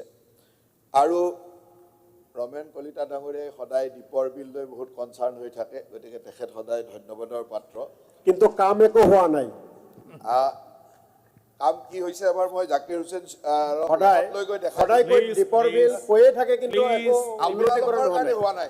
মই এতিয়া কিয় হোৱা নাই সেইটোও ক'ম, আপোনালোকৰ কাৰণে যে হোৱা নাই সেইটোও ক'ম। কিয় হোৱা নাই এতিয়া ক'ম। যি সময়ত এই কথাবিলাক চিন্তা কৰিব লাগিছিল সেইটো 30 বছৰ আগত চিন্তা কৰিব লাগিছিল, তেতিয়া আপোনালোকৰ চৰকাৰ আছিল। 30 বছৰ আগত আপুনিও তেতিয়া আছিল, আপুনিও আছিল, কথাটো কওক যে আপুনিও সেই চৰকাৰৰ MLA আছিল। আপুনি সেই চৰকাৰৰ MLA আছিল, সেই দলৰ MLA আছিল, ক'বলৈ কিয় লাজ কৰে? Please mike. আমাৰ চিত্ৰা হুছেইন ডাঙৰীয়াত শুনাৰো ধৈৰ্য ৰাখিব, মই সঁচা কথাখিনি ক'ম আজি। নিশ্চয়কৈ খুব গুৰুত্বপূৰ্ণ কথা কৈছে। আৰু গুৱাহাটীৰ জাবৰ নিষ্কাশন এটা ডাঙৰ সমস্যা, কিন্তু জাবৰ নিষ্কাশন কৰিবৰ কাৰণে কি কি কাম হৈছে আমাৰ বিৰোধী দলৰ বিধায়কসকলে কেতিয়াবা গৈ যিকেইটা MRA প্লেন হৈছে বা বিভিন্ন প্লেন হৈছে সেইকেইটা এবাৰ চাই আহিব লাগে। কেতিয়াবা আমি বিধানসভাত বহি কেতিয়াবা নাচাওঁ কাৰণে ধাৰণা হয় যে একোৱেই হোৱা নাই, কিছু হৈছে কিন্তু আৰু হ'বলগীয়া আছে। গুৱাহাটীত হঠাতে মহামান্য আদালতে এটা নিৰ্দেশনা দিছিল যে দীপৰ বিলত আমি ৱেষ্ট পেলাব নোৱাৰোঁ বা তাত কোনো ধৰণৰ আৱৰ্জনা পেলাব নোৱাৰোঁ। আৰু এনেকুৱা সময়ত এটা ডাইৰেকশ্যন দিছিল য'ত আমাৰ কোনো বেলেগ ইনফ্ৰাষ্ট্ৰাকচাৰো নাছিল যে তালৈকে নৈ আমি পেলাম। ইমিডিয়েটলি আমি মহামান্য আদালতৰ নিৰ্দেশনা মানি বেলৰ তললৈ আহিছিলোঁ, কাৰণ আগত যিটো দীপৰ বিলৰ কথা কৈ আছে বৰাগাঁও ডাম ছাইডটো, সেইটো আছিল ইক' চেঞ্চিটিভ জ'ন। আৰু সেইকাৰণে মহামান্য আদালতে আমাক ডাইৰেকশ্যন দিয়াৰ পিছত আমি বেলৰ তলত, তাৰ ওচৰতে বৰ বেছি দূৰ নহয়, তাৰ ওচৰতে যিটো স্থানত পেলাইছোঁ তাত কোনো আগতে আমাৰ ইনফ্ৰাষ্ট্ৰাকচাৰ বনোৱা হোৱা নাছিল। হঠাতে আমি আদালতৰ নিৰ্দেশনা মানি বেলেগলৈ নিব বিচাৰিছিলোঁ। চন্দ্ৰপুৰত তাক লৈ আন্দোলনো হৈছিল। কোনো মানুহে নিজৰ গাঁও অঞ্চলত কেতিয়াও এই ধৰণৰ আৱৰ্জনা নিব নিদিয়ে আৰু বিৰোধিতা কৰে। তাৰ কাৰণে আমি বিভিন্ন ঠাইত চেষ্টা কৰিও নোৱাৰি ওচৰত বেলৰ তলত আমি আৰম্ভ কৰিছিলোঁ। আৰু তাত এটা কথা স্পষ্ট যে আজিৰ তাৰিখত গুৱাহাটীত প্ৰায় 500 মেট্ৰিক টন জাবৰ ডেইলি ওলায় আৰু তাত সেই 500 মেট্ৰিক টন জাবৰৰ ক্ষেত্ৰত আমি তাত যিটো প্লেন লগাইছোঁ তাত 150 মেট্ৰিক টন জাবৰ প্ৰচেছ কৰিব পাৰোঁ দুটা শিফটত প্ৰচেছ কৰি প্ৰায় 250 পৰা 300 মেট্ৰিক টন প্ৰচেছ কৰা হয় আৰু প্ৰচেছ জাবৰটোক লৈ প্ৰব্লেম নাই কাৰণ প্ৰচেছ জাবৰটো বিভিন্ন ধৰণে প্ৰচেছ হৈ গুচি যায় কিন্তু তাত অতিৰিক্তখিনিৰ কাৰণে আমি এতিয়া আৰু এটা প্লেন বনাবলৈ চেষ্টা কৰি আছোঁ আপোনালোকে জানি সুখী হ'ব যে বৰাগাঁৱত যি ধৰণৰ ডাঙৰ পাহাৰ সদৃশ জাবৰ আছিলে এই পাহাৰ সদৃশ জাবৰখিনি লিগেসি ওয়েষ্টখিনি সম্পূৰ্ণ ক্লিন কৰিবৰ কাৰণে দুটা পৰ্যায়ত আমি কাম কৰিছিলোঁ য'ত প্ৰথম 3.61 লাখ মেট্ৰিক টন ইতিমধ্যে প্ৰথম পৰ্যায়ত কৰা হৈছিল দ্বিতীয় পৰ্যায়ত প্ৰতিদিনে 2200 মেট্ৰিক টনকৈ কৰিব পৰা এটা ব্যৱস্থাৰ জৰিয়তে 8.32 লাখ মেট্ৰিক টন এতিয়ালৈকে সুন্দৰভাৱে প্ৰচেছ কৰা হৈছে যাৰ ফলত প্ৰায় 11.93 লাখ মেট্ৰিক টন ইতিমধ্যে প্ৰচেছ হৈ গৈছে আৰু শুনি আনন্দ অনুভৱ কৰিব সেই প্ৰচেছ হোৱা ঠাইত এতিয়া সুন্দৰ খালী ঠাই হৈছে য'ত আমি আৰবান ফৰেষ্ট বনাবলৈ গৈ আছোঁ তাত মাটি আজি যদি চাই য'ত জাবৰ পৰি আছিল দীপৰ বিলৰ এটা সময়ত তাত এটা ডাঙৰ পথাৰ সৃষ্টি হৈছে আপোনালোকে গৈ এবাৰ চাইব তাত পথাৰ বনাই দিয়া হৈছে আৰু সেই পথাৰত আমি আৰবান ফৰেষ্ট য'ত আমি মিয়াৱাকি পদ্ধতিৰ জৰিয়তে যি এটা প্লান লগালে 10 টাইমছ গ্ৰ'থ হয় তেনেকুৱা এটা মিয়াৱাকি পদ্ধতিৰ জৰিয়তে তাত আৰবান ফৰেষ্টৰ প্লেনিং কৰা হৈছে যাতে পাৰ্মানেণ্ট গুৱাহাটীৰ পাৰিপাৰ্শ্বিকতাটো ৰক্ষা কৰিব পাৰি গতিকে দীপৰ বিলৰ ইক' চেঞ্চিটিভ জোনত আমি নতুনকৈ গছপুলি লগোৱাৰ প্লেন কৰিছোঁ য'ত ইতিমধ্যে আপোনালোকে দেখিব যে অজস্ৰ ঠাই এতিয়া অকণমান ঠাই আৰু বাকী আছে সেই ঠাইখিনি খালী হোৱাৰ পিছত পুৰণা ডাম চাইডটো কমপ্লিট ক্লিয়াৰ হৈ যাব কিন্তু এটা কথা স্পষ্ট যে এতিয়াও বেলৰ তলত আমি যিখিনি কাম কৰিছোঁ তাত যিমান ৱেষ্ট আহে বা গাৰ্বেজ আহে সিমানখিনি আমি প্ৰচেছ কৰিব পৰা নাই যাৰ কাৰণে তাতেও এটা ৱেষ্ট জমা হৈ গৈ আছে কিন্তু ইতিমধ্যে আপোনালোকে জানে যে গুৱাহাটী মিউনিচিপালিটিক বহুখিনি কাম কৰিছে য'ত মই 2-4টা কথা আপোনালোকক কৈছোঁ যে বেলৰ তলত 150 টিপিডিৰ যিটো ক্ষমতা সম্পন্ন RDF প্লেন আছে এইটো চলি আছে তাৰ লগে লগে আপোনালোকে জানে যে গুৱাহাটী পৌৰ নিগমে ছাত্ৰীবাৰীত এটা বায়'মিথানল প্লেন কাৰ্যক্ষম হৈ আছে য'ত প্ৰতিদিনে 5 টন পৃথক কৰা জৈৱিক আৱৰ্জনা প্ৰচেছ কৰি 40 কিলোৱাট শক্তি বা শক্তি আৰু 450 কিলোৱাট জুলীয়া সাৰ উৎপাদন কৰে যেটো কথা ৰমেন দাই কৈছে এইটো কিন্তু আমাৰ বহুতে নাজানে যে গুৱাহাটীত এইবিলাক হৈ আছে গুৱাহাটীৰ ছাত্ৰীবাৰীৰ বায়'মিথানল প্লেন এটা চলি আছে সেইকাৰণে জাকিৰ হুছেইন ডাঙৰীয়া হঠাৎ কৈ দিওঁতে কি হ'ল এইবিলাক কওঁতে এবাৰ চাই আহিব যে কি কৰিছে চৰকাৰখনে আৰু আপোনালোকৰ দিনৰ চৰকাৰখনে যেতিয়া চণ্ডীগড়ে 30 বছৰ আগত সুৱেৰেজ পাইপলাইন বহাইছিল পুৰী ভুৱনেশ্বৰে 25 বছৰ আগত সুৱেৰেজ পাইপলাইন বহাইছিল এতিয়া 1600 কোটি টকা আমাৰ ওচৰত পৰি আছে প্ৰতিটো সময়ত NGTৰ গাইডলাইনৰ ওপৰত আমাৰ চিফ সেক্ৰেটাৰী গৈ হিয়াৰিঙত থিয় হ'ব লাগে আমি এতিয়া গুৱাহাটীত বনাব নোৱাৰে যে গুৱাহাটীৰ চাৰিওফালে ৰাস্তা ঘাট এনেকুৱা হৈ গ'ল যে মানুহৰ কিমান হাৰাছমেণ্ট হ'ব এইটো চিন্তা কৰক 30 বছৰ আগত যিবিলাক চিটিয়ে চিন্তা কৰিছে সেই সময়ত গুৱাহাটীত চিন্তা কৰা নহ'ল আৰু সেই নকৰাৰ কিন্তু মূল কাৰণ জাকিৰ হুছেইন ডাঙৰীয়াৰ চৰকাৰখন বা কংগ্ৰেছ দলৰ চৰকাৰখন তেওঁলোকে সিদ্ধান্ত ল'ব লাগিছিল 30 বছৰ আগত 30 বছৰ আগত যদি চণ্ডীগড়ত কৰিব পাৰে পুৰী ভুৱনেশ্বৰত কৰিব পাৰে আমাৰ ইয়াত কৰিব নোৱাৰিছিল আজি 30 বছৰ পিছত আমাক এনেকুৱা ধৰণৰ লিগেসি প্ৰব্লেম এটা দি পেলাই তেওঁলোকে যদি বিধানসভাত চিঞৰ বাখৰ কৰে হ'ব নেকি লিগেসি প্ৰব্লেম আমি সলভ কৰি গৈ আছোঁ আৰু কৰি গৈ থাকিম অহা 5-10 বছৰৰ ভিতৰত দেখিব যে গুৱাহাটী ভাৰতবৰ্ষৰ এখন ভাল চিটিলৈকে ৰূপান্তৰ হ'ব আৰু তাৰ উদাহৰণ হিচাপে আপোনাক কৈ থওঁ যে যোৱা বছৰ স্বচ্ছ সৰ্বেক্ষণৰ যিটো ছাৰ্ভে হৈছিলে এই ছাৰ্ভেত ইয়াৰ আগৰ বছৰ গুৱাহাটীৰ ৰেংকিং আছিল 402 এটা বছৰৰ ভিতৰত 402 ৰেংকিঙৰ পৰা 46তম স্থানলৈকে গুৱাহাটী উন্নীত হৈছে এয়া হ'ল আমাৰ চৰকাৰৰ কৃতিত্ব মন্ত্ৰী মহোদয় সুৱেৰেজ চিষ্টেমটো পচিবল হ'বনে পচিবল বহুত সমস্যা আছে কাৰণ সুৱেৰেজ চিষ্টেমটো কৰিবৰ কাৰণে গুৱাহাটীৰ যিটো গোটেই ৰাস্তা ঘাট খান্দিব লাগিব বিভিন্ন ঠাইত ডাঙৰ ডাঙৰ পাইপলাইন বহাব লাগিব আৰু সেইটো আমি কৰিবই লাগিব কাৰণ NGTৰ আমাৰ ষ্ট্ৰিক্ট গাইডলাইন আছে কিন্তু এনেকুৱা সময়ত যে আমি তাক ৰাইজৰ যাতায়াতৰ ৰাইজৰ কোনো অসুবিধা নকে কেনেকৈ কৰিব পাৰোঁ তাৰ এক পৰিকল্পনা আজি চিন্তা কৰি থকা হৈছে গতিকে এইবিলাক হ'ল বহুত দিনৰ পুৰণা সমস্যা আজি আমাক ভাৰাক্ৰান্ত কৰিছে আৰু সেইকাৰণে আমাৰ চৰকাৰে মুখ্যমন্ত্ৰী ডাঙৰীয়াৰ নেতৃত্বত এইবিলাক কাম অত্যন্ত গুৰুত্ব সহকাৰে লৈছে আৰু চলাই আছে মই তাৰ লগে লগে আপোনালোকক কওঁ যে গুৱাহাটী পৌৰ নিগমে ইতিমধ্যে আপুনি পুৰণি জেল চৌহাদত ফাঁচী বজাৰত চাই আহিব 150 TPD আৰু 100 TPD ক্ষমতা সম্পন্ন এটা MRF প্লেন আৰু RTS প্লেন এটাৰ কামো চলি আছে, তাত কাম চলি আছে। কিন্তু আজি ৰমেন কলিতা ডাঙৰীয়াই যিটো কথা কৈছে সেইটো আটাইতকৈ গুৰুত্বপূৰ্ণ কথা যে চৰকাৰে বা গুৱাহাটী পৌৰ নিগমে যিমানে চেষ্টা নকৰক কিয় ৰাইজৰ সহায় সহযোগিতা আটাইতকৈ প্ৰয়োজন। ৰাইজৰ সহায় সহযোগিতা তেখেতে যেনে কৈছে ইন্দোৰত ৱেট এণ্ড ড্ৰাই গাৰ্বেজ দুটা পেকেটত বেলেগকৈ দি মানুহে দিয়ে, সেই ব্যৱস্থাবিলাক কৰিবৰ কাৰণে আমি ইতিমধ্যে নিৰ্দেশনাও দিছোঁ। আনকি গুৱাহাটী পৌৰ নিগমে এতিয়া পৰিকল্পনা কৰিছে যিসকলে তেনেকুৱা ড্ৰাই ৱেষ্ট কৰি দিব তেওঁলোকৰ ইভিনিং আনকি তেওঁলোকৰ কৰ কাটালৰ ক্ষেত্ৰত বা ৰেভিনিউৰ ক্ষেত্ৰত কিবা ইনচেণ্টিভ দিব পাৰি নেকি, যে তেওঁলোকে ভালকৈ দিছে গতিকে ৰেভিনিউৰ ইনচেণ্টিভ পাব তেওঁলোকে, তেনেকুৱা ধৰণৰ পৰিকল্পনাও চলিছে। এতিয়াও NGO বিলাকে কাম কৰি আছে। আমাৰ স্বচ্ছ ভাৰত মিছনৰ অধীনত গ্ৰামীণত এটা ভাল এপ ডেভেলপ কৰা হৈছিল, যিটো এপ আমি GMC-ক ইতিমধ্যে ইউজ কৰিবলৈ কৈছোঁ যে প্ৰত্যেক ঘৰ মানুহৰ ঘৰলৈকে গৈ ঘৰত মানুহ ঘৰৰ পৰা জাবৰখিনি লোৱাৰ লগে লগে তাত আপলোড কৰিব পৰা বা জাবৰ লোৱা কথাটো বা তাত কিবা কমপ্লেইন থাকিলে পাব্লিকেও চিটিজেনজনেও যাতে তাত কমপ্লেইন দিব পাৰে, এনেকুৱা ধৰণৰ কিছুমান চাইণ্টিফিক মেথড য'ত আমি আইটিৰ জৰিয়তে আমি সেইবিলাক কৰিব পাৰোঁ। এই কথাবিলাকো আমাৰ চৰকাৰে চিন্তা কৰি আছে। মই ৰমেন কলিতা ডাঙৰীয়াৰ যিটো চিন্তা সেইকাৰণে আমাক অকণমান সময় লাগিব।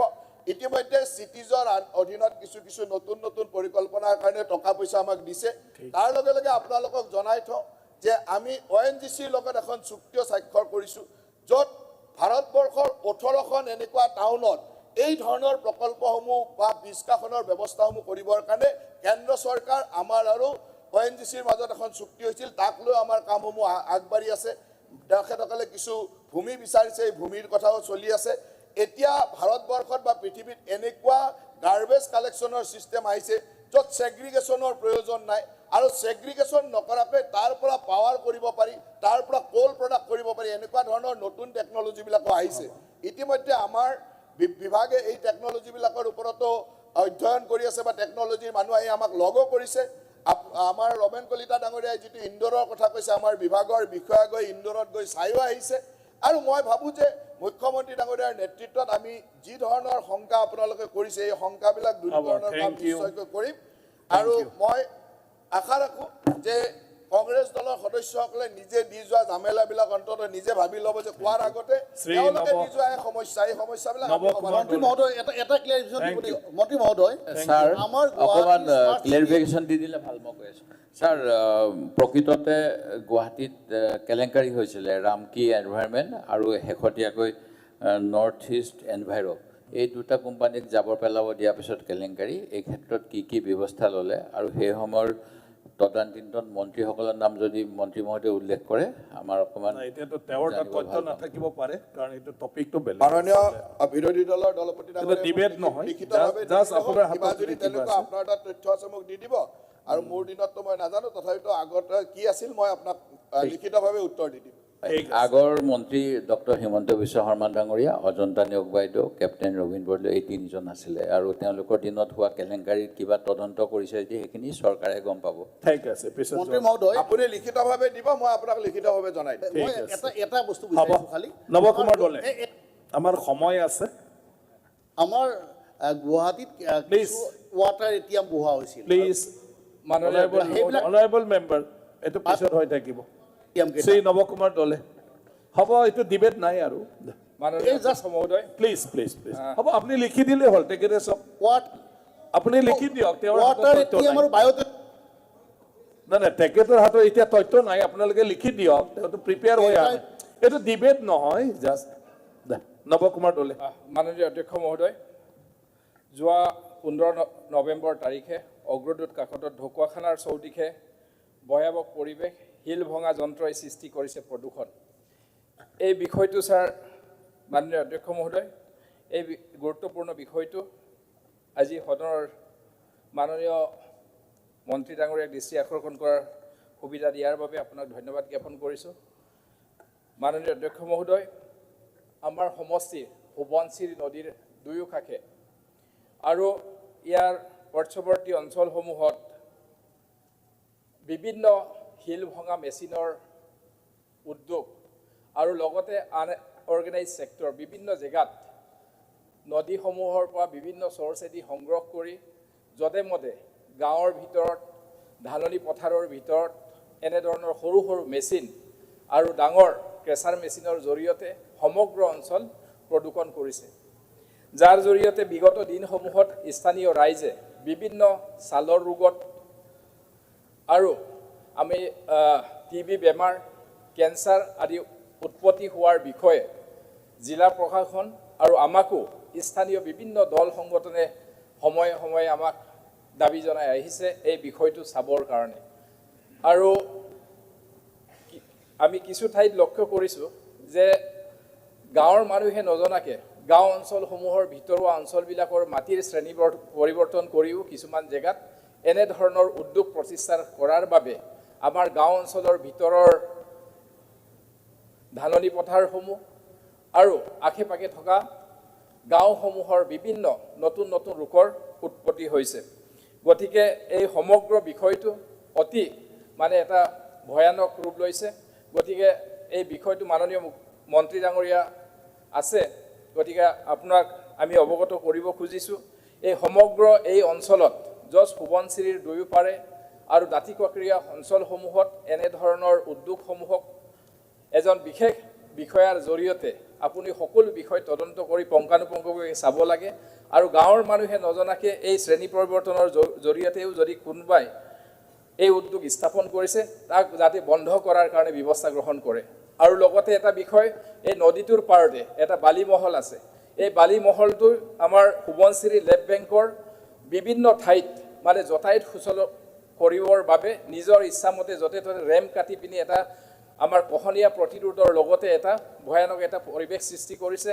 আৰু ৰাতিপুৱা 4টাৰ পৰা গোটেই ৰাতিলৈকে তাত প্ৰায় 200-300 ট্ৰেক্টৰে য'ত ত'ত খনন কৰি বালি সংগ্ৰহ কৰাৰ কাৰণে পৰিৱেশখিনিতো বিনষ্ট হৈছেই আৰু ওচৰত থকা গাঁও আৰু যাতায়াতী ব্যৱস্থাৰ ৰাস্তা ঘাটসমূহো একদম খুব দুৰ্যোগ ভোগা এটা অৱস্থালৈকে পৰিৱৰ্তিত হৈছে। আৰু কিছুদিন আগত আমিও গৈছিলোঁ সমগ্ৰ অঞ্চলতে যে এতিয়া এই ট্ৰেক্টৰ বা বিভিন্ন ডাঙৰ গাড়ীসমূহৰ যাতায়াতী ব্যৱস্থাৰ কাৰণে গাঁও অঞ্চলত থকা যিসকল ঘৰ আছে তেখেতলোক থকাৰ পৰিৱেশ নাইকিয়া হৈছে। গতিকে এই সমগ্ৰ বিষয়টো যিহেতুকে এটা প্ৰদূষণ আৰু এটা আমাৰ মানুহৰ স্বাস্থ্য আৰু জীৱন সম্পত্তিৰ বিষয়খিনি জড়িত হৈ আছে, গতিকে সমগ্ৰ বিষয়খিনি অতি গুৰুত্ব সহকাৰে যাতে লৈ বিভাগৰ ফালৰ পৰা এজন বিশিষ্ট বিষয়াৰ জৰিয়তে সমগ্ৰ অঞ্চলত এনেধৰণৰ অফিচিয়েল নন অফিচিয়েল সকলোখিনি যাতে আপোনালোকে পৰীক্ষা কৰাৰ কাৰণে ব্যৱস্থা গ্ৰহণ কৰিব আৰু অফিচিয়েল যিখিনি তাত 2-1 উদ্যোগ আমি দেখিছোঁ এইবিলাকো যাতে শ্ৰেণী পৰিৱৰ্তন গাঁৱৰ মানুহে সহজ সৰল মানুহ আছে নাজানে তেখেতলোকে কি কাৰণে শ্ৰেণী পৰিৱৰ্তন কৰিছে, তাৰ কৰি লোৱাৰ পিছত তেখেতলোকে অফিচিয়েলি বিভাগৰ পৰা কাগজখিনি সংগ্ৰহ কৰি এই উদ্যোগসমূহ প্ৰতিষ্ঠা কৰিছে। গতিকে মাননীয় অধ্যক্ষ মহোদয়ৰ জৰিয়তে যিহেতু বিষয়টো যথেষ্ট স্পৰ্শকাতৰ, গতিকে ইয়াক তদন্ত কৰি উচিত ব্যৱস্থা কৰি যাতে মানুহৰ স্বাস্থ্য জীৱন সম্পত্তিৰ লগতে যাতে প্ৰদূষণ পৰিৱেশটো যাতে নিয়ন্ত্ৰণ কৰে তাৰ বাবে আবেদন ৰাখিলোঁ। ধন্যবাদ মিনিষ্টাৰ।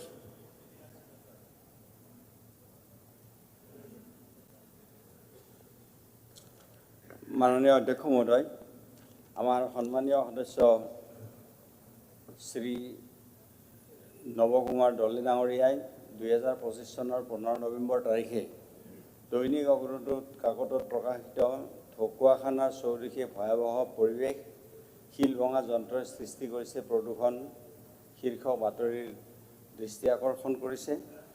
আৰু এই বিষয়টোৰ নটিছখন পোৱাৰ পিছত মই আমাৰ প্ৰদূষণ বৰ্ডৰ লগত আৰু আমাৰ উচ্চপদস্থ বিষয়াসকলৰ লগত যোৱাকালি মই বহিছোঁ এই সম্পৰ্কত। আৰু বহি মই নিজে আচৰিত মানিছোঁ এটা কথাত যে ইয়াত 7টা ক্ৰাছাৰৰ হেৰি আছে, মেচিন আছে। এটা সমষ্টিত 7টা ক্ৰাছাৰ মেচিন থাকে তত চাওক, গতিকে 7টা ক্ৰাছাৰ মেচিন যদি তাত আছে নিশ্চয় প্ৰদূষণৰ কথাটো আহিব, কাৰণ ডাম্পাৰ চলিব তাৰ পৰা, তাতে আৱাজ যিটো শব্দৰ প্ৰদূষণ সেই প্ৰদূষণটো থাকিব, তাৰ গোটেই ৰাতি ডাম্পাৰ চলিব, এইবিলাক হ'ব। গতিকে এই গোটেই বিষয়টো মই আমাৰ যিসকলে বৈজ্ঞানিক আমাৰ বৈজ্ঞানিক বুলি কয়তো তেওঁলোকে নিজকে হয়নে নহয় নাজানো হয় আৰু নিজৰ বৈজ্ঞানিক এপইণ্টমেণ্টটো বৈজ্ঞানিক হিচাপে হৈছে তো সেনেকুৱা বৈজ্ঞানিক মই 7জনক দি কালিয়ে মই এখন কমিটি কৰি দিছোঁ প্ৰদূষণ বৰ্ডৰ তেওঁলোকে সেই ঠাইবিলাক পৰিভ্ৰমণ কৰিব আৰু কৰি এটা ৰিপৰ্ট দিব এতিয়া আজিৰ দিনটোত মানে পৃথিৱীৰ দুটা ছাবজেক্ট আটাইতকৈ ইম্পৰ্টেণ্ট ছাবজেক্ট দুটা হ'ল এটা হ'ল global warming and climate change আৰু এই প্ৰদূষণে গোটেই ক্লাইমেট চেঞ্জ কৰি আমাৰ ক্লাইমেট চেঞ্জৰ ক্ষেত্ৰত এই প্ৰদূষণৰ এটা ডাঙৰ ভূমিকা আছে আৰু সেইকাৰণে পৃথিৱীৰ সকলো দেশেই আজিৰ দিনটোত এই গ্ল'বেল ৱাৰ্মিং আৰু ক্লাইমেট চেঞ্জৰ কাৰণে সকলো দেশ আজি আগবাঢ়ি আহিছে অলপতে কপ হেৰি হৈ গৈছে আপোনালোকে জানে গতিকে এতিয়া কথাটো হৈছে যে আমাৰ এই প্ৰদূষণটো আমি প্ৰতিৰোধ কৰিবলৈ হ'লে তাতে আমাৰ কণ্টিনিউৱাছ এম্বিয়েণ্ট এয়াৰ কোৱালিটি যিটো আছে আৰু নইজ পলিউশ্যন যিটো আছে এইটো পৰীক্ষা কৰিবৰ কাৰণে পঠাইছোঁ গতিকে এম্বিয়েণ্ট যিটো কোৱাত মানে আমাৰ এম্বিয়েণ্ট এয়াৰ কোৱালিটি 24 আৱাৰ্ছ তাত PM25 আৰু PM10 তাত একচুৱেলি কিমান আছে এই সমষ্টিটোৰ অন্তৰ্গত ঠাইসমূহত এইবিলাক পৰীক্ষা কৰিব দিয়া হৈছে আৰু যদি PM25 আৰু PM10 যিটো আমাৰ দলে ডাঙৰীয়াই কৈছে যে বহুত মানুহৰ বেমাৰ হৈছে হাওফাওৰ বেমাৰ হৈছে TB হৈছে কিবা হৈছে গতিকে এই PM10 আৰু PM25 একদম মাইক্ৰস্কোপিক এইবিলাক হেৰি মানুহৰ ভিতৰলৈকে যায় আৰু যোৱাৰ কাৰণে মানুহৰ এইবিলাক বেমাৰ হয় গতিকে এইটো ৰিপৰ্ট পালে যদি দেখা যায় যে তাতে এইবিলাক PM25 আৰু PM10 এই এলিমেণ্টবিলাক যদি বেছিকৈ পোৱা যায় আৰু সেইটো যদি প্ৰদূষণ সেইটো প্ৰদূষিত এৰিয়া বুলি কোৱা হ'ব আৰু তেতিয়াহ'লে আমি ব্যৱস্থা গ্ৰহণ কৰিব পাৰিম যদি এনকুৱাৰীটো ৰিপৰ্টটো ঠিকমতে আহে গতিকে এই ক্ষেত্ৰত মই ইতিমধ্যেতো আপোনাক ক'লোৱেই যে 6টা ষ্ট'ন ক্ৰাছ চলি আছে এটা বন্ধ হৈছে কিন্তু এনে 7টা আছে গতিকে এই সম্পৰ্কত আমি সকলোৰে আমি মানে যিটো কনচাৰ্ণ দলে ডাঙৰীয়া যিটো কনচাৰ্ণ সেইটো ৰাইজৰো কনচাৰ্ণ সেইটো ময়ো ভাবোঁ যে প্ৰদূষণ ইমান হ'ব নালাগে আৰু বালিৰ ক্ষেত্ৰত যিটো কথা কৈছে সেইটো মই অৱগত হোৱা নাছিল আজি প্ৰথম হৈছোঁ মই এই কথাটো অৱগত মই সদনৰ পিছতে মই DFৰ লগত মই কথা পাতিম আৰু কথা পাতি অবৈধভাৱে যদি তাৰ পৰা বালি খনন হৈ আছে সেইটো বন্ধ কৰি দিয়া হ'ব ধন্যবাদ স্যাৰ সময়টো স্পেসিফিক কৰি দিলে ভাল আমি পৰীক্ষা কৰি থাকোঁতে এক বছৰ আমাৰ মানে সময়টো যেহেতুকে এতিয়া ৱৰ্কিং টাইম আছে এতিয়া আপুনি নিৰ্দিষ্ট কৰি দিলে ভাল অধ্যক্ষ মহোদয় মানে সময়টোৰ কথা যিটো দলে ডাঙৰীয়াই কৈছে যে সময়টো 1 বছৰো লাগি যাব পাৰে গতিকে ইয়াত এই এখন কপি আছে মই আপোনাক দি দিম তো ইয়াতে অৰ্ডাৰটো তেনেকৈ দিয়া আছে ঠিক আছে যে ষ্ট'ন 1 মিনিট নহয় যে এইটোৰ ক্ষেত্ৰত Dhakuakhana constituency jurisdiction Dhakuakhana subdivision in Lakhimpur district and submit the reports within 3 days to the member secretary of Assam Pollution Control Board আজিৰ পৰা 3 দিনৰ ভিতৰত দিব লাগিব ৰিপৰ্ট ঠিক আছে থ্যাংক ইউ এতিয়া আমাৰ সাপ্লিমেন্টাৰী বিজনেস আছে item number 1 honourable minister Shri Chandramohan Patowary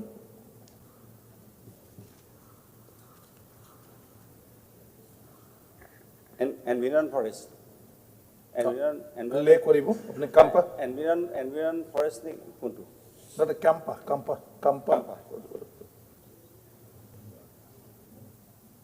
তাৰমানে ইণ্ডাষ্ট্ৰি ডিপাৰ্টমেণ্ট আছে নাই এইটো forest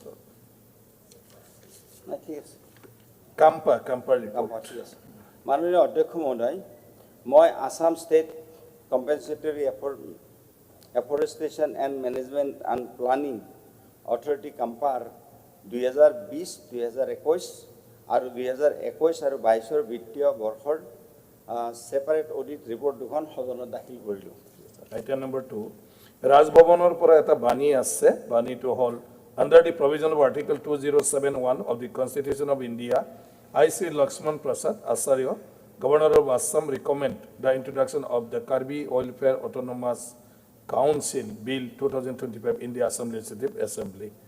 Now, Sri Ronos Begu.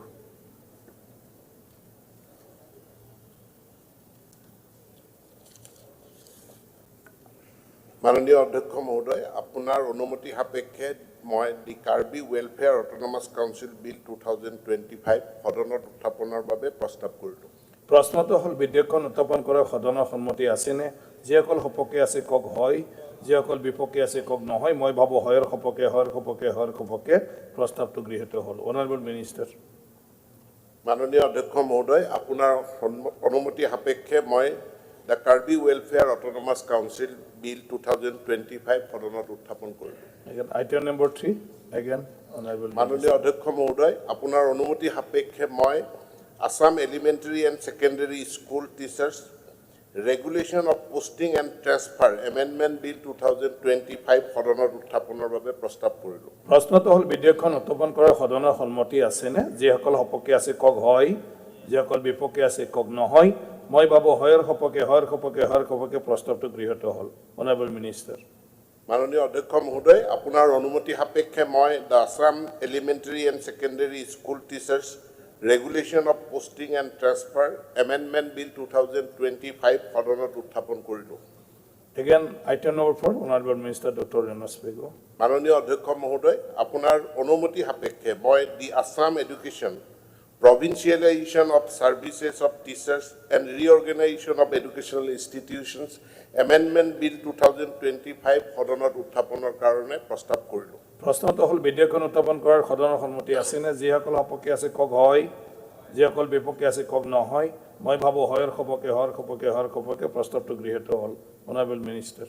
মাননীয় অধ্যক্ষ মহোদয়, আপোনাৰ অনুমতি সাপেক্ষে মই the Assam education provincialisation of services of teachers and reorganisation of educational institutions amendment bill 2025 সদনত উত্থাপন কৰিলোঁ।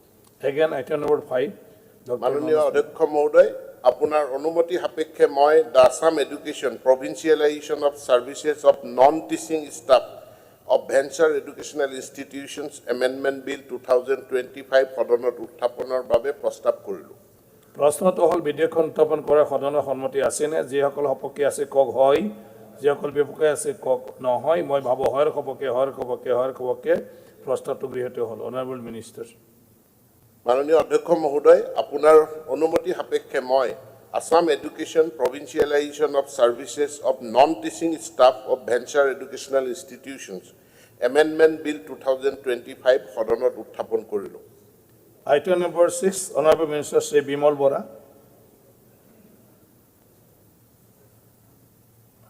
মাননীয় অধ্যক্ষ মহোদয়, on behalf of industry minister Assam, মই দ্য আছাম জন বিশ্বাস এমেণ্ডমেণ্ট অফ প্ৰভিজনছ বিল 2025 সদনত উত্থাপন কৰাৰ বাবে প্ৰস্তাৱ কৰিলোঁ। প্ৰশ্নটো হ'ল বিধেয়কখন উত্থাপন কৰাৰ সদনৰ সন্মতি আছেনে? যিসকল আছে সপক্ষে আছে কওক হয়, যিসকল বিপক্ষে আছে কওক নহয়। মই ভাবোঁ হয়ৰ সপক্ষে প্ৰস্তাৱটো গৃহীত হ'ল। Honourable minister. মাননীয় অধ্যক্ষ মহোদয়, মই আপোনাৰ অনুমতি সাপেক্ষে দ্য আছাম জন বিশ্বাস এমেণ্ডমেণ্ট এণ্ড প্ৰভিজনছ বিল 2025 সদনত উত্থাপন কৰিলোঁ। The House adjourned till 9:30 a.m. on 27/11/2025.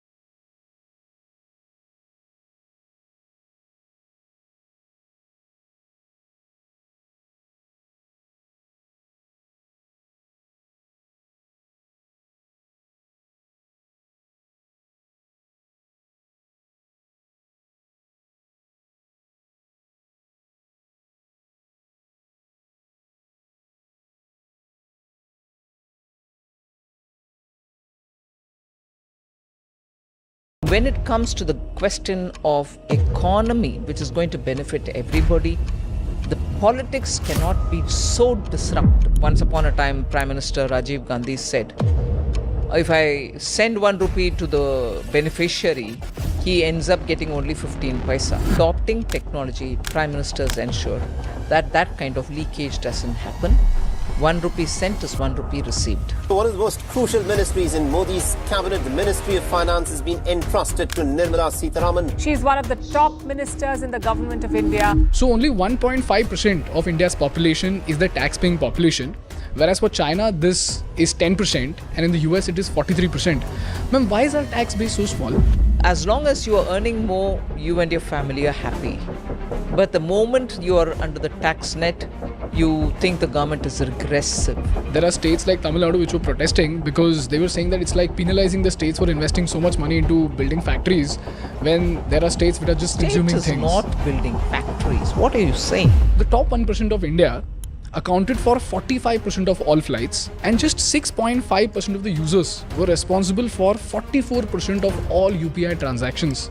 Ma'am, why is the gap between the rich and the poor increasing so much? Ma'am, the Skill India report says that more than 35% of our BTech students are unemployable, 30% of our MBA students are unemployable, 60% of our ITI students are unemployable, and more than 75% of our Polytechnic students are unemployable. The Finance Minister of Kerala, K.N. Balgopal, argues, he says that Kerala gets only 21 rupees against every 100 rupee that Kerala collects, but for UP this number is 46 out of 100, and for Bihar it's drastically high. Bihar gets 70 rupees out of the 100 rupee that it collects. And here's where the north-south divide narrative comes into play, ma'am. So ma'am, what is the logic behind dividing this pool of money? I think this narrative is somewhat distorted.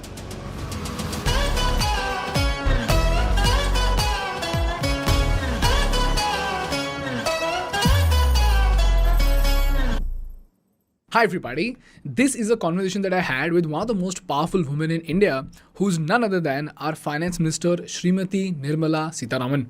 In this episode, we spoke at length on what exactly are the obstacles that India faces while it is on its way to become a $7 trillion economy. Why is there rampant unemployment in India? What is the vision that BJP has for India? And most importantly, we spoke at length on why southern states like Tamil Nadu and Kerala get less money from the center as compared to northern states like UP and Bihar. So as usual, I tried my level best to ask her as many questions as possible in the limited time that we had. We did miss out on a lot of questions, but for the questions that we could ask, Nirmala ma'am was kind enough to explain everything using examples and numbers. So now it's up to you to decide whether her answers were satisfactory or not. And now on with the episode. Hello ma'am, welcome to the Indian Business Podcast, and thank you so much for giving us such an important slot in your valuable schedule, ma'am. Ma'am, the agenda for today's podcast is very simple. We want to understand the fundamental insights of great governance, which usually gets missed out by mainstream media. And I have very specific questions coming straight from the people of India. And what we seek to understand are the underlying insights behind the functioning of the government. So all throughout this episode, if you can be extremely elaborative with your answers, as simple as possible and with as many examples as possible, that would be fantastic, ma'am. Shall we get started? Okay. Yes, and thank you for having me, Ganesh. Thank you so much, ma'am. Well, the first question that I have comes from your India Today conclave answer. And you mentioned that a critical factor to help us become a $7 trillion economy is the coordination between the state, center and the panchayat. Ma'am, could you please elaborate on that and help me understand what is this coordination issue and how are we solving for it? See, as you know, the governance structure in India is divided by subjects as much as it is divided primarily between the central government, the state government, and of course the third layer. So there are subjects, as they are referred to, which are entirely the central government's domain. And there are subjects which are entirely the state government's domains. And there are those which have both of them, they call it as concurrent subjects, where both the center and the states have a role to play. So even there, you know, some aspects of that subject will be dealt by the center, and some other aspects will be done by the states, and the overlaps are kept to the minimum. Overlaps even within concurrent. So when we refer to the subjects, those can be fantastically done by any one center or the state, but even in those, nowadays very clearly, the interests of the states need to be given a voice, and in subjects which are states exclusively, even their local bodies, because they are also elected, they also have aspirations, they have people's representatives sitting in them, so they are answerable back to the voters. So the local self-government, or the third layer as we call urban local bodies, will also have a very decisive role to play to the limited area in which they operate. But of late, the one big glitch to this whole thing is being felt because local governments are not yet into that groove. Because eventually when you take a investment to some area, it is in that pocket where they have to be located. Many of the clearances will have to emanate from. And therefore, there is a need for the local bodies to understand why they have to be easy with people who are coming. Easy meaning well within the rules. Make it facilitative rather than obstructive. Because when you think you want to regulate them, control them, or bring more rules on them, you think you're having a hold, but that can frighten people away from your place. So it is that kind of a understanding and participating with the same intent that you need to have all the layers working together. That's why I had said that. Could you help me understand this with an example, ma'am? Any example will be, let us say, now you're having all these semiconductor chip manufacturing. Earlier, you had the Maruti, was it that the smallest car? Nano, which was going to be manufactured. And where they went, the state government and the local body did not make it easy for them. And at that point in time, before 2014 election, typical of Gujarat, which was business friendly, they said, no, you come over, we'll do it. And therefore, leaving the area where it was to be established in Bengal, Tata rushed to Sanand, and the Gujarat government, together with the local body there, enabled within, I'm told, 10 days, the permissions, required clearances and everything, so that they could invest. Now, without looking at any ill will or malafide, why wouldn't that happen in Bengal? After all, the same investments by Tata was going to happen there. Correct. That insensitivity, or call it indifference, affected a big prospect of a business. Similar is the way in which you have private Indian investors going in for manufacturing semiconductors. It's no good repeating the example. Gujarat offered them favorable. Anyone could have offered. And that got proven by the fact that, would you imagine, Assam gave them the opportunity. You tend to think northeast states need a lot more pushing up to even be at par with many of the states so that industry can go in there. But what did Assam do differently from many other states, which in manufacturing, except for core industries like cement or something, you don't have any of those new technology-driven areas or IT-driven industry being there, but they drew them. Yeah. And a hard-nosed business house like Tata's found it possible to establish not a cement factory, not a integrated steel factory, but a very coveted semiconductor manufacturing place. So that is the point in which the state government, working together with local authorities, can do what you would otherwise in common sense think is impossible if they only move that fast and understanding the need.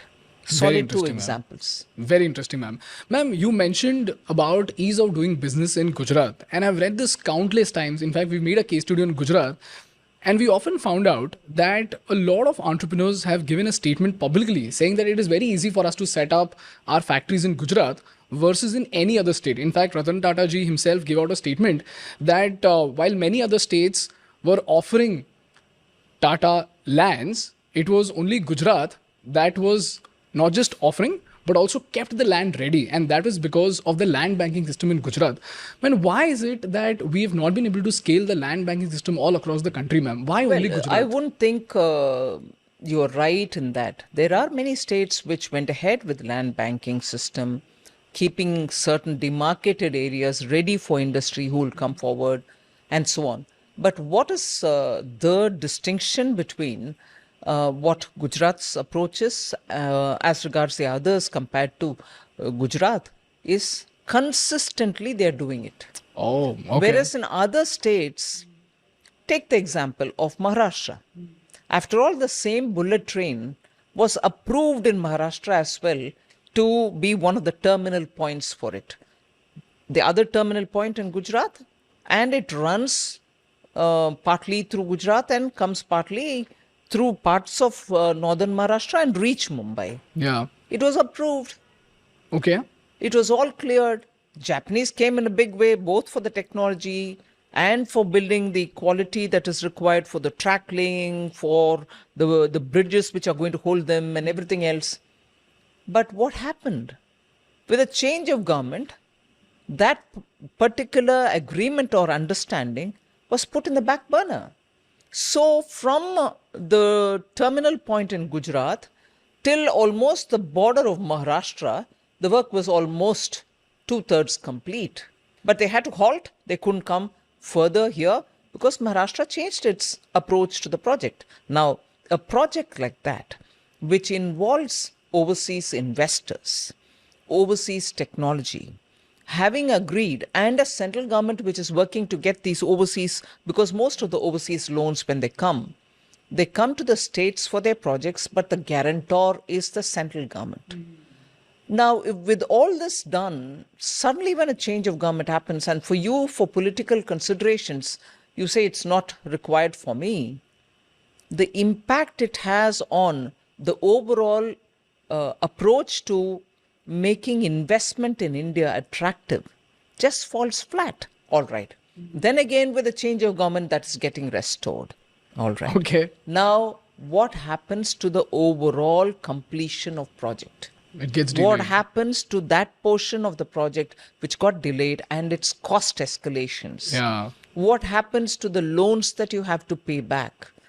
What happens to the timeline that this business is going to become revenue neutral, or you're making your ends meet and there is no loss per se, and you enter the stage where you can start making profit? Everything gets pushed. So when you say, you took the example of land bank alone, I take it as even the attitude towards development, attitude towards economic benefits, and the collaterals arising out of a positive approach towards economy as opposed to disruptive, for want of a better word, disruptive approach. Governments run in continuity. Economy has, it's like building, let us say, a dam or a mansion or a house or even a small kutir that you want to build. You lay the foundation and then start doing something. Even as you lay the foundation, if you say, no, I'm not laying it for one floor above, I just want the ground, although the whole understanding is you want the whole thing done completely, it affects everything that you think in terms of businesses. So states, not just for land bank, but understanding this principle that governments are in continuity, and you cannot, for such major things, take a decision which is completely going to turn upside down decisions taken earlier. Okay, so if that is the example that I've taken to explain, not just in land banks, but in general, governments being in continuity, you have to go ahead with some of the decisions, however much you may disapprove of it, because they have been already taken. So if this is about decisions, there's one other point which is necessary to add here. So not only the government in continuity, economy also runs in continuity. Correct.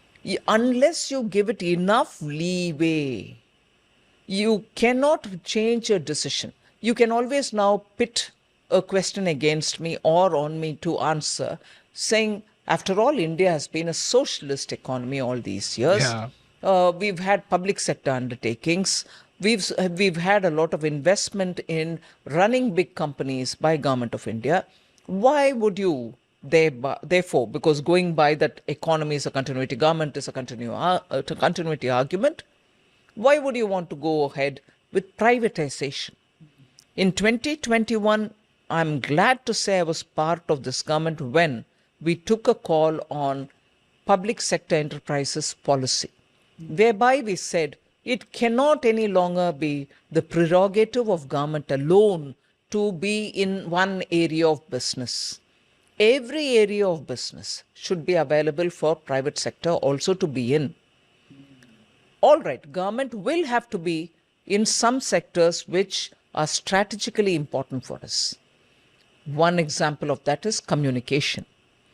And unless you have government services in these sectors, communication is one example, you will not be able to reach the border areas, provide telecom facilities there, because the private sector would say that area doesn't give me enough profit, so I won't go there. You need. Therefore, strategically, there can be 3 or 4 areas, and we said that'll be about only that much, where the government will also have to be present. It cannot be only government will be present. We want the efficiency of the private sector, so we opened it up. Now, therefore, even for that, 1991 is claimed to be the time when we had opening up of the Indian economy. Yeah. But even then, this privatization point was not really worked upon. It had to take its own time. But government here now under Prime Minister Modi said it's high time we have to open this up. And look at the result it has borne. Space sector, abuzz with private interests, investment, private talent, young people wanting to do a lot of work in launching satellites, either in the lower orbit or even the higher. It has brought in such a lot of synergy that India, even as it was standing as a leader in economy-driven space launches. Now, it's even more efficient. Yeah. You're able to send the smallest satellite to the lowest orbit and send a satellite which is just going to monitor your land resources, your water, the groundwater table, and so on. So you really made that sector vibrant. So that is the kind of change, even as you emphasize on continuity. Very interesting, ma'am. So you're saying that governance should always take the front seat and politics should be at the back seat. I would say governance, when it comes to questions of governance, when it comes to the question of economy, which is going to benefit everybody, the politics cannot be so disruptive. For instance, the UPA government brought in what was notoriously called retrospective taxation. It started to tax for years long before and called it a correction related measure.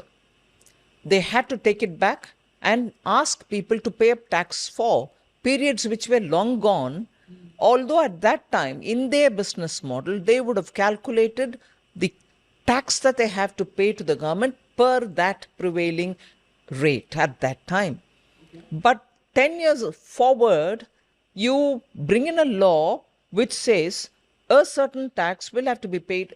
Going backward in time, businesses and their business model can no longer take that on because they've costed themselves in such a way Correct. that for tax this much is given, for dividend this much is given if profit is earned, or else the cost of a product that they produce would be this much, is all predetermined, and based on that the businesses happen, goods are bought and sold and everything. Now Yeah. when you're bringing in a retrospective tax, who collects it from whom?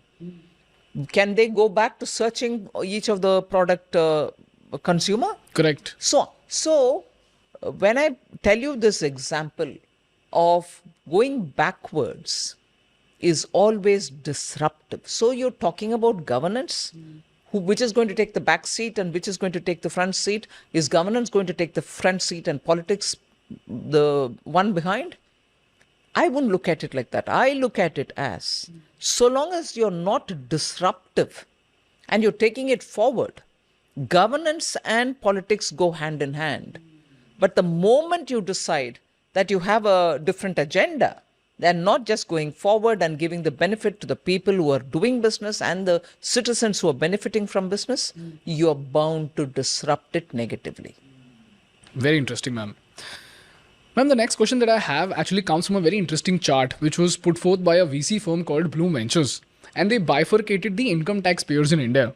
And this chart says that out of the 1.4 billion people, 74 million people filed for taxes and only 22 million people were actual taxpayers.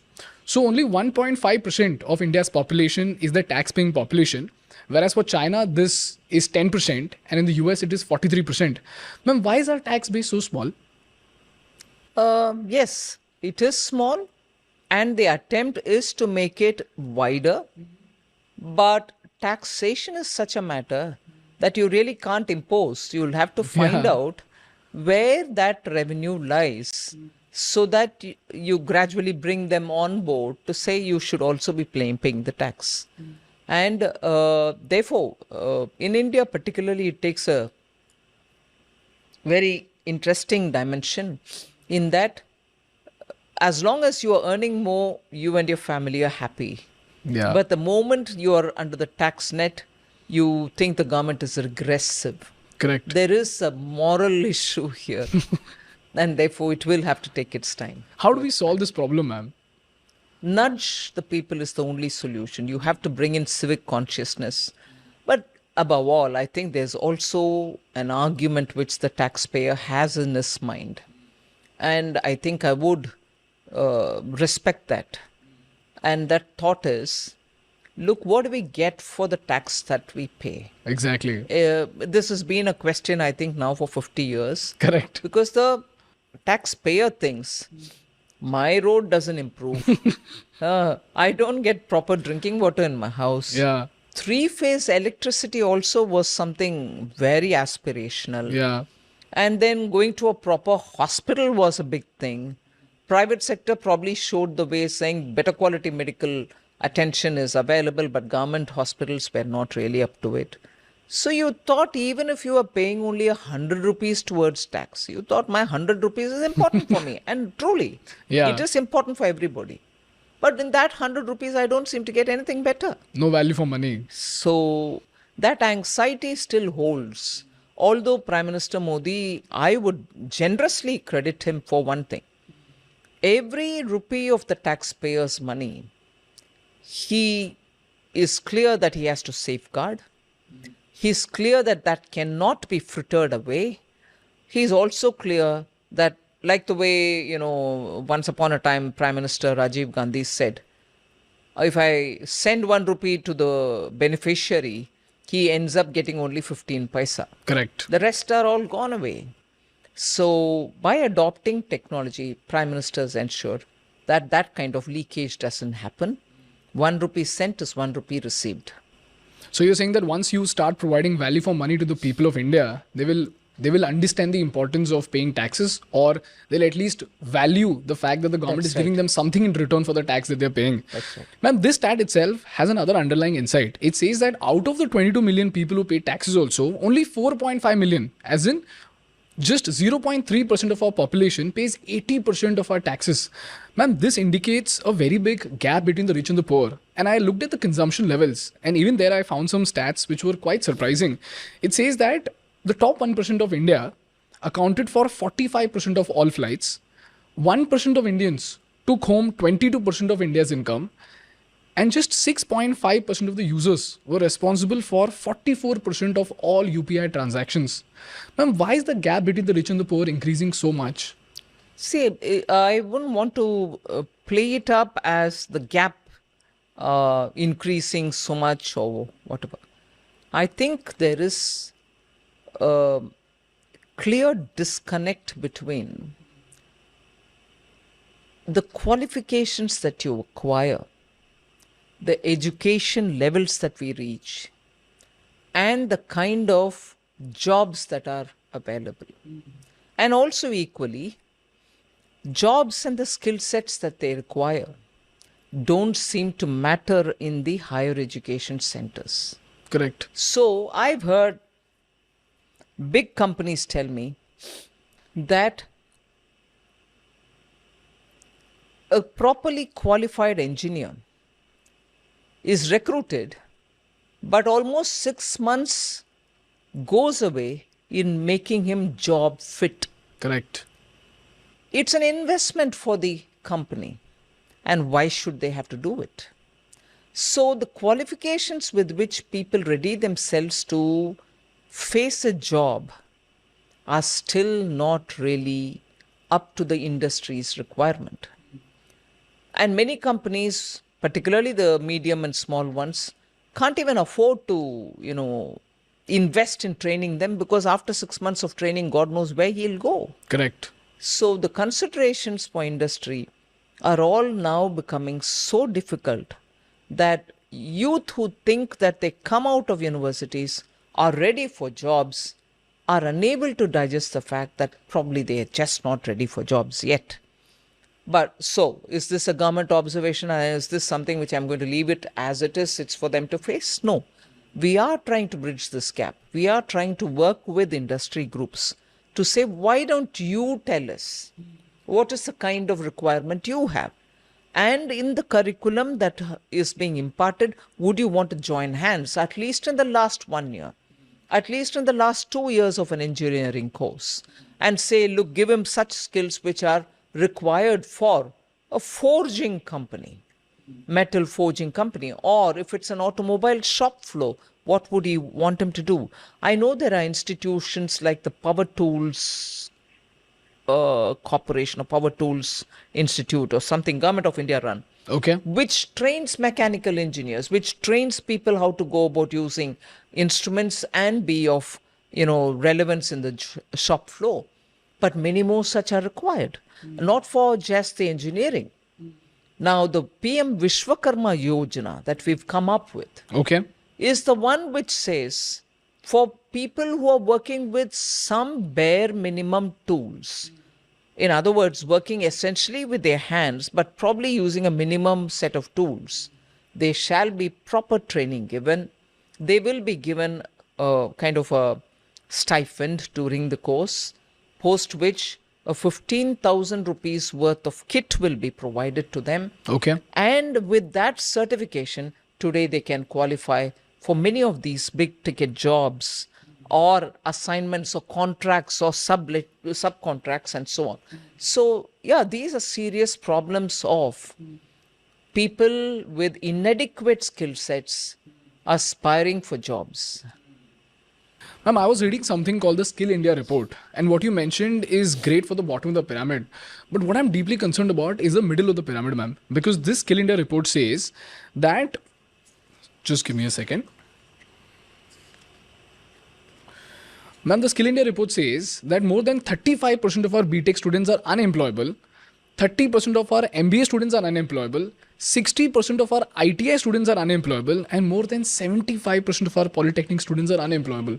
So, and ma'am, I have been the perfect witness to this entire transition because 10 years back I was in college and I am that student that you're talking about who thought after college I'll find a great job. But by the end of college, I realized that I do not know anything that is relevant to the industry today. And 10 years later, now I'm recruiting engineers and I'm seeing the same problem, ma'am. They're reading out of outdated textbooks, they're reading outdated concepts, and they do not know anything that is relevant for today's industry. So, ma'am, how are we solving this problem for the middle of the pyramid, which is our engineers and management students at least? You've put your example forward. First thing I think, and this is not to say it's not part of government's own responsibility. The drive that an individual has to recognize that this is not going to work out for him and he has to find a different thing. As I say, get your mojo back. How do you get your mojo back? Once you identify that you don't seem to have your mojo in a particular area, and if you have to acquire it, what is it that you have to do? And once you identify, there are now online or offline courses available for you to be able to equip yourself better. That is one. And second, peer group learning is something which I think till my college days, we've all benefited from.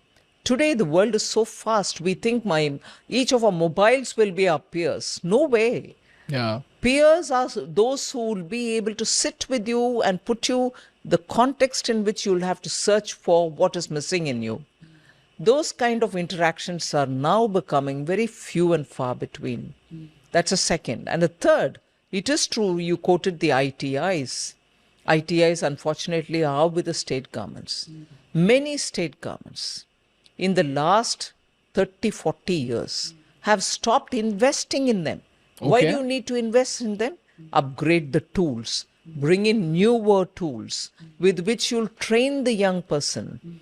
And not just in the same repeated skills, there are newer areas in which we want people to come.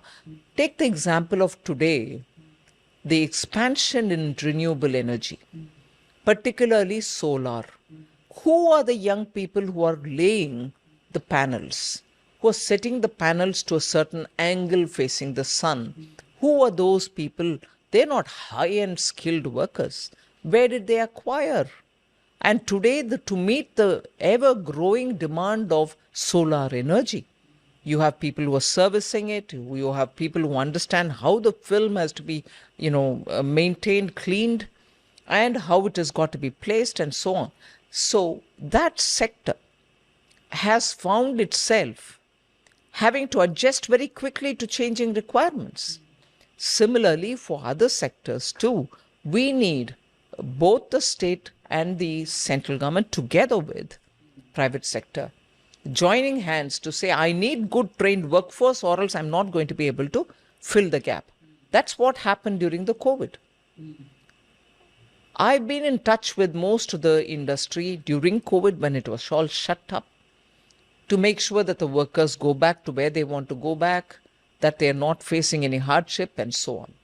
Similarly, after the lockdown was lifted, I was in touch with them again to say, are they coming back? You would be surprised to hear that many of them who booked the air tickets and got these workers earlier through some middle person were told, no, sorry, we are not coming back. Why? Because these workers found better bargaining with other areas, so they were able to choose to go to a different company, or with the skills that they acquired, they thought they'll be able to do something of their own in their own neighborhoods, in the villages. I heard at least 2 large industrialists tell me, and they belong to the south, they said, well, I'm not getting the same people who I had trained over the last several years. I'm going to have to invest to get newer fellows and train them. But, well, now I've realized that how much ever you do, it might be better off for you to get local fellows and train them.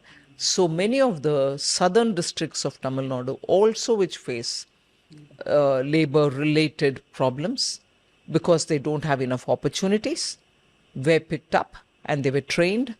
And even they had a different level of satisfaction because now they're very closer to home, they're willing to work.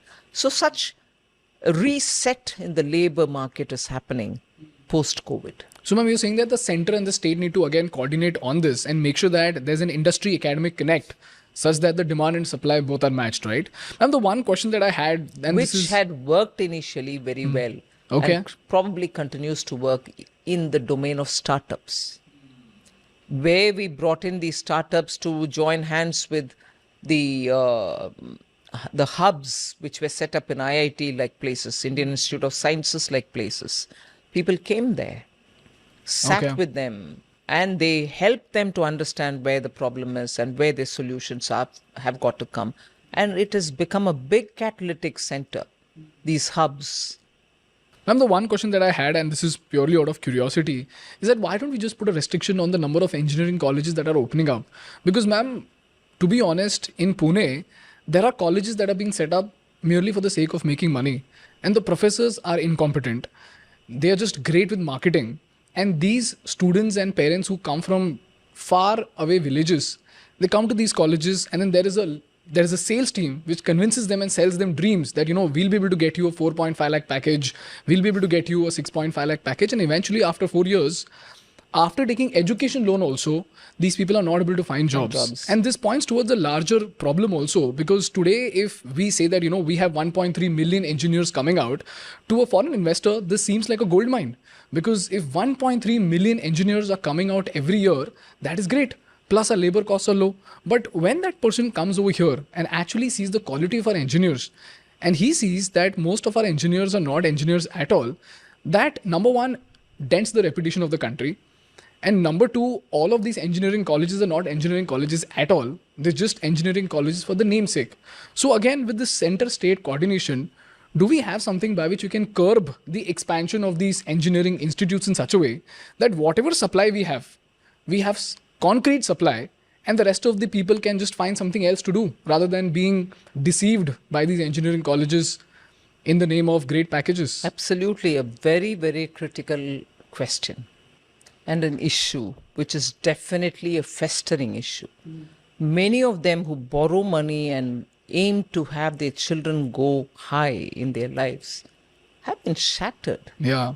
And quality less infrastructure, faculty less programs have actually hurt this sector. I know the example that you cited of Pune is also applicable in many parts of southern states. Many engineering colleges are just lying there. Correct. Like huge concrete monsters with nothing in it. True. There has to certainly be a lot more vigilance in this matter and a lot more compliance of standards. Okay, ma'am. Ma'am, the next question that I have is about GST. And ma'am, GST without a doubt has been a phenomenal success, because my Chacha ji is extremely envious of us because we don't have to face the same problems that he did during that time. And all the stakeholders that I spoke to, in fact, we made a video on GST and we asked people to comment as a business owner whether they were happy with GST or not, and most of the people said yes. But there's one category of stakeholder who's particularly not happy about GST, and those are the state governments like Tamil Nadu and Kerala. Now, before that, I just want to set the premise for this, just so that I have the understanding of how GST operates properly. If a t-shirt worth 100 rupees is produced in Tamil Nadu and it is sold in a state like UP, and if 20 rupees GST is collected on this t-shirt, 10 rupees goes to the center and 10 rupees goes to the state, right? And out of this 10 rupee that goes to the state, it goes to the consumer state, which is UP, and not producer state, which is Tamil Nadu, right? Governments like Tamil Nadu often argue that we've invested thousands of crores into setting up factories, building highways. Then why is it that our benefit of producing the goods are being passed on to other states where there are just more number of people out there to just consume the goods? So, ma'am, why don't we just split? I know this is a very amateur question, ma'am, and I know that there are complex calculations in place, but why don't we just split the GST between the producer state and the consumer state equally? How would that work out? Out of the 20 rupees that is collected, 10 rupees goes to the center, 5 rupees goes to the producer state, and 5 rupees goes to the consumer state. Wouldn't that be enough to... In a way, isn't that what is working? Because how do you know which product will be consumed? To what extent in a particular state? Maybe some states consume more of, let's say, hosiery products. Some other states may consume a lot more of metal goods.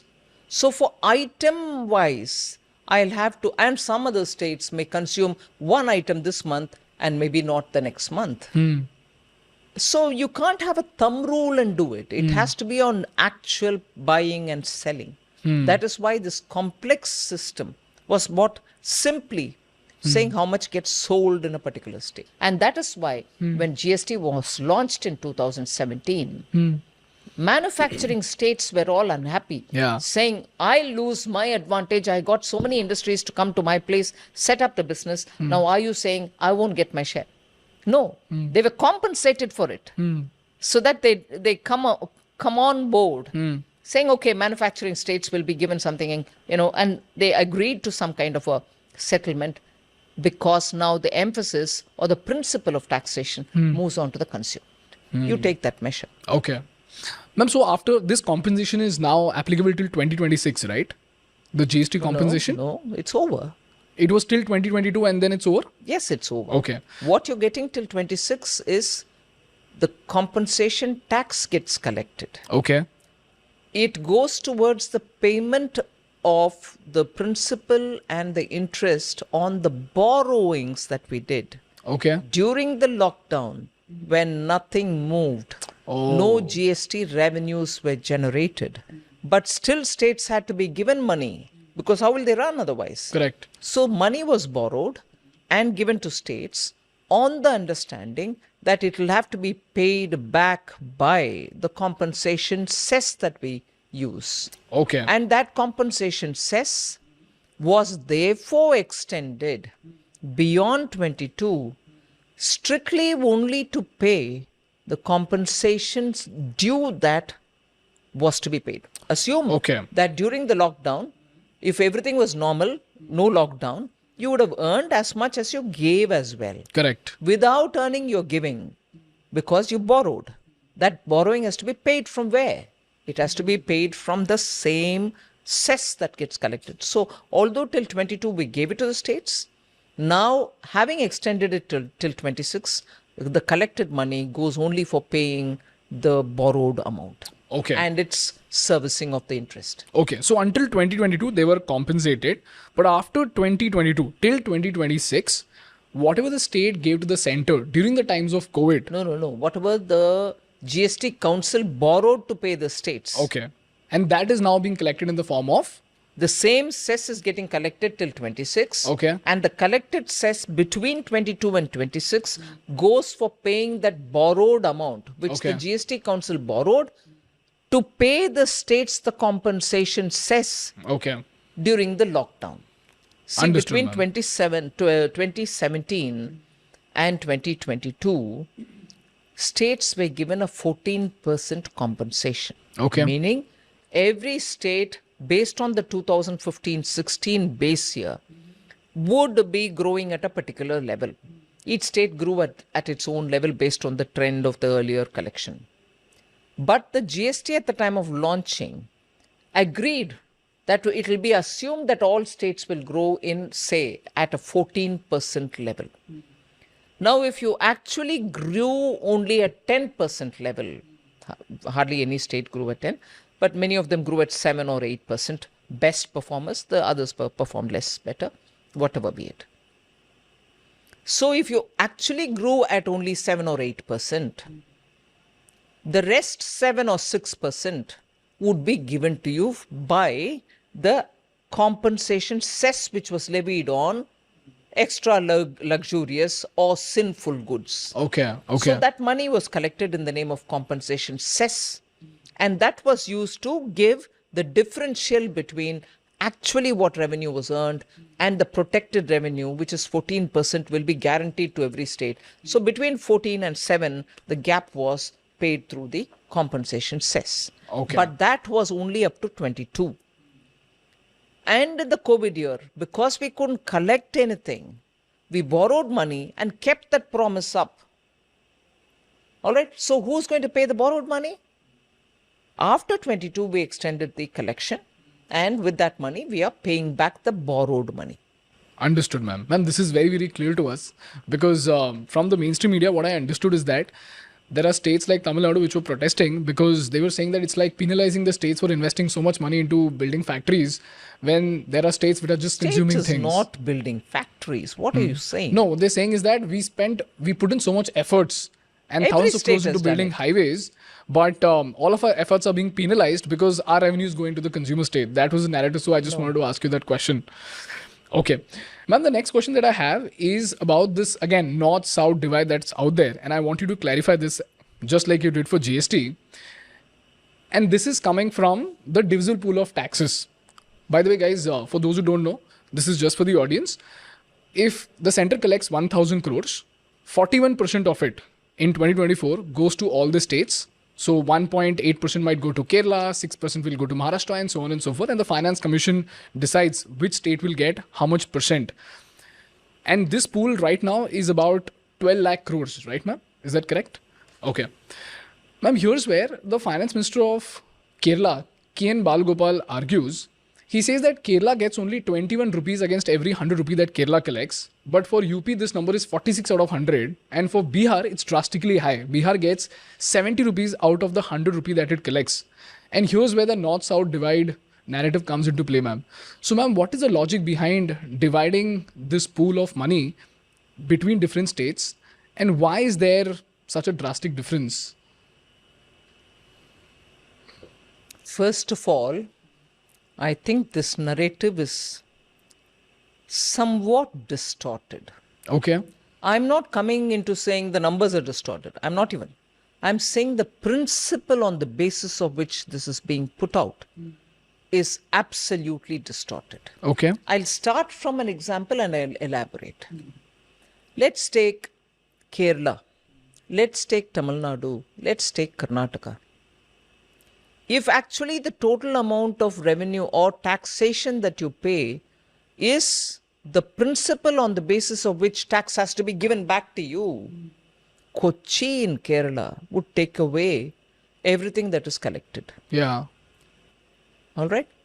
Kochi, which benefits from having one of the world's best ports, which is a national port, in which Government of India's money goes in. That port is built, maintained, run, modernized, upkeep, everything is with the center. Look at the way in which complexity gets into the argument. Yeah. All right. Now, Kochi, therefore, also has a airport to which the Central Civil Aviation Ministry spends a lot. Okay. Kochi also has one of the biggest centers of Navy, for which central government exclusively spends money. Now, all of them have a ripple effect on the economy Kochi. Correct. Right? But even after that, if Kerala representatives say, are you, first of all, excluding these big ticket investments, which are giving the ripple effect for the Kochi economy? And pretending that everything that which is happening in Kochi is made out of Kerala's own money. So it starts with a bit of an illogic there. Okay. Second, if Kochi alone is able to generate so much, what happens to Kannur? What happens to Thrissur? What happens to further up Kozhikode? What happens to Pattanamthitta?